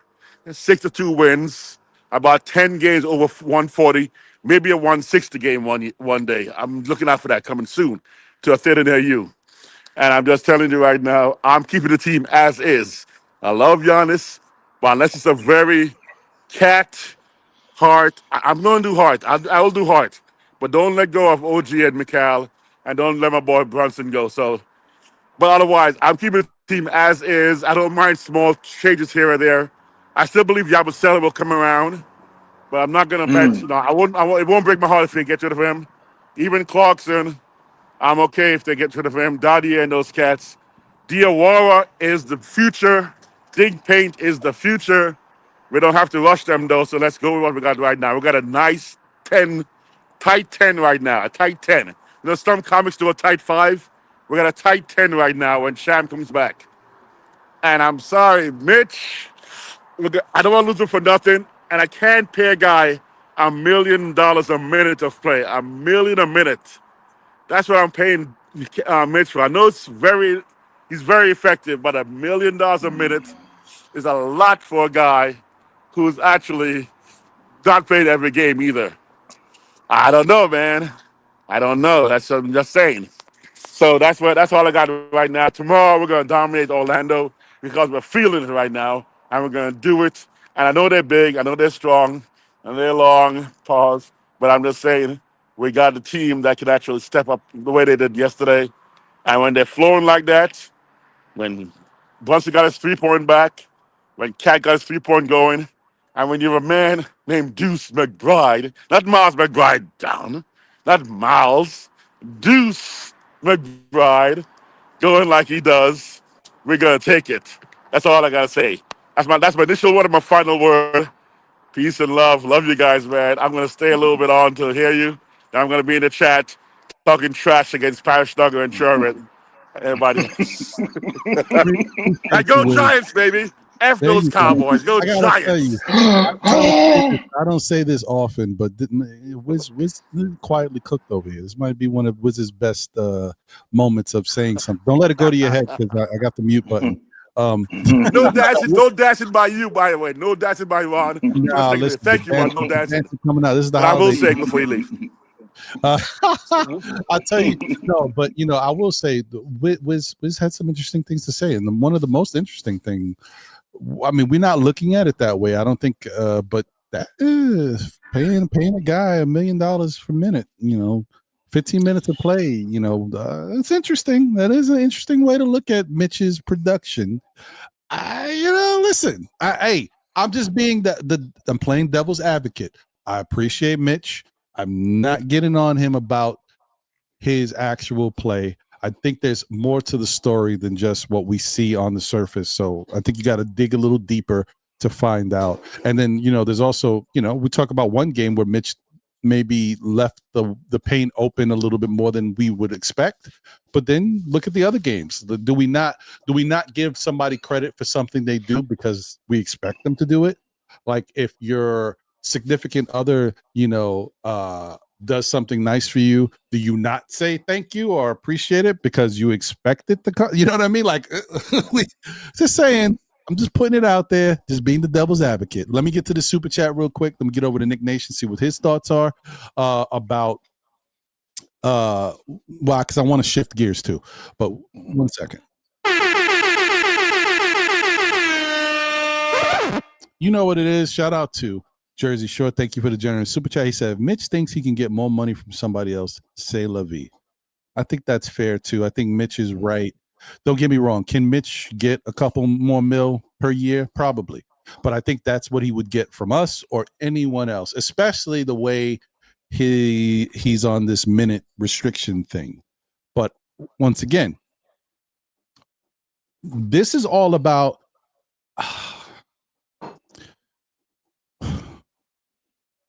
I don't want it to sound like we don't appreciate or I don't appreciate what Mitch does for the team. I do. I'm just saying it's not about Mitch. This is anybody on this Knicks team right now. We're trying to be a championship team.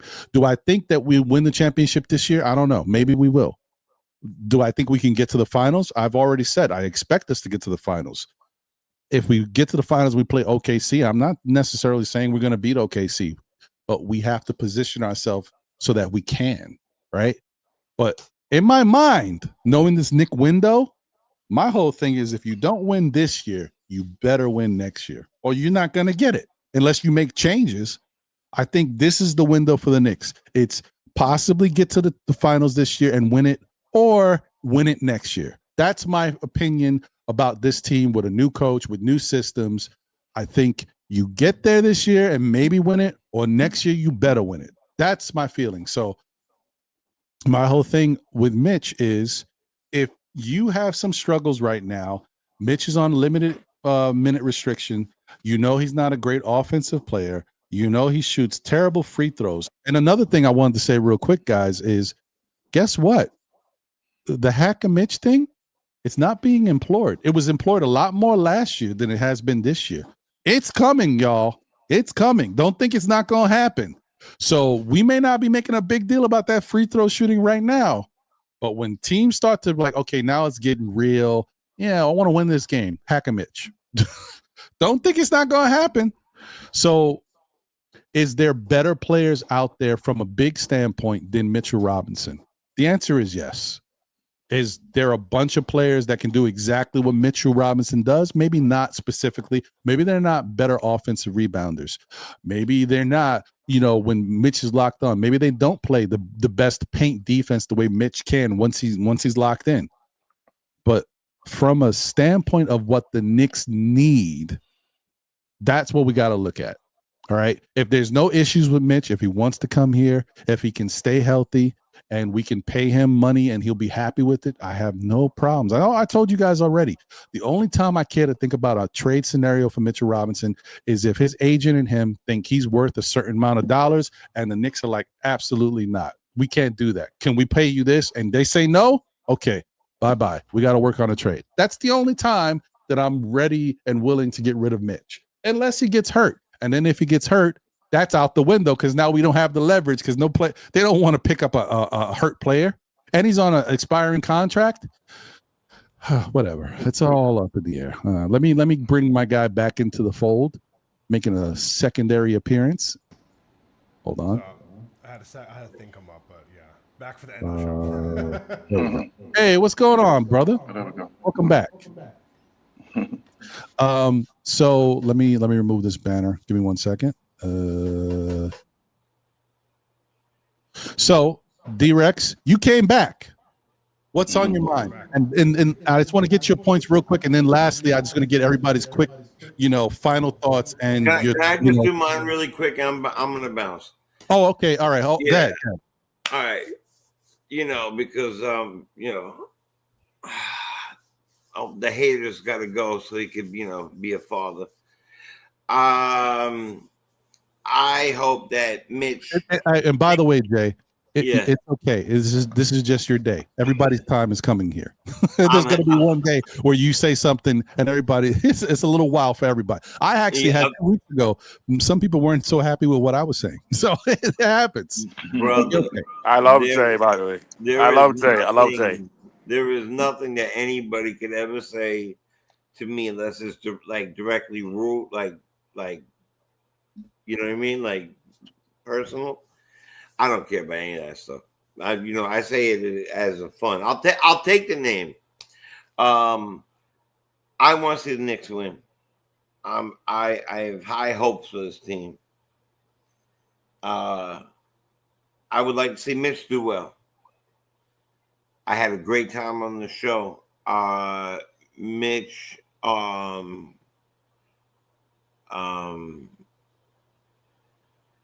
it's not a 52% free throw shooter. So let me turn this off really quick. Sorry. 17% from the free throw line is horrifying. You better get help. You got to get a coach, get a second coach, get a third coach, get a coach to coach that coach to help you become a better free throw shooter. Shoot lefty. Right. Do it upside down. Do it backwards. Use your foot. Do the underhand. Do the underhand, Rick Barry. Use your foot. Use your knee. Use your forehead. Just stop. It just doesn't matter.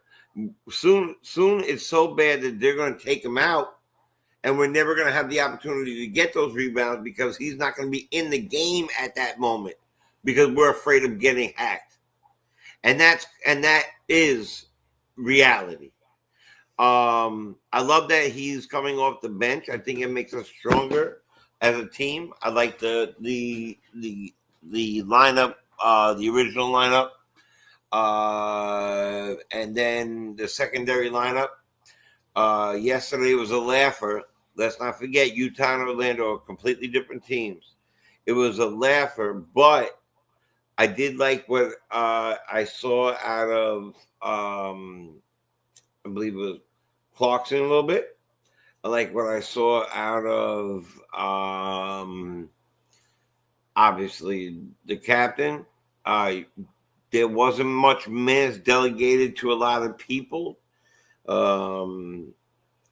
But I do think that Cat is and I want to just say this. I think that Cat is a very sensitive person, and you could feel that a little bit sometimes. And these people are human, and they're hearing it.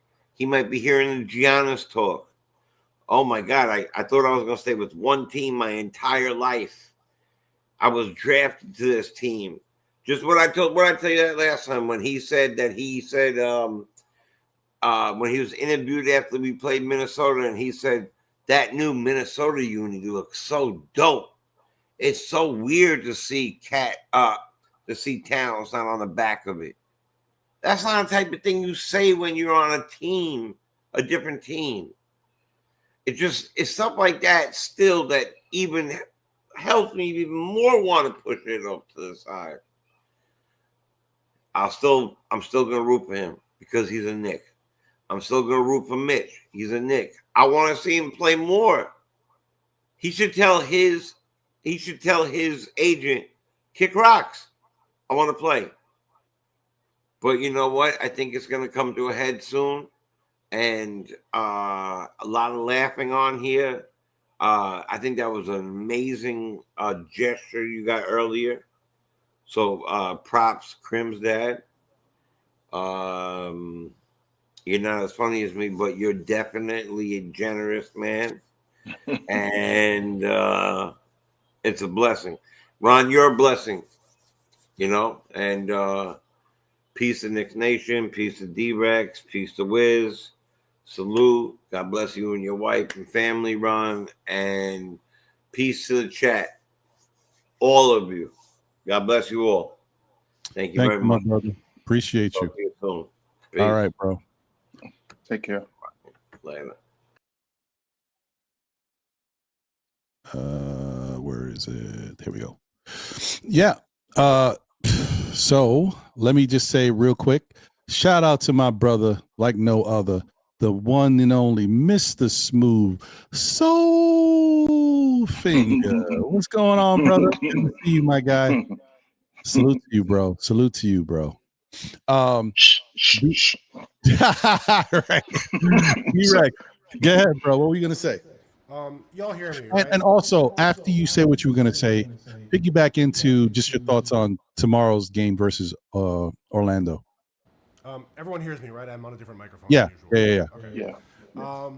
So look, I think that we're at an interesting juncture in the season, and kind of as a fan base, as a team, I feel like we're gelling now. I mean, I've always said, like, if you're going to struggle, it's better to front load the struggle. You rather struggle now as a team than suddenly get to April and you fall. You know what I'm saying? Like, it's much better to figure out, experiment, lose now if we're going to lose, and then you're cruising in April.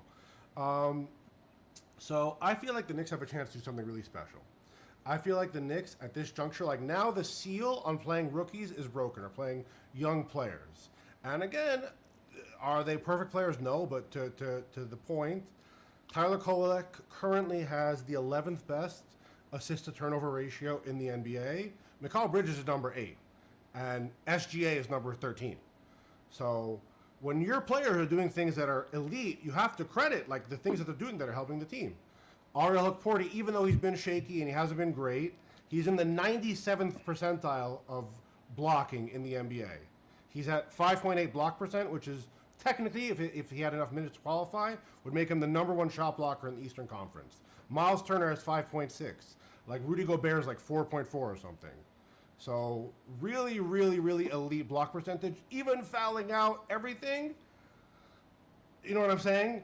And Mike Brown, when he's actually played him, he said, look, we don't have rim protection. We don't have a paint presence. And Mitch, I believe that the double big lineup, like when you have Josh Hart, Mitch, and Cat, it's almost like a redundant level of rebounding. You know what I'm saying? You have 3 of your best rebounders all together, which 2 of them are like offensively so-so, And then also, like, we have basically 2 lineups that we ran until now. We have 3 guards and 2 bigs, or 4 guards and a big. Because we didn't really have like a true wing, especially with OG out. Mikal a little undersized. He definitely is wing-ish, but you know what I'm saying. So, and I looked it up. The Knicks are the 30th shortest team. They are the shortest team on average in the NBA. For sure, the starting rotation without OG, is a little shrimpy. I got to be honest. So now that we've broken the seal on playing these guys, and even though, yes, imperfect, this and that, you see that they could provide something. In like a second, every single time DOR is checking, he immediately gets a steal. He extends one finger, his arms are so long, he immediately, it's crazy what a difference it is. So when we look at OKC as like this factory of amazing talent, you know, we say, oh, the Knicks never get these gems, they never get these guys, you know. Dink Pate and Diawara, I mean, even the people who are more on the skeptical side of the younger players, we could look at these guys and say, my God, they could do something on a basketball court for us. We just need scoring and a little defense, you know, and a little height in a different position. I mean, damn, you know, I've seen the guy projected as a 15 and number 18 pick, and you got him with nothing, literally nothing. So that's good luck, you have to say. And DOR, the 51st pick, I mean, come on, it's not like you broke the bank for him either. You know what I'm saying? Mm-hmm. And if you can get real defensive contributions, and even from Hawk, Kolek, like they're really playing good basketball. They help the team. And I think it even clarifies the roles for others. And even to that point, Cat, he specifically said that without Huck Porty, we don't win in the Hornets game. Cat said, like, we literally don't win, you know? So, first, I think it makes Cat's life easier. He doesn't want to be banging with centers and all that. Like, as much as we want him to post up, it's better for him to use energy on offense. And I just want to say, I also like the fact that when Huck Porty got fouled out, Cat sprinted down the court to let him know, you played well out there, and then he went back. That was pretty dope of him. Katz is such a good teammate, man. I think that doesn't get talked about enough. He's such a always gives others credit, and like for the guy making the most money, it's not everybody. And his defense is never going to be good, but yes. But I think he said that because he's like, yo, I'm first of all, his second night of a back-to-back to like 39 minutes, and he has to go and bang in the post every single possession against Moussa Diabate. It's like he'd rather be shooting sometimes, you know? So I think he said that it's in his self-interest. He's not going to say it just to be a nice guy, you know? So I think now that the seal is broken, we're actually playing these guys, and in some quantifiable metrics, getting elite NBA production out of them. It's like, look, we could go from a team that has no wing depth, no youth, we're busted, we have nothing to trade, this and that, in one season for $0 starting tomorrow, being one of the deepest teams in the league with one of the best wing factories, and we could trade some of these assets. Because also we're trading some of these guys low value. Now let's say you want to trade Kolek or Huck Porty, okay, you doubled their value already by this point. Someone's going to look at them and say, I could trade for that, you know? So I think we see the value now. The coach sees the value. He's giving them real minutes, you know? So we'll see, but I would really like to see it against Orlando. That is my take, because I feel like Huck Porty, Diawara, that gives you a lot more interior paint presence. Mm-hmm. And they're still not a good three-point shooting team. Desmond Bane, okay, he can shoot, but the rest of them, it's not really their specialty. You know? That's not how Orlando wins usually. So, I don't know. And also Paolo's back, so we'll see. And 12 o'clock, it's like a sprint. Oh yeah, that's a weird thing too, guys. Knicks do not, with that one. The Knicks do not perform that great in matinee games. That's not their thing. That's not their jam. So we'll see. I hope it doesn't matter tomorrow. They all better be in an ice bath right now. Sorry to Cowboys. My bad. You know how it is up here, man. I've been through a lot. Look, I'll be honest with you, just not to deviate from the subject, but I am deviating. I don't like the Cowboys, but I can tolerate the Cowboys, at least at this point in their Cowboy life, right? In the past, it was rough. The only team that I really can't stand is Philadelphia. I can't ever get over Philadelphia. I will never, and it's ingrained in my head how nasty and cocky Philadelphia has been when they get their moments against the Giants. So I'm sorry, Philadelphia football team, you are muerto, negatively dead to me. It's over. I can't do it. Listen, guys, I'm all I can tell you is, look, back in the day, man, Vi Sikahema. Look, Google them. Google Philadelphia versus the Giants. Vi Sikahema punches the goalpost. Just that game. Oh, throw my mic, man. All right, I'm done. Okay. Sorry to Cowboys. We appreciate you though. Shout out to Tori B in the building. Tori, what's on your mind?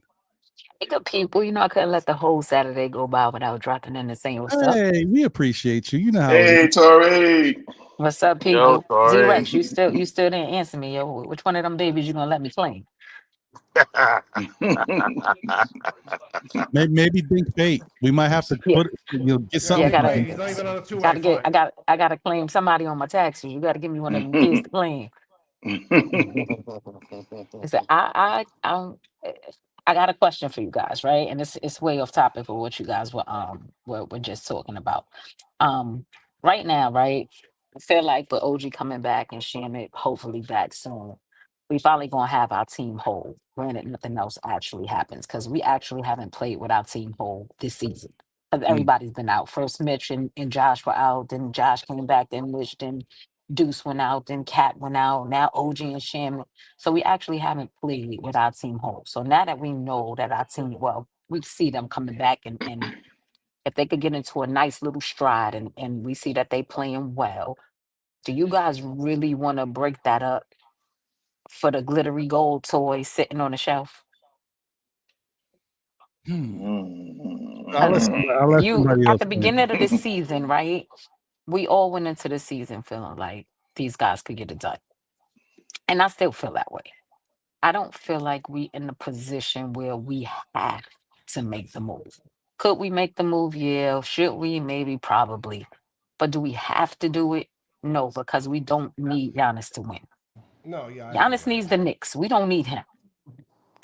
I wouldn't say he needs the Knicks. He needs another team because his team is He's definitely not even not winning. healthy. He But wants a bag. right, he's not. He's not healthy. He's not. He's constantly hurt. That man is hurt often, and nobody seems to ever talk about that. But whatever.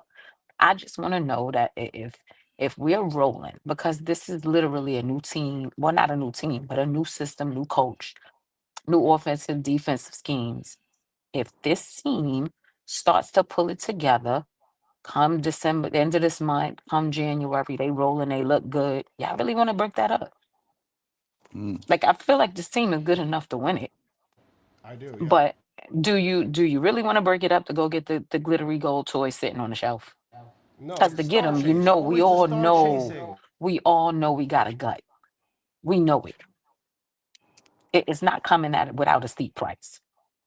So with your team rolling and you having a gut to get it and taking steps back, are you all willing to do that? That's my issue with going to get Giannis. I just want to say before anybody else can weigh in. I was gonna wait, but then I realized I'm gonna forget, and I hate forgetting. Um, I just think that I think the only real issue that this team is going to have to deal with all year, it's the same issue. We all know what it is. It's not Mitchell Robinson. It's not any of this other stuff. It's always going to come down to Cat. It's gonna always come down to Cat because Cat plays such a significant role on the team on the defensive side of the ball just because of his height. And he's gonna have to play minutes because we need Cat out there. If Cat just goes out there and says, you know what, I'm not gonna leave my feet. I'm not gonna throw my shoulder into somebody. I'm gonna stay on the court and not pick up these bad fouls. And I'm gonna stick my hands up. We're gonna be fine. Because I think Cat instinctively knows how to play defense. His reactions are slow. His foot speed is slow, so he gets caught. But instinctively, he knows how to play defense.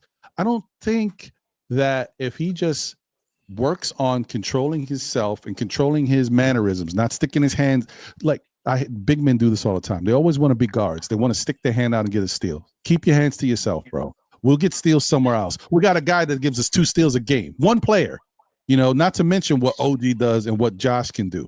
Like, we don't need Cat sticking his hands in anybody's cookie jar trying to get an extra steal.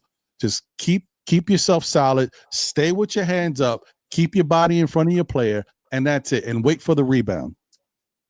We do that. I think we'd be okay. Because the reason why I'm saying that is because what I believe will happen is once we actually get to the playoffs, depending on what team we match up against, Mike Brown a la Thibodeau, will limit his rotation because if he, once we need defenders out there, the defenders are going to play.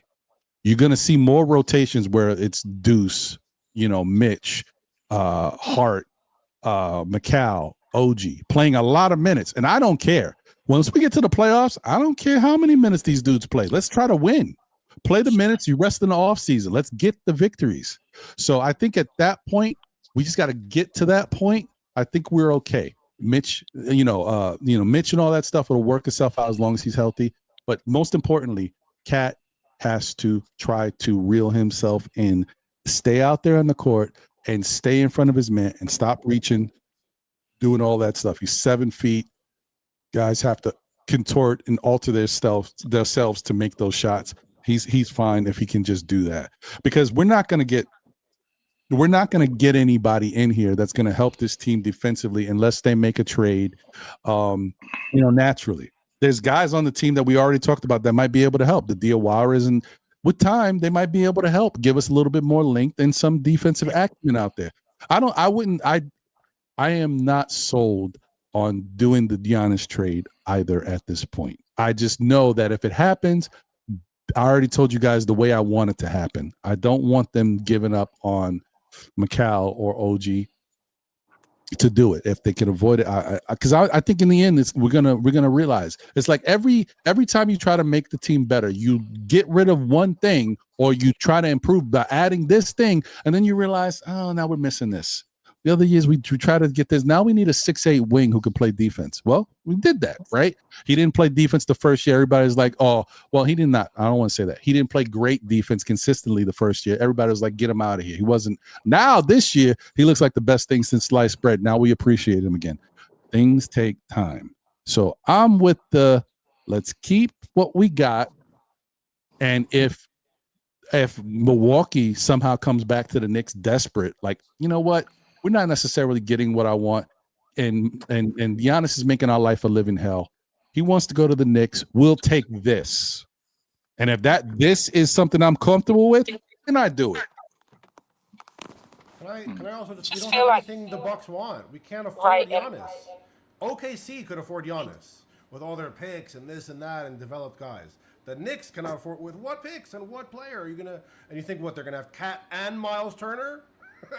Yeah, no. Right. I Tuesday think we're player, gonna what are you lose talking too much no matter what they ask for. Well, I But will tell you. just a little. No, go ahead. I'm gonna let you speak, Tori. And I he just can't No, wanted to I shoot. say one more. just a little.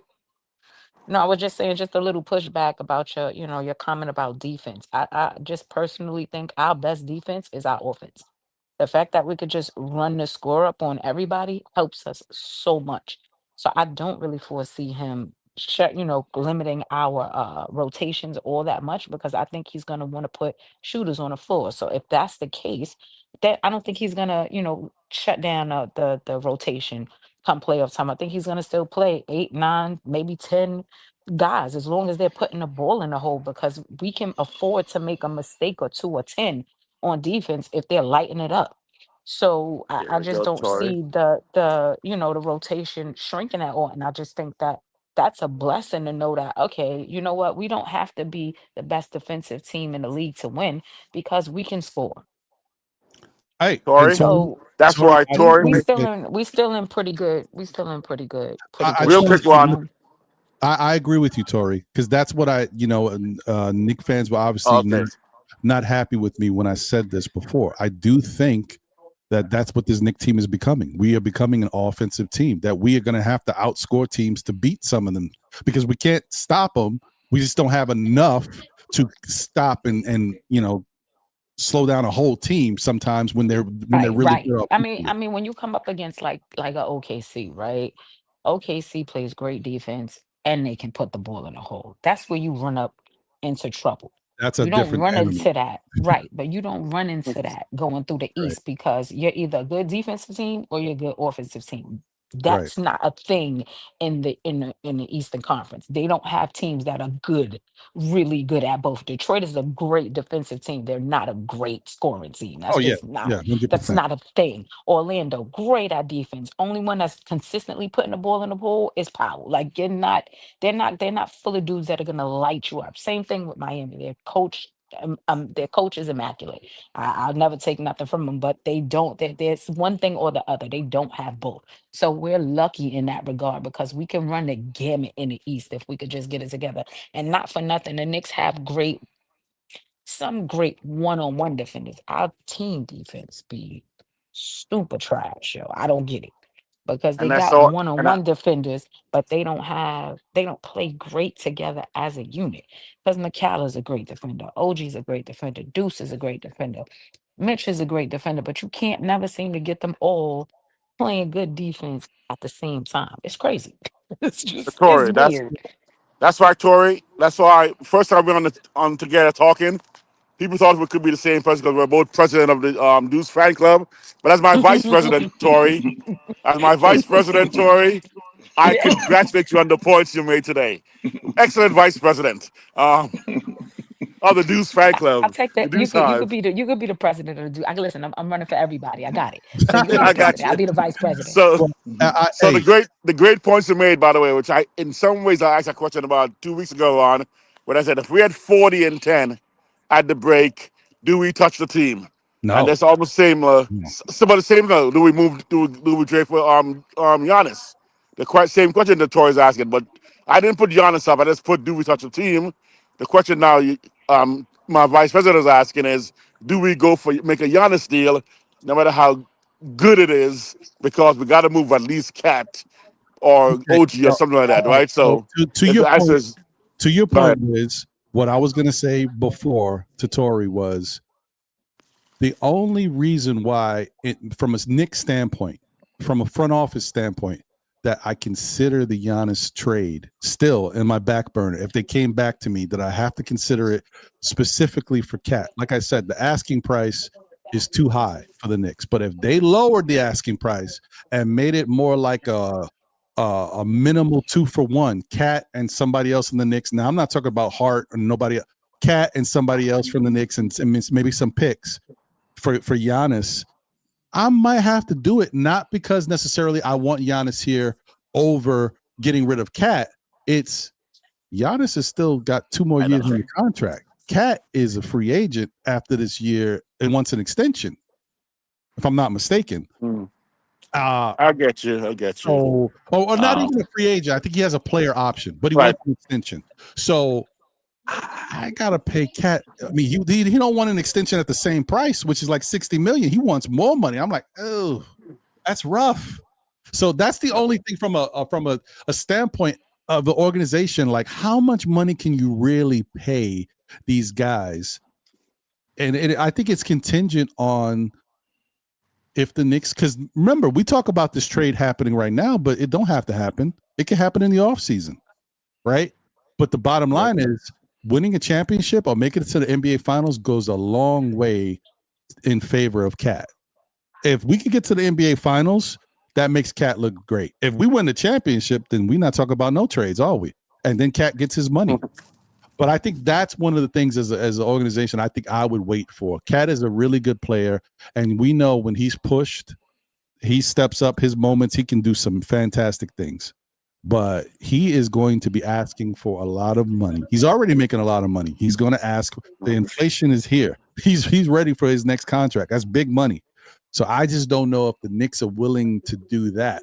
Can they still withstand this offensive style of play and know that Cat? I got to look more deeper into the situation, Tori, because Right. I just The think that next level is I really to just my feel like, right? I Tori, feel to my like net. everybody, huh?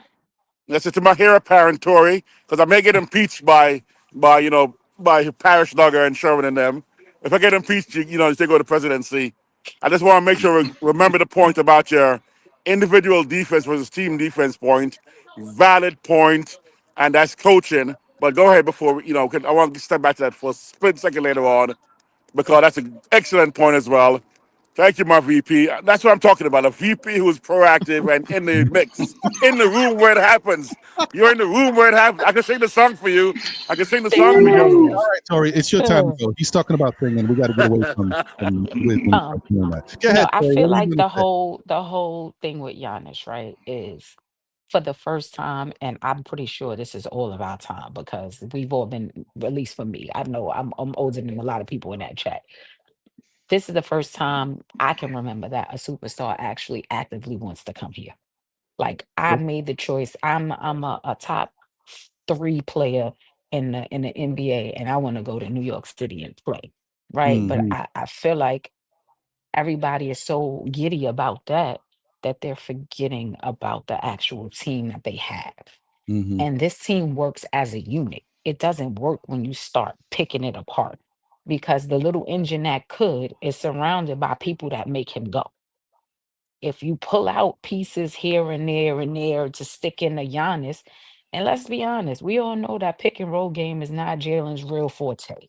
It's not. So how is him and Giannis really gonna work? Like I don't The really paint will see be like so clogged. This is not like a it's not spacing. as like I think the idea of the great player coming is overshadowing the actual reality of him being here. When he's here, then what? I don't Hmm. know if the team is better with him. And I'm not saying that Giannis doesn't make anything better because hello, he's top three in this league. Like, hello.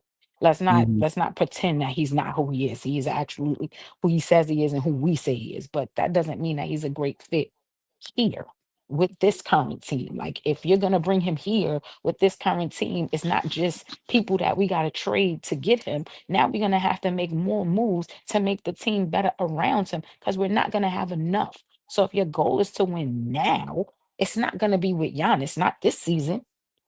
And that's just my opinion. I'm one person with one opinion. That's just my opinion. But it's a good point, Tori, and you're not the only one to say that. And when people dive deeper into the discussion, there is some people that feel like it may be a little tricky with who the Knicks currently have and the system that they're playing for Giannis to come in here and acclimate properly, unless Giannis is the point forward, point center, whatever, controlling the ball. And then if you do that on a consistent basis, how does that affect Jalen Brunson's game? We do like the fact that Jalen can be off guard and on guard at the same time, point guard or the shooting guard, but he does need to have the ball in his hands sometimes to be able to manipulate, and depending on who he's playing against, that helps him.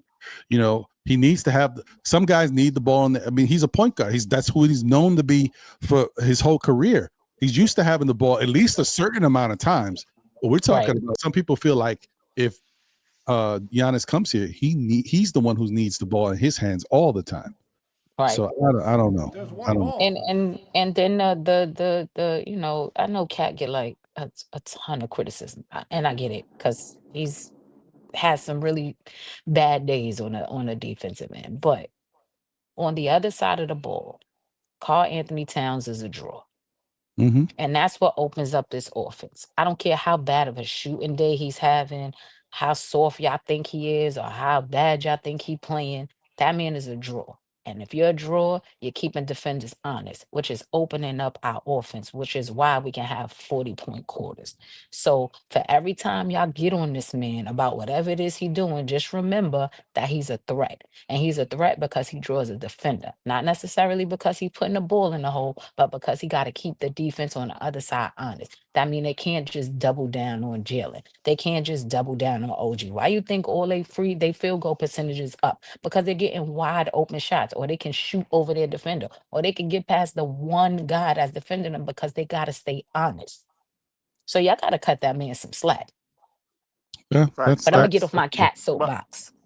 by the way, Ron, by the way, Ron, this is my walking and talking along the riverside. Except river in LA.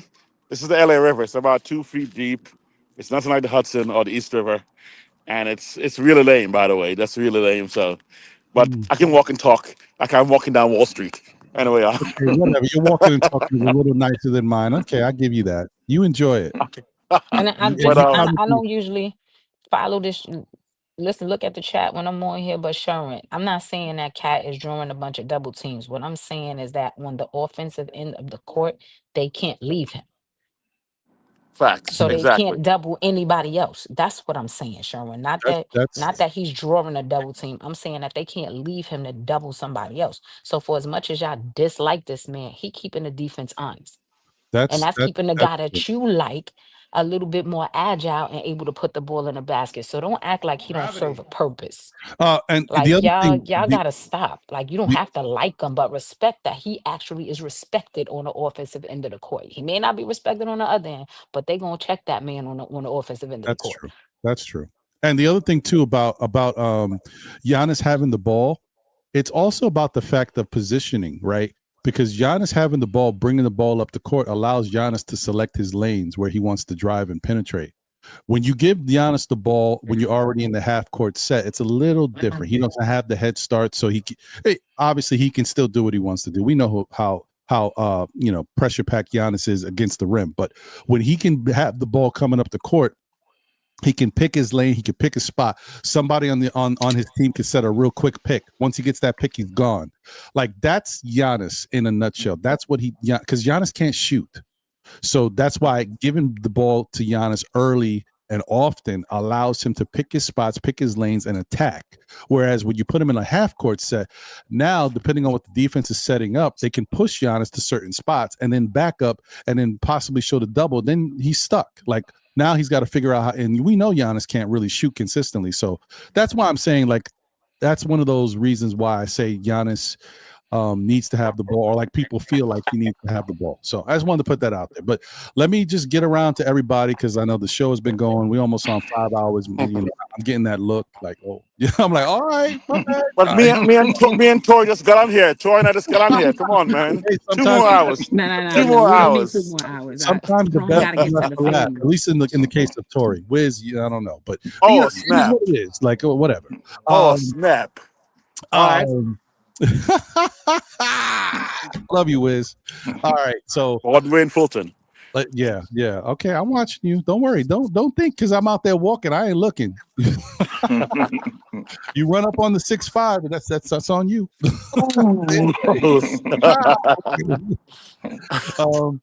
So this is what we're dealing with. Once again, we've seen this before. They played each other twice already. Just trying to look and see if there's any significant differences. Knicks are averaging 121. They got fat over these last couple games. That number went up. 121 per game is a nice number. To Orlando's 118. 45 rebounds to 44.9. That's basically a wash. 27 assists to Orlando's 25 assists. Okay. 8.3 steals to 8.6. That's a wash. 4.1 blocks to 5.3. We get outblocked by every team in the NBA for the most part. 13 turnovers to 14.5. Orlando has the edge there. 47% from the field to 47.4. That's a wash. 37% from three. I will say, not for nothing, the Knicks have been they've had a couple games where they've been a little funky from three, but they've been locking it down. They've been hitting their threes. So 37.8 for the Knicks to 34.4 for Orlando. And then from the free throw line, that's a wash, 80.6 to 80.3. Points in the paint, 54 for Orlando to 48 for the Knicks. Second chance points, 17 for Orlando to 18 for the Knicks. Them offensive rebounds have helped. Fast break points, 18 for Orlando to 14.9. You know, the starting lineup doesn't really push the pace as far as fast break stuff. The second unit, when they come in, they do a little better job at that. Also, it doesn't hurt that they're a little faster anyway with foot speed. So that's kind of what it looks like, guys. I almost want to get around to you, everybody, with their final words and your thoughts on tomorrow's game. Do you feel like this is a game that the Knicks can get, knowing how we've played and knowing our defensive issues and how Orlando comes in playing some strong defense? I got to give, real quick, I just want to say I got to give Orlando a lot of credit.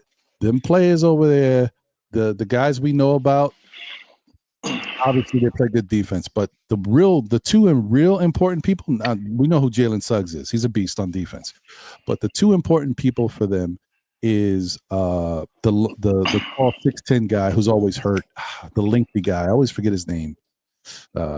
Shoot, where's Orlando's? He's not in the mix right here, so I can't see.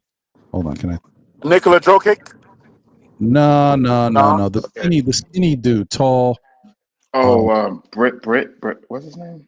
No, not Pretanzis, the African American dude. What's his name? I want to upset Parrish now.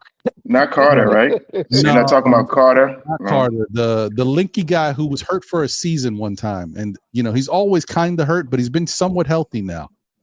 Oh, hold on, the memory's bad, Is it bro. the Padina guy? Orlando roster. What was Jeez his name? Louise. I'm not working on Jonathan Isaac. Oh, okay. No. Jonathan Isaac and Anthony Black have been the biggest X factors for Orlando. Those are the people that give us problems. And it's not even offensively, it's the defensive side. Those two dudes are a problem for the Knicks. You get what you get from Montero and Wagner and Bain and Suggs, and you expect that. Wendell Carter helps on the boards and all that stuff. But the defense that Anthony Black has been putting on Jalen Brunson and other guards, and the defense that Jonathan Isaac has been putting on Cat, that's been tough. Those two dudes have been key pieces to affecting what's going on with the Knicks. So anyway, This is a measuring stick for this team, just to see where they at right now. yeah, 100%. Anthony Black even had a thing where he explained how he exposed the Knicks' defensive paint, because he was talking about how we pack the paint and this. He had a quote about why it was easier for him to defend the Knicks or whatever. But yeah, I mean. Well, no, and D-Rex, keep going. No, just give. This is your time. Give your points and your thoughts on the game and how. I don't know if you have a suggestion of what we can do for tomorrow's game against Orlando.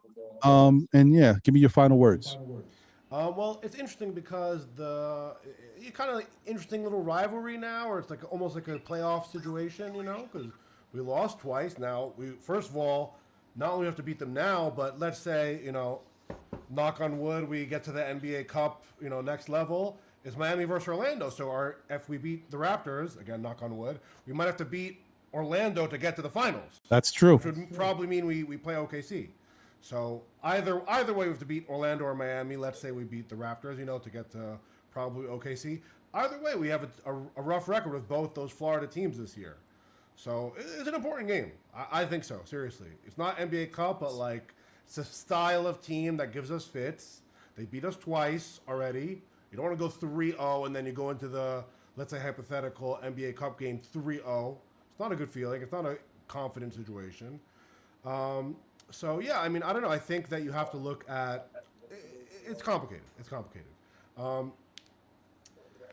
don't know if I would give Yabu the most minutes going on. I kind of almost feel like it's a front office mandate, or kind of as Fritz said, it's like to placate them because he's not playing so good. It wouldn't be my first guy to go to in a Who you talking about, Rex? I'm sorry. Yabu Saleh. Oh, okay.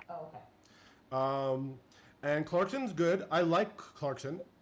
I actually was more skeptical on him than what he ended up being. I will definitely give him credit, but he also isn't the best defender at times. Oh, and you have to be aware of that. Even if he tries hard, sometimes you get mixed results. And he can be a streaky shooter, a better passer than I thought. I'll give him that. I just want to say one thing real quick. Nick Yak, no, tomorrow's game is not an in-season tournament game. The Toronto game on Tuesday is in-season tournament. Tomorrow's a regular game, so there's nothing attached to it.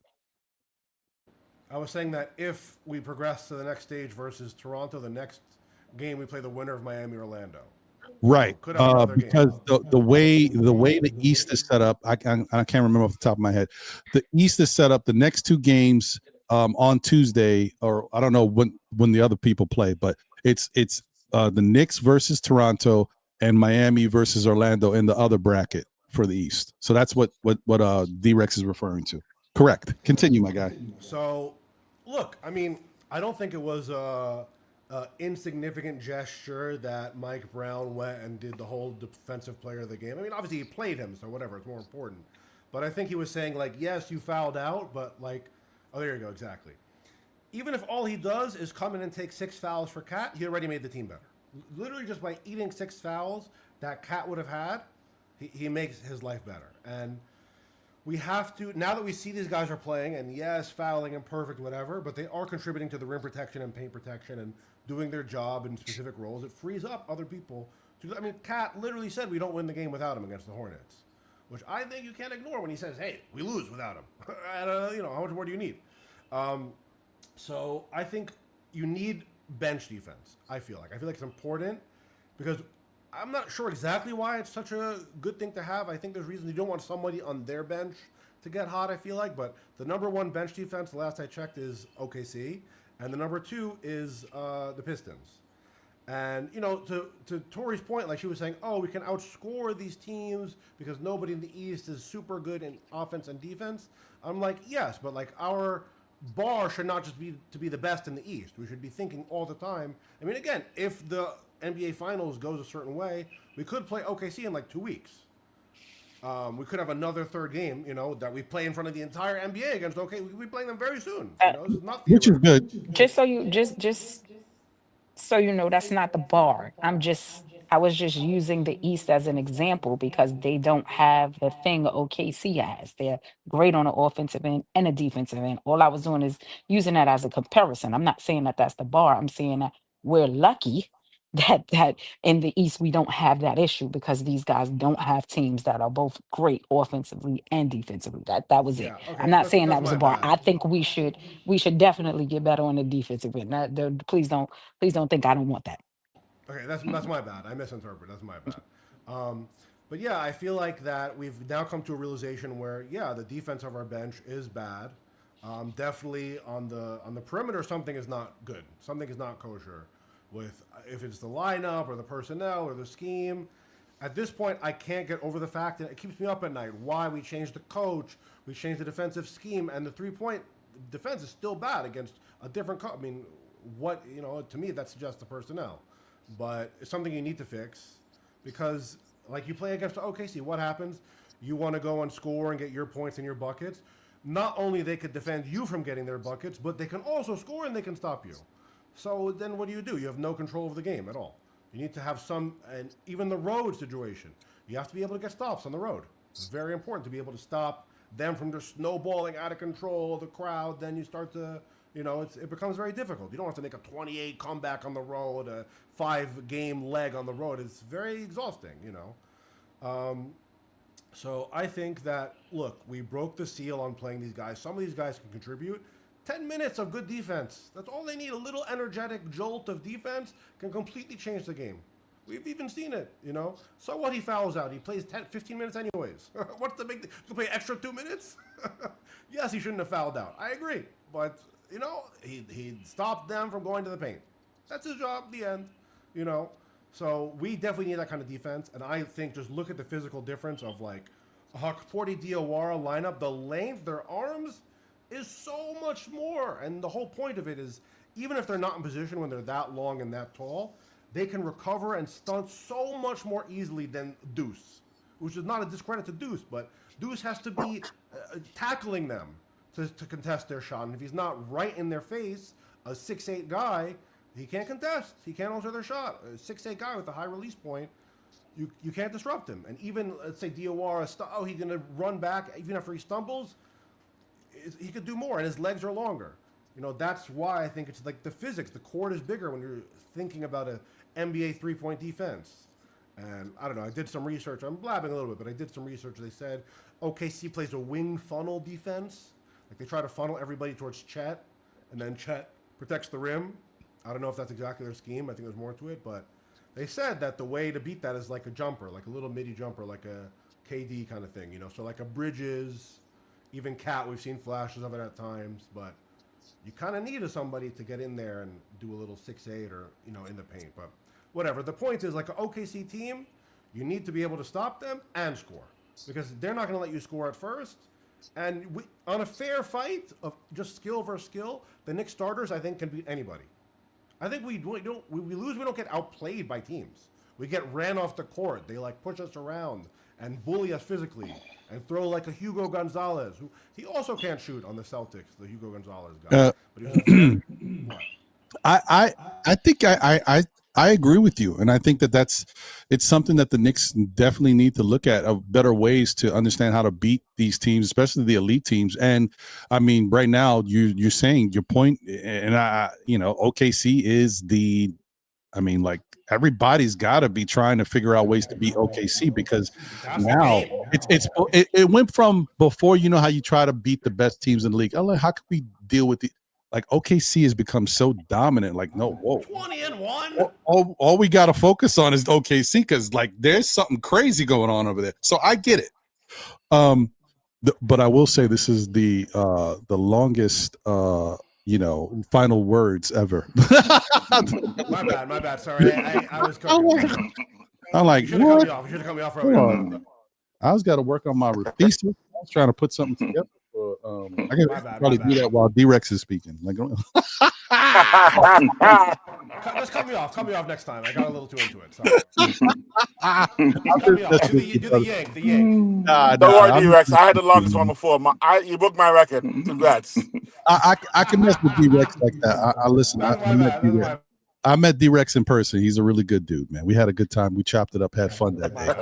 No, you good, bro. You good. Yeah, let me go before Tori because mine's gonna be short and sweet. Yeah, because I can't go D-Rex and then you. That's like, that's criminal. Let me go D-Rex and then let's go Nick Nation. Sorry. Oh man. Man, I'm gonna be 2 minutes. I'm gonna be 1 minute. 1 minute. My closing statement is, whatever Tori says, ditto, Tori. Whatever she says. I have a really fun time up here, man. This is my. Oh my goodness. Great, let's go. It was a good show. It was a very good show. Whatever Ron says, no dancing. Whatever Ron says, opposite. Whatever Tori says, ditto. And Let's go, Mr. President. Let's go. Let's get around to everybody, and then we'll get out of here. Nick Nation, go ahead, man. Your thoughts on tomorrow's game versus Orlando and final words, my brother. Yeah, I know I'm going to get some tomatoes right off the back in the chat and probably from the panel as well too. But a quick thing is I'm going to wrap it and put it all together real quick.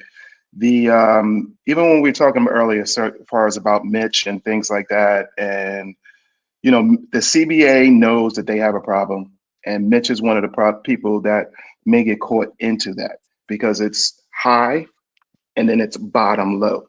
The mid guys who deserve certain points, they're having to go places they don't really want to be to find if you want that bag. So that definitely is an issue, coming down the line. But that's what's named with Mitch. But as far as this team, I think why I'm gonna get the tomatoes is because this is a bad matchup for us. I've said this before, Ron. I think when we were gonna play them before, I've said this on this show. I think I've said this on Real Talk as well.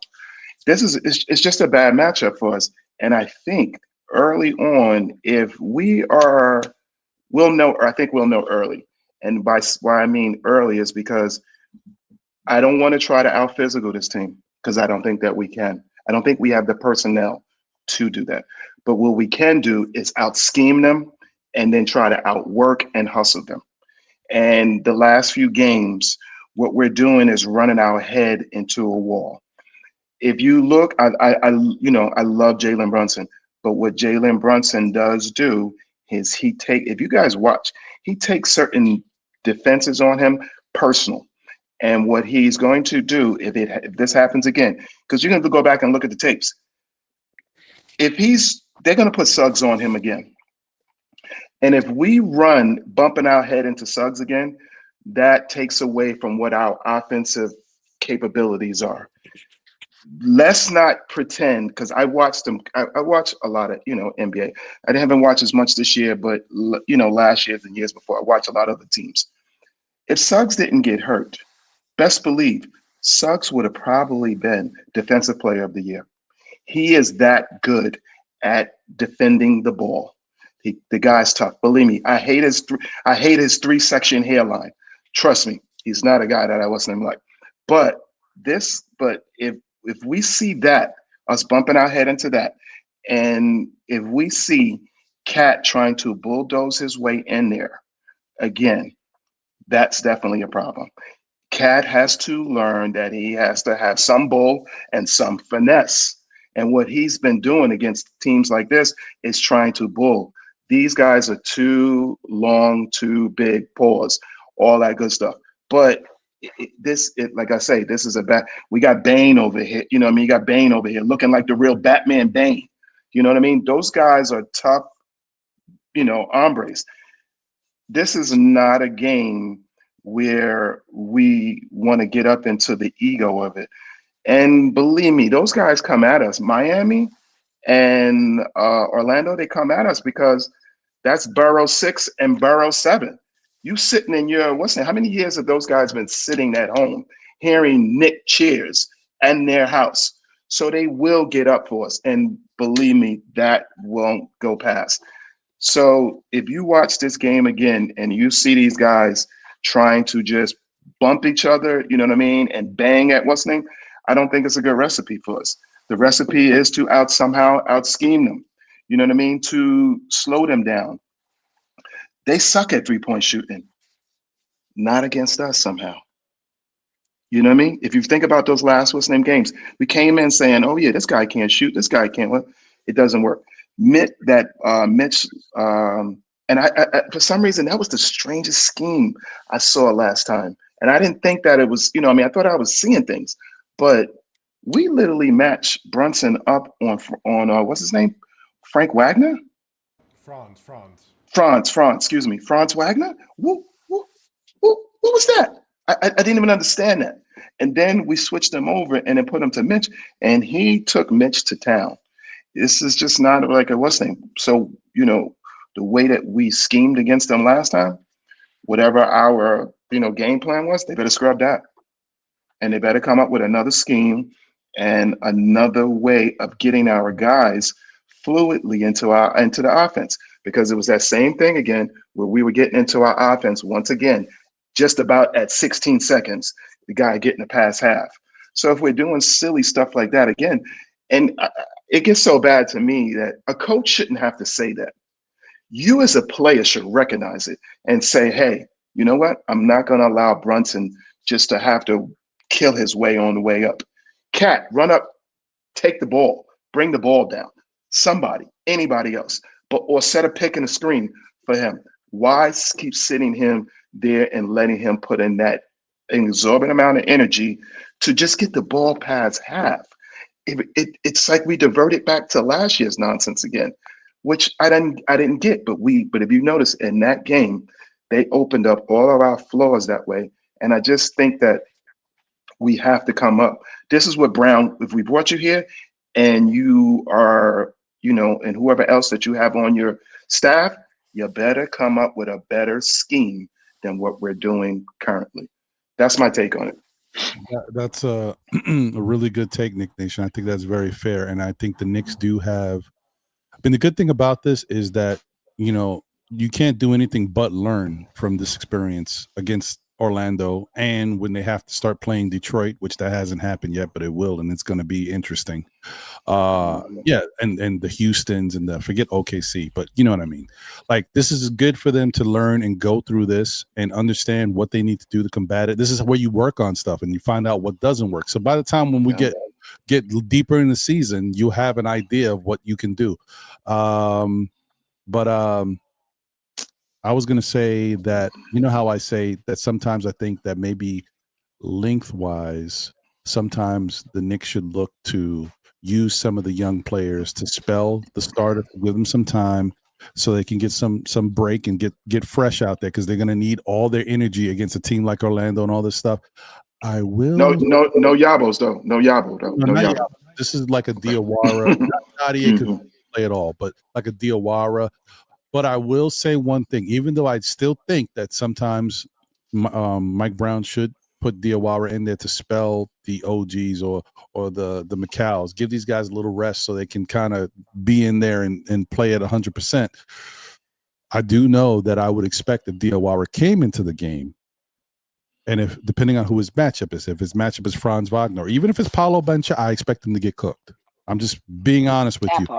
That's the thing. The young player, he doesn't know their tendencies, and these guys got moves. Facts. Right? These moves work against the best defenders in the NBA. Against somebody who doesn't even know their moves like that, they're going to get cooked. That's just how it is. That's the NBA. That's why the NBA is so fun. That's why these players make such good money, because they know how to get get to their spots and get these baskets against the best defenders. So I just want to put that out there. I may be saying that they need Diawara out there to spell some minutes. He has some length, give guys some time, but I do expect that he's going to get cooked. But I'm like I say, I'm more worried about the scheme of us getting open I'm worried about us getting the scheme of us getting our players open. Right. Even besides Brunson, I think that they need to run some better offsets to get these guys cleaner looks. Because last time, nobody was getting clean looks. 100%. And what were you going to say, D-Rex? Well, to Orlando's credit, they played Tristan da Silva that game, who was a 2024 18th pick. He certainly is higher than any of our picks, but that's a second-year NBA player. He played big minutes. He's a shooter and defender. I actually wanted him for the Knicks. He's like 6'8", can shoot, defend. He was also a guy that killed us in that game, Tristan da Silva. Yeah, I mean, but on the flip side of that, when it comes to that stuff, you could also take liberties when you know that you are comfortably executing your game plan against the team. They got no answers for you. Okay, yeah. Tristan, come on. Don't bother us. We doing what we want out there, and we stopping them. We're not letting them get comfortable. Gameplay does help. I will say gameplay, because if the Knicks, I'm gonna tell you something else that since we're talking about it, and I want to get to Torrey right now. But if the Knicks start getting really comfortable offensively, like they're still not there yet, guys. We saw what they look like against Utah last night. But if they can start looking, I don't mean 146 points, but if they can start looking like comfortably in the 130 range, like we getting everything against good teams, or like not Houston or OKC, but I mean like other good teams in the league. Like we may play the Lakers and we may blow the Lakers out. When we start getting to these points, or we start doing that against West Coast teams and really looking comfortable, that's when you can see the Knicks team can take liberties. Okay, everybody, the system is working. Everybody's found their spot. Hey, we can give an extra couple minutes to this guy because things are working. And it's all about people buying in. We're not quite there yet. We're going to get there. I do feel like the Knicks, this system, once the Knicks continue to get more comfortable and buy in, because they're still buying in. I know we thought, hey, they bought in. No, they haven't bought in officially. We see them reverting back to the ISO basketball sometimes. We see it. So they haven't officially bought in yet. Anyway, Torrey, what's your thoughts and final words? I feel like we had these same conversations, right? When we were playing Boston last year, when we were playing Cleveland last year, when we played, and I don't think any of it mattered come June, because we washed Boston. So for all of we got to do this, we got to do that, we got to get it together right now. I just don't think it all matters. Well, I think tomorrow's game is important because it's a measuring stick just to see where we are in our system. I don't think it's as important if we lose. Like I'm not saying I want to lose. I'm saying that if we lose the game, it's not going to be the end of the world, because I still think we have to get our offense together. We have to get our defense. I don't know where that's going to come from, but we got to get that together too. So why I think this game is a measuring stick, I don't think it's an end all or be all. I just think it's a point, a bump in the road to where we're trying to get to. And Orlando's not a better team than the Knicks. I just think that they're playing better than we are right now, if that makes sense.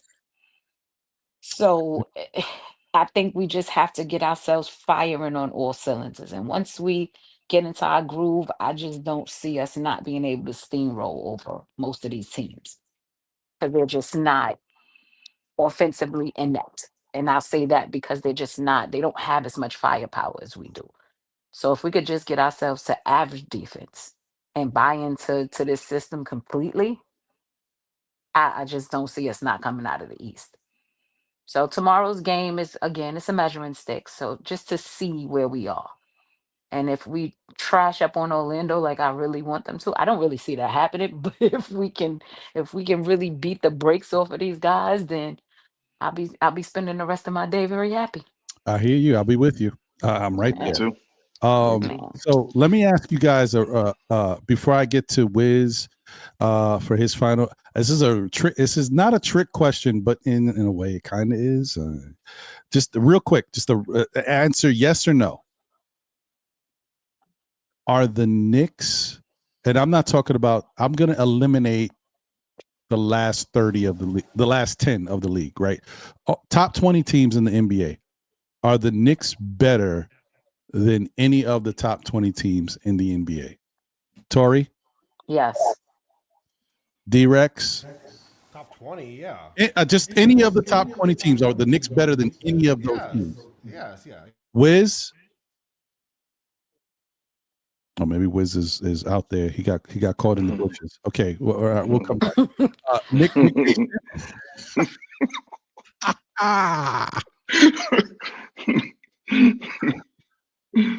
Peeping Tom over there. Is he doing something? Yeah. He's doing something wild. What's your thoughts, Nick Nation? Absolutely, yes. Absolutely. Okay. Wiz, you back? Nope. Okay. All right. It's not for these purposes. Doesn't matter. It's okay. You're here in spirit, Wiz. I'm gonna say no, and here's the reason. Because I feel like any of those top 20 teams can beat the Knicks on any given night. I feel like the Knicks are all these teams are just as good as each other. It's all about the Knicks playing better than them. The Knicks, doesn't matter what you have on paper, how good you might think the team is, how they stack up, the star power. The Knicks, every given night, have to actually go out there and willingly play better than their opponent. Any of those top 20 teams, damn it, any of the top 25 teams could probably beat the Knicks on any given night. We can see that when it comes to Utah. No, Utah's trash. That no, I'm not, But you know what I mean? Like I said, that's why I'm saying it's kind of a trick question, because I do feel like it really comes down to the Knicks going out there and doing what is necessary to win the game. And if they don't do that, they can lose on any given night. So that's why I said I didn't want to put y'all on the spot, but I wanted to, make my point. It's just a little bit of a trick question. But we meant it as we thought you meant it as like a series too. So no, but I don't think there's 20 teams that could beat them in a series. Any team in the entire league. I just agree. show up. You got to play ball. I agree. I don't know. I think the Knicks last night, I think they could have just, I don't even think the starters needed to play last night. We could have won that game, but that was terrible. That was just horrible. But I want to get over to Wiz. Wiz, are you ready? I don't know why. Wiz came back, showed his face, and then he went fade black. I don't know what happened. Oh, what happened? Wiz, you there? I don't know. I mean, he's probably having technical difficulty. Oh yeah, I seen it buffer. Yeah, he's twirling. He probably had in a bad spot. Yeah, Wiz in the Matrix right now. Okay, Wiz. Just want to thank you for all your time and appreciate you, Wiz. I'm sorry, Wiz. I don't know what to say. I don't know what to say, brother. Hold on. Don't go to the light. T-Rex, I'm jealous of that view, man. He got traded for Giannis mid-call. Yeah, no, Wiz. D-Rex does have a very nice view. Are you by me today? Or are you upstate? No, I'm here. And that is a very nice view. No, I know that. I'm like, that is a very nice view. Very nice, very nice. Wiz, you back? Oh no, Wiz is out of here. Well, bad for you, Wiz. Good for me because I'm tired. It's 5 hours and 12 minutes. So it is what it is. Sorry, Wiz. Yeah. Before we cut out, I just want to tell everybody on here and in the chat. Like I always say, I'm always happy to see everybody in here, even you Wolverines, Sherman, all of y'all. I enjoy going back and forth with the banter in the chat with these guys. It's always good, clean fun. I don't have no issues with anybody in here. And it's holiday time. Just please check on your people. Please. Everybody out there is not as strong as you think they are. Look, Wiz is back. So, you guys, enjoy your holidays, but please, like I said, check on your people and please be safe out there. That's a fact. Appreciate you. Thank you. Appreciate you, Tori. Thank you. My VP. All right. The best VP ever. I was trying to I'm switching roles. You're VP. She's the president now. not the Deuce Hive. Not the Deuce Hive, baby. All right. By the way, what's your final words, brother? How you feel about tomorrow's game? Make it snappy, man. Don't give me one of them whiz moments, man. I'm trying to get up out of here. I'm gonna try to top my boy. He just broke my record. I'm gonna come back and break his record of longest closing ever. You can talk all you want. I just won't be here to hear it. No one will watch you either. My closing words first. 90% of it is gonna be done right now by saying whatever Tory says, ditto. Facts.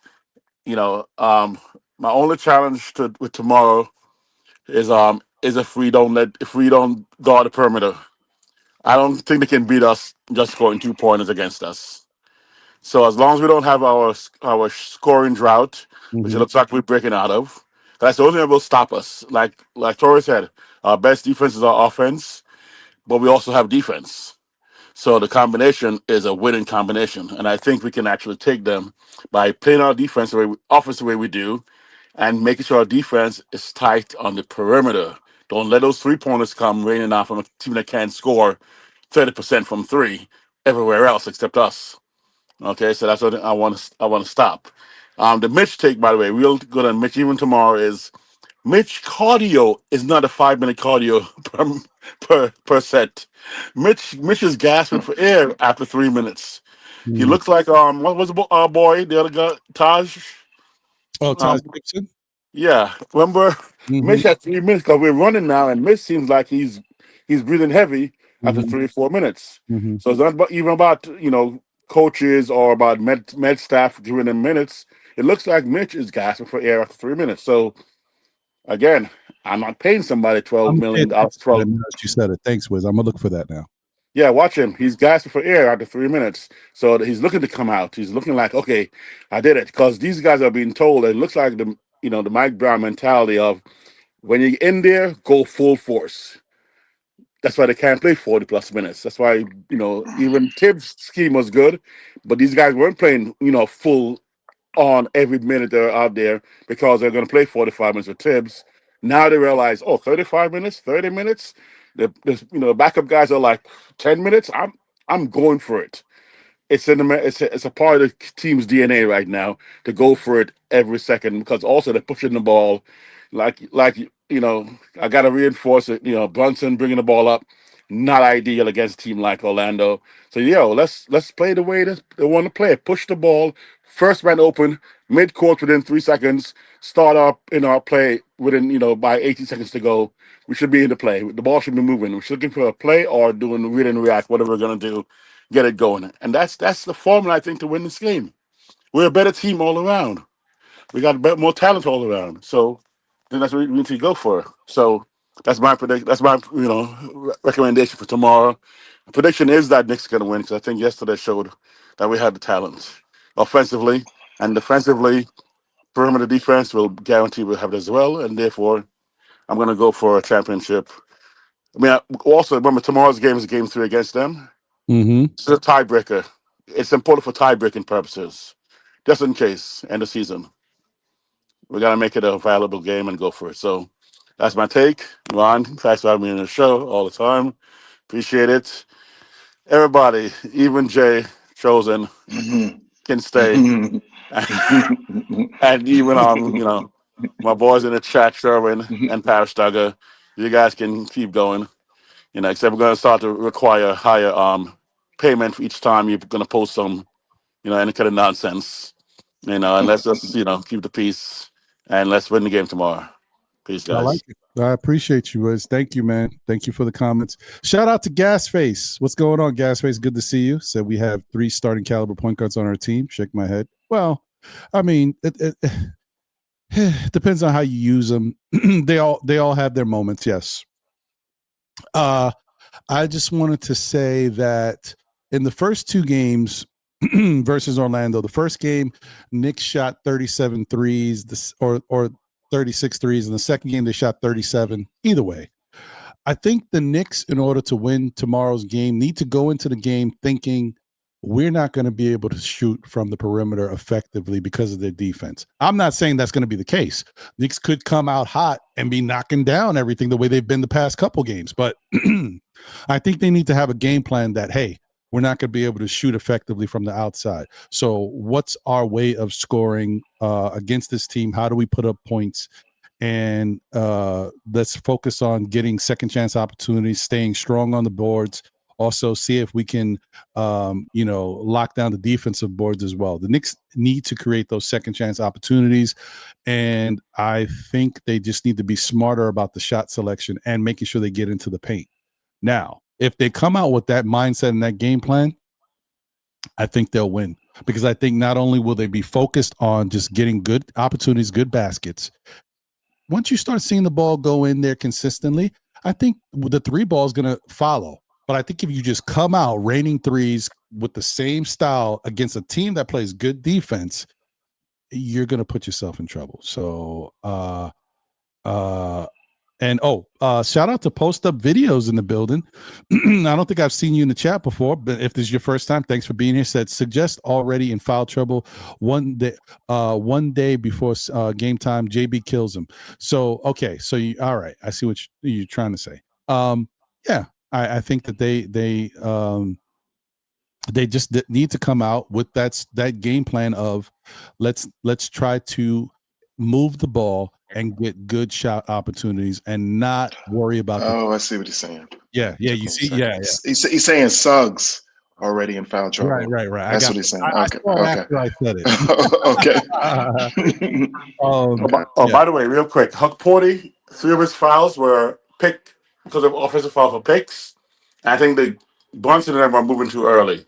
I mean, the guards were not getting him a chance to set up first. So I think it was not his fouls. I think it was the guards. They need to time that better.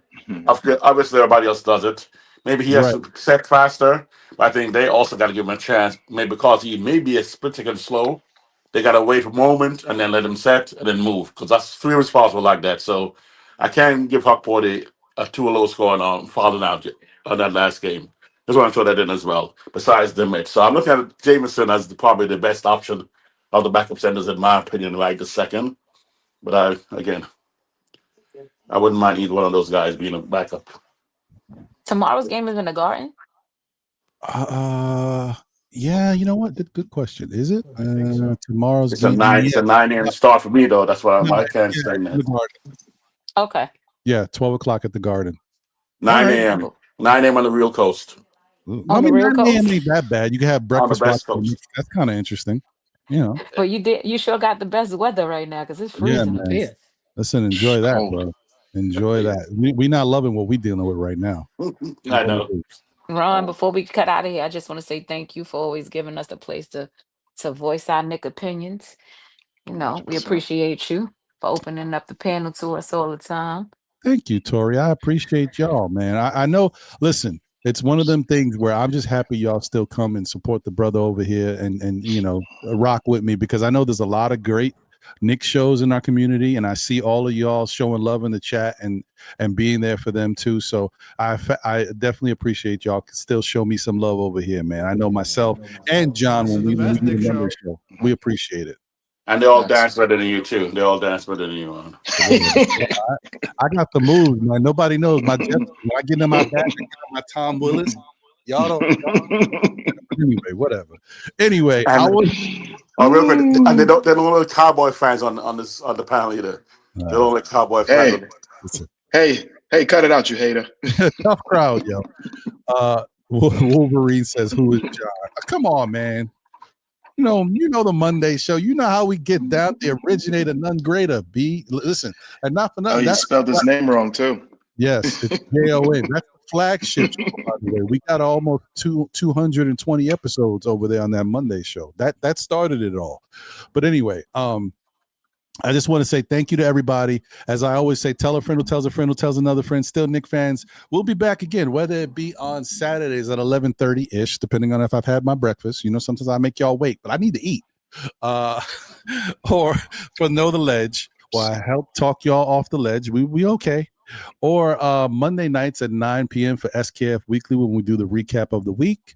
I appreciate you guys for always staying true and showing love. Remember, no matter what happens through all the stuff we talk, we can go back and forth with each other, but there's all love here, man. We Knicks fans, and that's how Knicks fans talk. You know how it is when you go to the barbershop. That's how we talk. All right. Listen, we are still Knicks fans, no matter what, baby. We still here. I appreciate y'all once again. I thank y'all for being here. Don't forget, I think I said, what was the day? I think I said December 20th. December 20th, the Saturday show, Know the Ledge. Wait, no, is it 20th? Yeah. December 20th, we're going to do the Christmas giveaway. We'll do a thanks to Nick Nation for participating and volunteering some bread for that. So we'll get 2 hats on behalf of him. We're going to add some more stuff to it. I don't know exactly what. Yeah, I'm still thinking about it.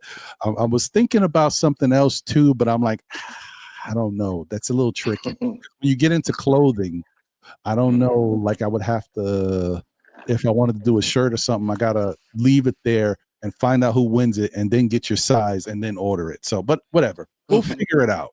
Triple XL, baby. That's ordered right now. Triple XL. No problem. Wiz said he wanted everything, so just send it to him in that size. That's it. We'll see what happens, man. But definitely tune in to that December 20th show. VP, we putting VP on the shirt. On VP on your shirt. I like it. So I always put number 2 on there. I put Deuce on there. That's why I put number 2 on it. That's all that matters. Also, stay tuned for the Monday night shows. I know I always talk about the Saturday show, but the Monday night show is hitting too, and there's a lot more competition on Monday nights. But the next 3 Mondays, I'm looking to have some special guests. I could already tell you one of these shows, Dexter Henry will be here. I'm gonna see who else I get for the next 2 shows. So those are we always have a good time when Dex is around, and whoever else we get, it should be pretty fun. So tune into those, man. Once again, thank you guys for everything. Shout out to all y'all. Let's go Knicks tomorrow. Let's get this victory. Enjoy the rest of your Saturday. Check on your peoples. Don't forget, this is the best time because they need the love. You never know what's going on in somebody's life. Check on them and and ask them seriously, like, hey, I just wanted to say what's up, see how you doing, and that's it. But don't just, hey, what's up, how you doing, okay, good, all right, take care. No. Hey, how you really doing? I'm honestly asking you, and then let's see what they say, and then you go from there. But yeah, man, thank you once again to everybody. As I always say, be good. But if you can't be good, you know what? Be good at it. Be Why good not? at it. You know what I mean? That's it. Wakanda forever. That's it. Ron, if you go for like a half an hour more, we could all watch the game together. Oh, yeah, I don't know what I'll be doing. My wife is like, "What is you doing over?" She gonna kill you. But tell her we said thank you. Yeah, from breakfast to dinner. You went from breakfast to dinner. Wild style, man. I appreciate you, Nick Nation, for rocking with me. You've been here for a lot of the time. Yeah, true. Facts. Take care, y'all. Have a great rest of your night. Get some Deuces. Peace, people. Deuces. Take care. Ladies.